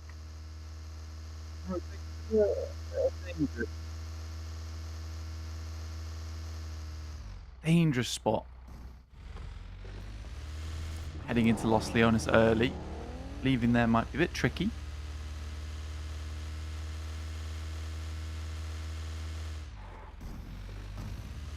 Into the party bus. Two of their players seems maybe indecisive, or maybe they spotted another vehicle. They want to get split up out of the party bus. S2G currently on the northern side of this circle, taking up residence to the west of La Bandita, just south, just the east side of Picado as well, in the hills here. They're being wary before moving further south, and rightfully so. With the plane path on that south side, you know teams are going to be ahead of you. You don't know exactly where, so you check it all out. Nice control rotation from S2G. It's what they're sort of known for. There have been these moments, though, where S2G takes some pretty decent rotations and then get themselves stuck into a little bit of a silly fight. Lose a fair few of their players. Just some of those rotations a little bit more careless than the more meticulous ones that we do see from S2G, which really do affect their performance, especially when they happen in the early game. Sort of a similar problem we're seeing to Team Spirit right now, as S2G losing one player can have a dramatic impact in their later portions of their match. RCB, though, I think they can be happy with themselves this week. I think that they really have done themselves proud. It's taken a while to get here, but it feels like each week they've improved on one more thing. That first week, just in terms of getting that rotation right, controlling those compounds a lot better. Second week, more on that gun skill, the firepower, and then this third week kind of putting it all back together. I say that as Kiss goes down. Typical, really. Yeah, that is unfavourable, certainly, for RCB. 107 points earned, though, on their 17 matches. Pretty close, I think, to being actually the second highest performing team in this week, if I'm not mistaken. I have to run the averages, because remember, some of these teams, like, for instance, 3D Max, they only have 11 matches played, which puts them up at an 8-point average. I'd have to do some numbers, but I think that RCB are just behind that on the averages. Moneymakers as well, on 11 matches played, 82. They might just be ahead. Gladiators similarly.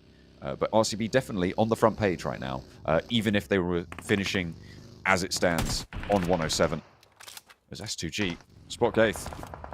And he feels like he's been a bit of a terror so far on the Falcons team. So taking him out early, probably pretty good.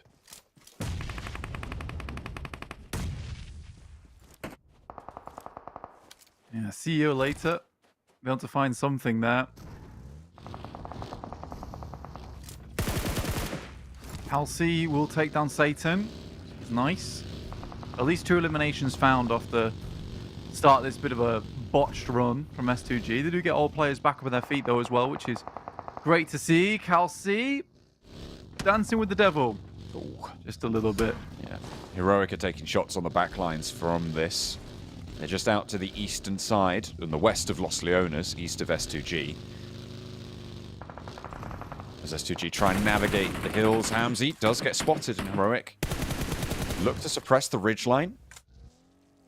That does get flushed out, meaning S2G cut down to 3, which is really not ideal in this current scenario. This west side of Los Leones is really quite brutal, and I'm surprised that S2G have gone this close to it over the course of this rotation. They had a lot more option to break further west, but maybe they thought that would be too close to where Team Spirit might be, over towards Chumacero.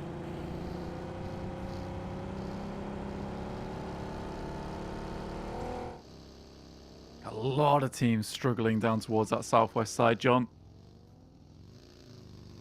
It's a rough spot to be in.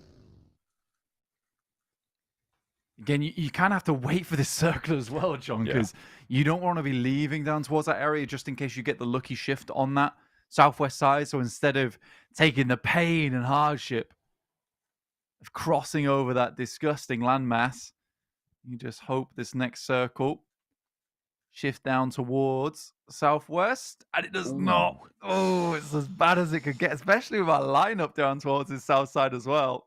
Everybody's going to be scrambling.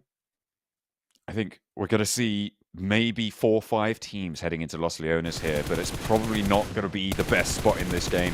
Might be the only spot they can achieve, though, at this point. Because you're right, it is really, really difficult, this circle. Look at that Milky Way. Uh-oh. Getting flipped out the buggy. I'm going to reclaim it there. He'll be fine. He'll get on it. He'll get back on the horse again.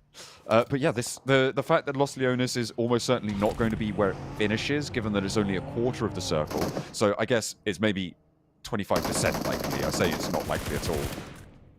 It's a quarter likely to finish in Los Leones. You do want to maintain a position on the outskirts, on the outside, which is actually where S2G find themselves. And Team Spirit on this west edge also would have an inside track to a center circle position.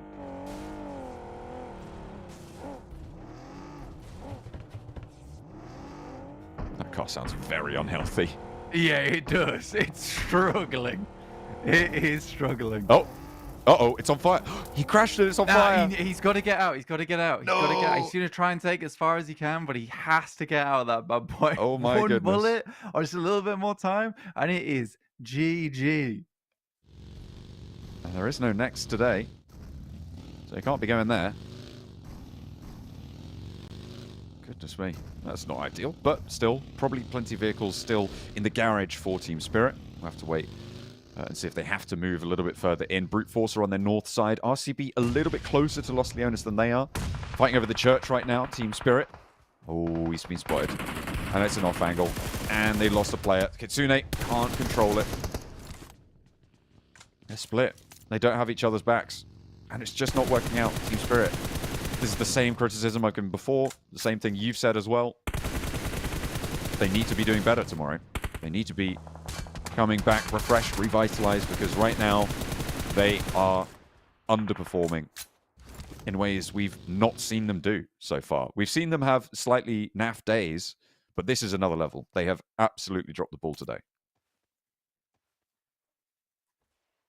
Yeah, it is the magnum opus of dropping the ball for Team Spirit.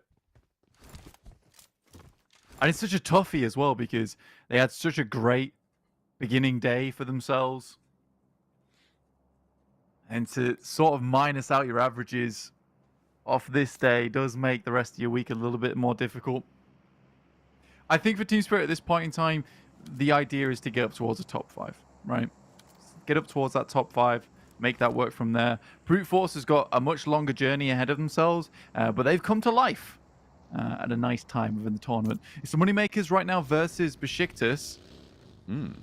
But I think that's just one player scouting out towards their position on that south side. And this feels more and more likely to be a Los Leones finish. But we have seen circles like this before. The half and half circle. You know? It creates some really weird dynamics a lot of the time because more often than not, you find yourself right on the edge. Well, yeah, God. I know what you've just thought of because I just thought of it as well. That crazy Miramar finish we had near Los Leones, right? That was quite a clown fiesta, to be honest. But you find yourself in these situations where you have like 4 teams huddled right at the edge of the circle in the settlement and then one team like in a really terrible position but outside of the settlement. And nobody's happy. Well, that's the difficulty with it, right? Is that you can't confirm directly into Los Leones, which essentially cuts out half of this circle. Because to go deeper into Los Leones would mean to go far east, out to the edge of the circle. So we're essentially playing with 50% landmass right now. This may as well be water out towards the eastern side of Los Leones until you get that eastern shift. So for teams like Twisted Minds, Power, and Heroic, they are sort of praying for an eastern shift on the circle because it means they can slowly waddle on across towards that eastern side and make space for one another, which they desperately want to do. It's like they are going to start doing that now.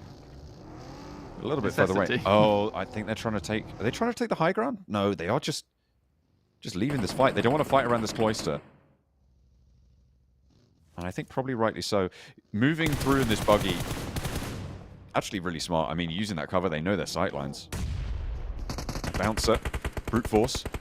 Northwest of the circle, Onyx Ravens playing with 2 more late on in. I know you took down 1 before, but they've still got some performers in the back pocket. Judo wants the challenge, and Biggers handles Neos, but he steps out for the trade. There's still a player for the Onyx Ravens upstairs, and they bounce the nades back.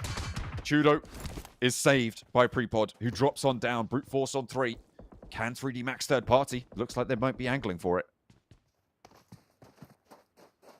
To potentially head in here, John. I mean, I would if I was 3D Max, but Narvalo already going down to Judo. What is 3D Max doing today? Oh, such an easy rotate in. I think IWNRX had shots on the back there. And it gave them pause for thought. But now 3D Max have to play this one as 3 after losing Narvalo, brute force. They won the trade, and there's the west shift out to this side of the circle. Which means this compound, really important. So does IWNRX's position is brilliant. Victor spotted on the off angle. Prepod nails the headshot there with the M4 spray. A nade in from Robs.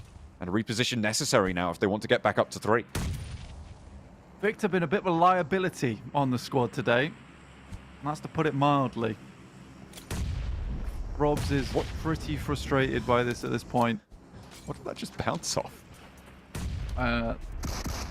Yeah. It was a really thick piece of air there. It was just a small bit of furniture there. Snoix trying to hop on in and blend in with the furniture because he doesn't want anything that Judo's got to say. He doesn't want to know about it one bit because the rest of his team being tuned up right now. A nade being cooked. Snoix wants the heal. The nades continue to go on through. IWNRX have stretched their legs out to the west side as well. And they want to control it. Team Spirit down. Continuing their run for today. Snoix, top floor still. Put on the island. Descends out the front door.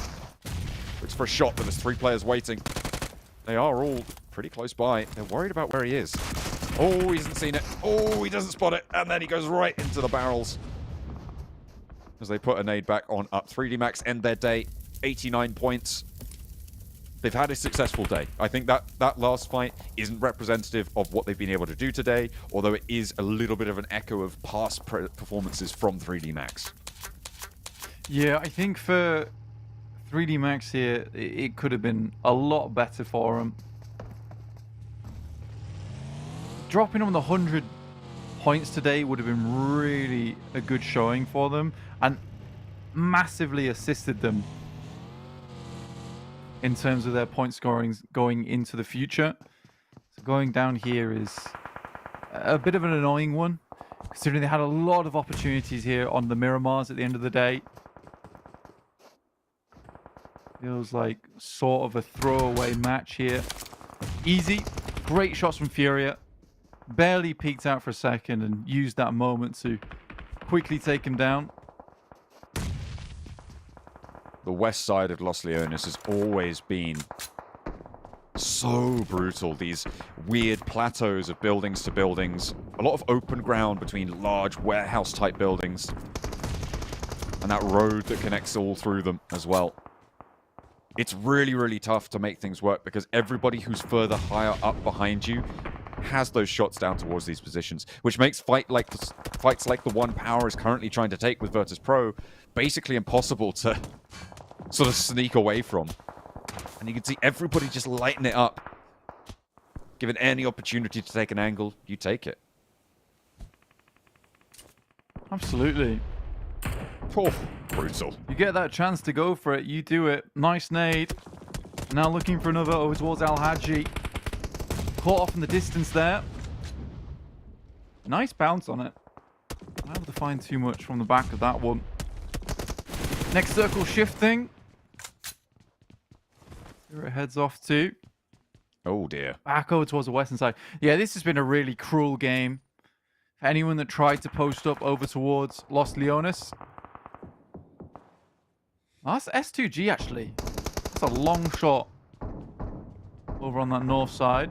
I think Twisted Minds are taking shots out this way a lot as well. It's just a brutal barrage. You can see Twisted Minds, the main suppressor, onto this Virtus Pro position. Kelsey does get spotted, actually, and that is heroic. Look at a rock on up, actually moving in for the fight with them to try and dispatch. S2G might be taken down. Power also want to move forwards, but in the same vein, Twisted Minds are stopping them from moving forwards as well. It's so brutal. The open front to this warehouse makes this so tough. S2G trying to hold off against Heroic. There's 2 players out the door for Razy to handle. He gets 1, looks for a second as well. The Mini 14 being pulled out here. A little bit of desperation, but he is going to get knocked in the end. Can CEO later rally back on through before these reses come in? CEO later needs to hit something big. That could be actually insanely good, but Hassan's just a little bit further away from the vehicle. Will send another one in to suppress, but it's out the wrong door. Could find another big one here, and it's beautiful, right on the money. That's what he's looking for. The res came through, but it's immediately re-knocked. Now it's just Hassan, and he knows which angle he's on. As long as he assumes that he's still playing by the vehicle, which he is. Ah, dear. That's going to be the end of the story, though, for CEO later. Their day comes to a close with 2 eliminations for S2G. This west side of Los Leones claims yet another victim. Could have been a gigantic game there for CEO later. It's a shame because I think he was posturing up to send one further in. So I think you have to sort of assume a nade's going to come through that door after you send the first. Moneymakers. I'd actually be pleased to see a good Moneymakers game here.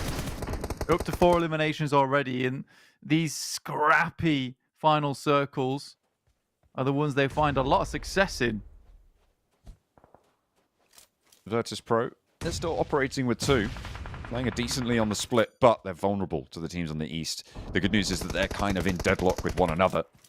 That's going to make them a whole lot safer. On the north side, Brute Force taking pressure from IWNRX, the roll down, the flushes. Virtus Pro moving up to try and pull some points away, and the Moneymakers now with a challenge on Twisted Minds. KAOS good for 1. The nade around nearly takes him down, but he survives, but that one might find him.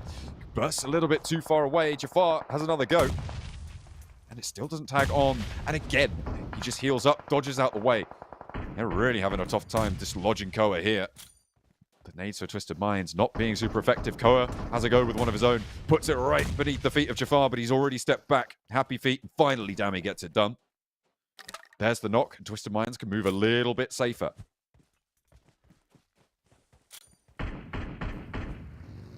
Moneymaker's putting a lot of stock in Koa there. Hold that angle. Bishke steps up to the plate. I feel like Icy has a pretty good angle over towards them. He's just not really looking towards that direction at the moment. Ooh, nice little The underarm there. ridge causes some problems. Ishke's done. Oh, there's no way. Has to be. Havlik nearly goes down as well to another nade. And Jafar might just be able to put another one through. That looks pretty good. Doesn't quite find Havlik, though. Bishke takes another. Soaks that one up. IWNRX, in the meantime, have been dispatching Heroic on the northeast side. Trying to clear out their angle. Not done just yet. Moneymaker's actually holding off the Twisted Minds push. But there's a DVS. And never alone. Should be able to keep this one under control. Don't know if he's going to be able to get both of his teammates back up and on their feet, though. Jafar, maybe. Dami, not so likely.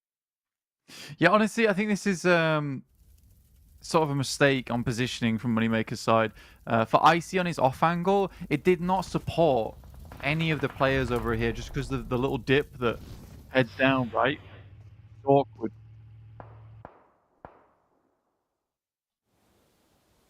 A knock over on that north side still for IWNRX. Zedwolf with the 2 eliminations. Already, Loxy wants to nade over. RCB have the challenge, but only 2 players. Zedwolf now back up. Gets a heal off as well. And IWNRX are looking pretty good here. 6 eliminations so far on the match. And they know there's threat. This building does have to be evacuated. And RCB hunkered down in that corner. Wild on the outside, Loxy on the in. Moneymakers do get eliminated. They couldn't get past Na'Vi on the south side in the meantime. Yeah, again, for Icy, that position just held no value to them. So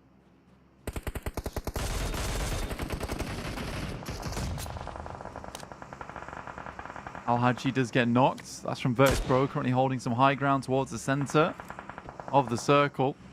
They've been a duo for a while as well, have Virtus Pro. They were cut down to size a lot earlier on, and they've been navigating this west side, using other teams' force against each other to try and control it. If IWNRX sweep RCB out, which if you take a slow start on a vehicle like that, it's likely going to happen.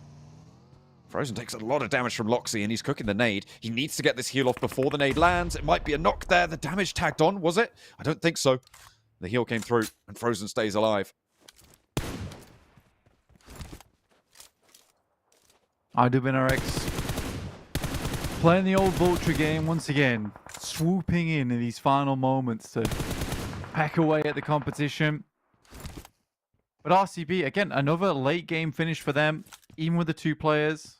Top 6. They'd like something more than this, but because of the way the circle is, it's unlikely another team's going to go down before them.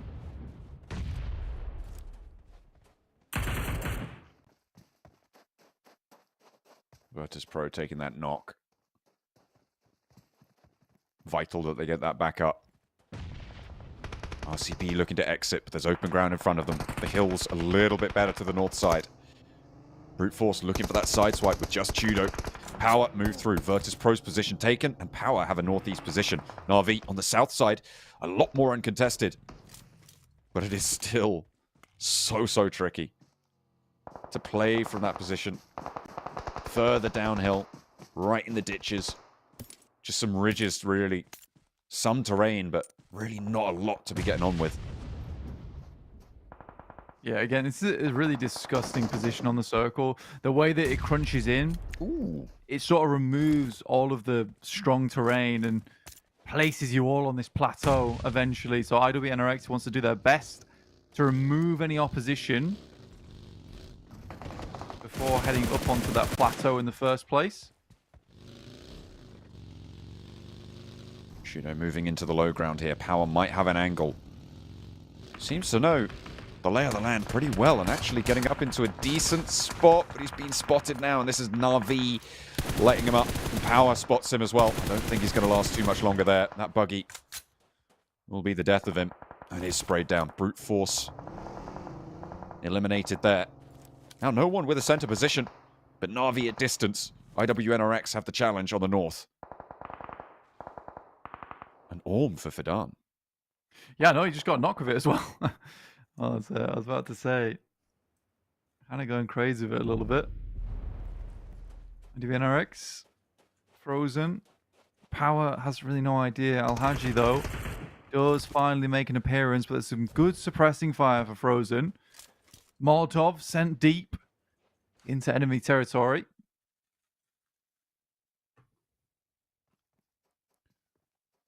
Nade from Al-Haji. Finds some damage. Might give them an opening. Another nade in. And the backup to move further north. Na'Vi slowly eking their way towards the middle now. Al-Haji spotted with a nade in hand, but doesn't quite get punished for it. Al-Haji steps up. Nade starting to burst in now, and Power hold for one. Looking for Frozen as well as he's open. He's bare on the hillside, and Zedwolf's next. Swain, the last at the back now for IWNRX as Power start to flow over the front of this hill. He's leaving the rest to his teammates as Swain steps up with the Mini 14 in hand, has the DBS to control it. Na'Vi wants a third party. They've moved up now in the vehicles, and Swain has the angle, but he's not going to be able to hold Na'Vi at bay. In the meantime, a perfect position for them, but cut down by a knock from Swain. Na'Vi might have been slowed up enough. Al-Haji just hit some unbelievable shots there. One after another. Yeah, let's back to Na'Vi's POV. Oh dear. Konzo keeps falling asleep. Oh dear me. Just a little nap. He's getting tired, bless him, but he still has a little bit more of this game to play. That Orm for Fidan does no good when you're dead. And Al-Haji won't be able to pick it up either. Getting knocked, getting flushed out by these nades. Na'Vi move across. They played it on that southwest side. They swept through, and they moved across. Really good timing on that third party to be able to move up into position. I was worried when Swain got the knock, but they pulled it back together. Nades continue to pour in, and Power with 2. Looking for the heals. Na'Vi moving close. Alhaji gets the med kit off as well. With the DBS has a chance. A teammate to pick up the point, but no, Easy goes down. Alhaji finds 1, but Na'Vi roll over the hill, and success is in the cards for them. Na'Vi having a good time of it on Miramar in a devastating circle. For so many teams, the west side have lost the owners. Brutal. I think that after that game, IWNRX has hit 180 points on 18 matches, giving them 10 points average. There's Na'Vi, the first time they get themselves their chicken dinner. Happy days for them. The big old smile coming through from AXA. But yeah, what a wonderful finish of their day for them. This initial couple of fights coming through from Team Spirit, which led to their demise. I don't think they would have wanted to play that final circle anyway. It was absolutely brutal. But Alhaji giving it to the very best of the lobby there. One after another in terms of knocks. Crazy stuff. Yeah, that was pretty crazy to hold off IWNRX. It was a tough push for them, to be fair. I mean, you're pushing over a lot of open ground, and as soon as Power have this angle, exactly here, you can see you can just pop up and down, and all you have to do if you're IWNRX is run forwards and hope that you can win out the trades. Despite the advantage that they have, just peeking out and choosing their fight timings over the top of you. It's really hard to navigate for IWNRX. They might have been able to do it, but it just wasn't going to happen. And Alhaji masterfully handled that aggression. Does get top damage as well. 1,265. That's pretty nasty stuff from Alhaji. 6 eliminations as well to back it up. And it is a good day closer for Power. Yeah, he was going wild with it towards the end there. It's really pleasing to see. And very well done to him. Na'Vi with 20 points into that one. IWNRX with a 13. Brute Force, a surprise entry here at 4th place with 10 points. Moneymakers at 7. I think Moneymakers have had a fairly good day today. You know what? I've been very pleased to see it. It hasn't all come off the back of one chicken dinner either. And it took them a hard-fought chicken dinner that they lost to realize the hard games that you still come second in, you still get points for, by the way, guys. Yeah, absolutely. And I think you said Moneymakers had a good day. I think Brute Force have had a good day as well. A very good day, in fact. I mean, we've seen them get about sort of 7 to 10 points a lot of times, and they were able to get a chicken dinner as well. This is a great comeback for them. They've only had that one day of games before this as well. I believe they have already had their sit out. Yeah, they were in Group B, which means that they have only had one day so far, meaning that they have really turned things around, and it's only taken them that one day to do so. We saw them do it in Week 2. It looks like Week 3 may be a similar story. They are sort of secretly earning all these points, it feels like, though. They're not sort of very loud about it, but they are just there and constantly extracting value. Yeah, exactly, which is good to see. Is our top... Wow, that's sort of crazy to look at, actually. Everyone putting up numbers during this game. Damn. I didn't expect that, John. I did not expect that. That is... Yeah, that's really... I mean, this is just left side Los Leones, right? It's so brutal. Everybody's fighting everybody, and there's no safety whatsoever, which means everybody's taking damage, everybody's dishing out damage. And you can see that in the numbers, right? That's exactly how it felt, I think, to be on the west side of Los Leones. It would have felt exactly like that graph to be a part of that. Let's take a look at who won our games today, who were the standout performers. We've had some great performances, as I said before, from Brute Force, I think, today. IWNRX as well have been running away with this tournament and will continue to do so, it seems, over the course of maybe the one more day that they have to play. We saw that Na'Vi chicken dinner at the end as well to give them a little bit of a morale boost moving into the next few. Yeah, I mean, this is desperately what Na'Vi needs. But yeah, it's nice to see them and Twisted Minds get themselves some chicken dinners. It's also nice to see 3D Max finally close out a game. We've seen them get a couple of them before, but they're coming much more consistently now. And RCB on their second game of the day. Yeah, it's all teams that we wanted to see improve and do better, getting up to these big points at the top side of the table. Oh, just off. I think they're 164. I thought they were 167, but 177 there for IWNRX, 70 points ahead of anyone else. Wow, that's a lot. That is a lot. That's really crazy. I mean, the next highest on averages would probably be 3D Max, I think. But even when you scale that up, I don't think that if you add on another half, that's how you'd get there. So you'd have, what, 44.5 points extra, which puts you up like 120 something, maybe up to 130. You're still a big gap behind IWNRX on that difference, which, yeah, absolutely dominating right now. Power Esports 92. All these numbers underneath just don't seem as impressive anymore. With that 177. It's quite rude, actually, of IWNRX. I don't know if anyone's told them. It really is. Brute Force up to 85 points. Wow, okay. Very good. Really can't count these guys out ever. Overtaking Team Spirit. Seems like it's their turn to have a bad week this time around. NIGMA Galaxy will be back in tomorrow. I mean, and see if they can make a dent into that. You talk about Brute Force overtaking Team Spirit. I'm talking about Na'Vi overtaking Team Spirit. Oh, it's Ravens. I mean, yeah, but no, on 12 matches for Na'Vi, they're at level. They're 10 points ahead of Team Spirit. Yeah, and it's cool. It's kind of crazy because Na'Vi not been playing well. Team Spirit really not been playing well. They double bad today. Na'Vi more like win today. Team Spirit more like Team. Oh no, Spiritless. Am I right, guys? Thanks for saving me there. I really had nothing, so I was just hoping that I'd figure something out on the way. Soulless. Oh, no, wait, he's playing with Ketch over on FLUX. He is, yeah. We are looking for today's MVP, but before we get there, we've got to celebrate something because Zedwolf has managed to break 100 eliminations so far in this tournament. This guy is a standout, a breakout name in EMEA here this season. He has been brutal. There has been nobody who's been really able to keep up the pace with him, other than maybe players from his own team, but he has been absolutely off the chain, up to an even 100 eliminations, and equals it with the 100 knockouts he's been able to give out as well. That's nice. That's a really tight little bow on today, didn't you, Zedwolf? I like that. But yeah, he got that and he was like, I'm done. This is technically Super League history right now. It is. This is sort of the first era of PMSL history, though. I'm sure there will be many more eras to come. But for now, Zedwolf just sets himself the first Super League EMEA piece of historical data. First to reach 100 eliminations.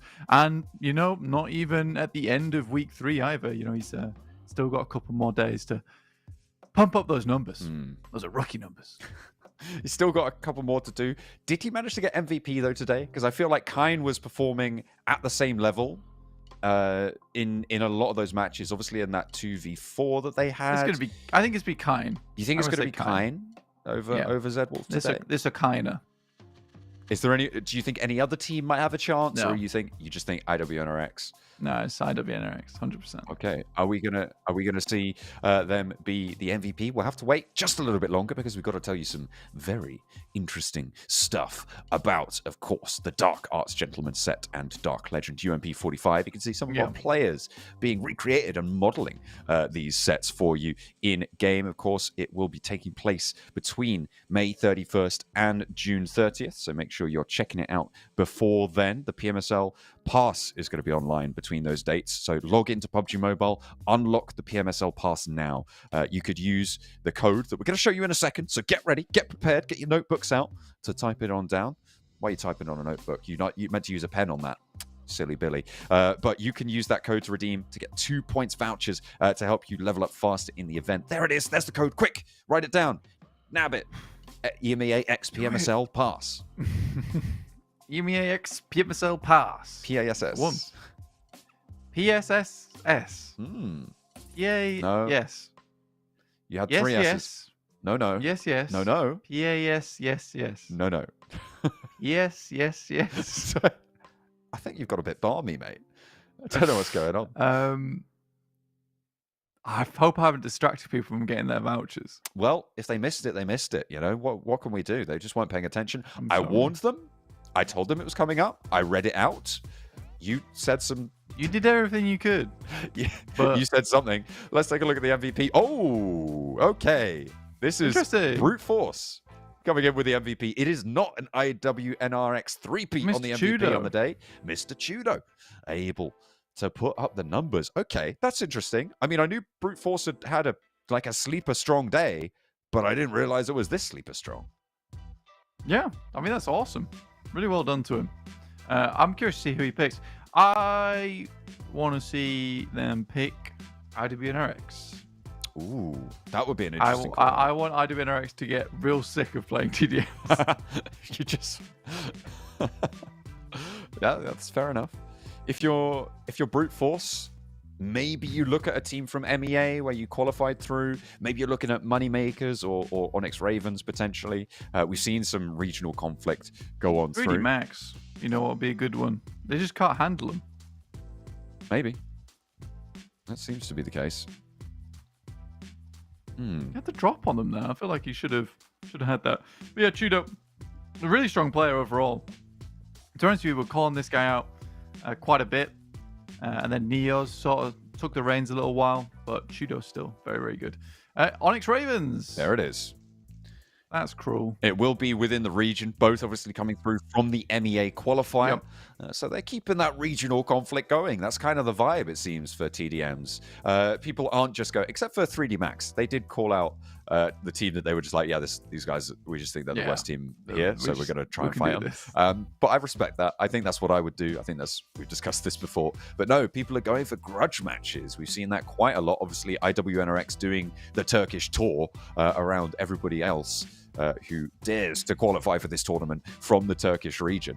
They've still got a few more to go, I believe, so we may have to wait for that. I thought we were going to get another one tomorrow, but denied. Keep up to date with who the MVPs are, with who they're challenging, with all the other action here at the PMSL EMEA on our social media channels. You can see them below: Instagram, YouTube, TikTok. Make sure you're checking out everything as it comes to you live. But thank you for watching today. This has been match day 3 for week 3, and we're drawing ever closer to the end of the league stages. Tomorrow will be the last day's games for Group E, so make sure you tune in then for their chance to make it to the top 16 and to their chance to make it to the PMWC later on this year. My name's John, with me is Blank, and we are going to close down the show for today, but we will see you here tomorrow.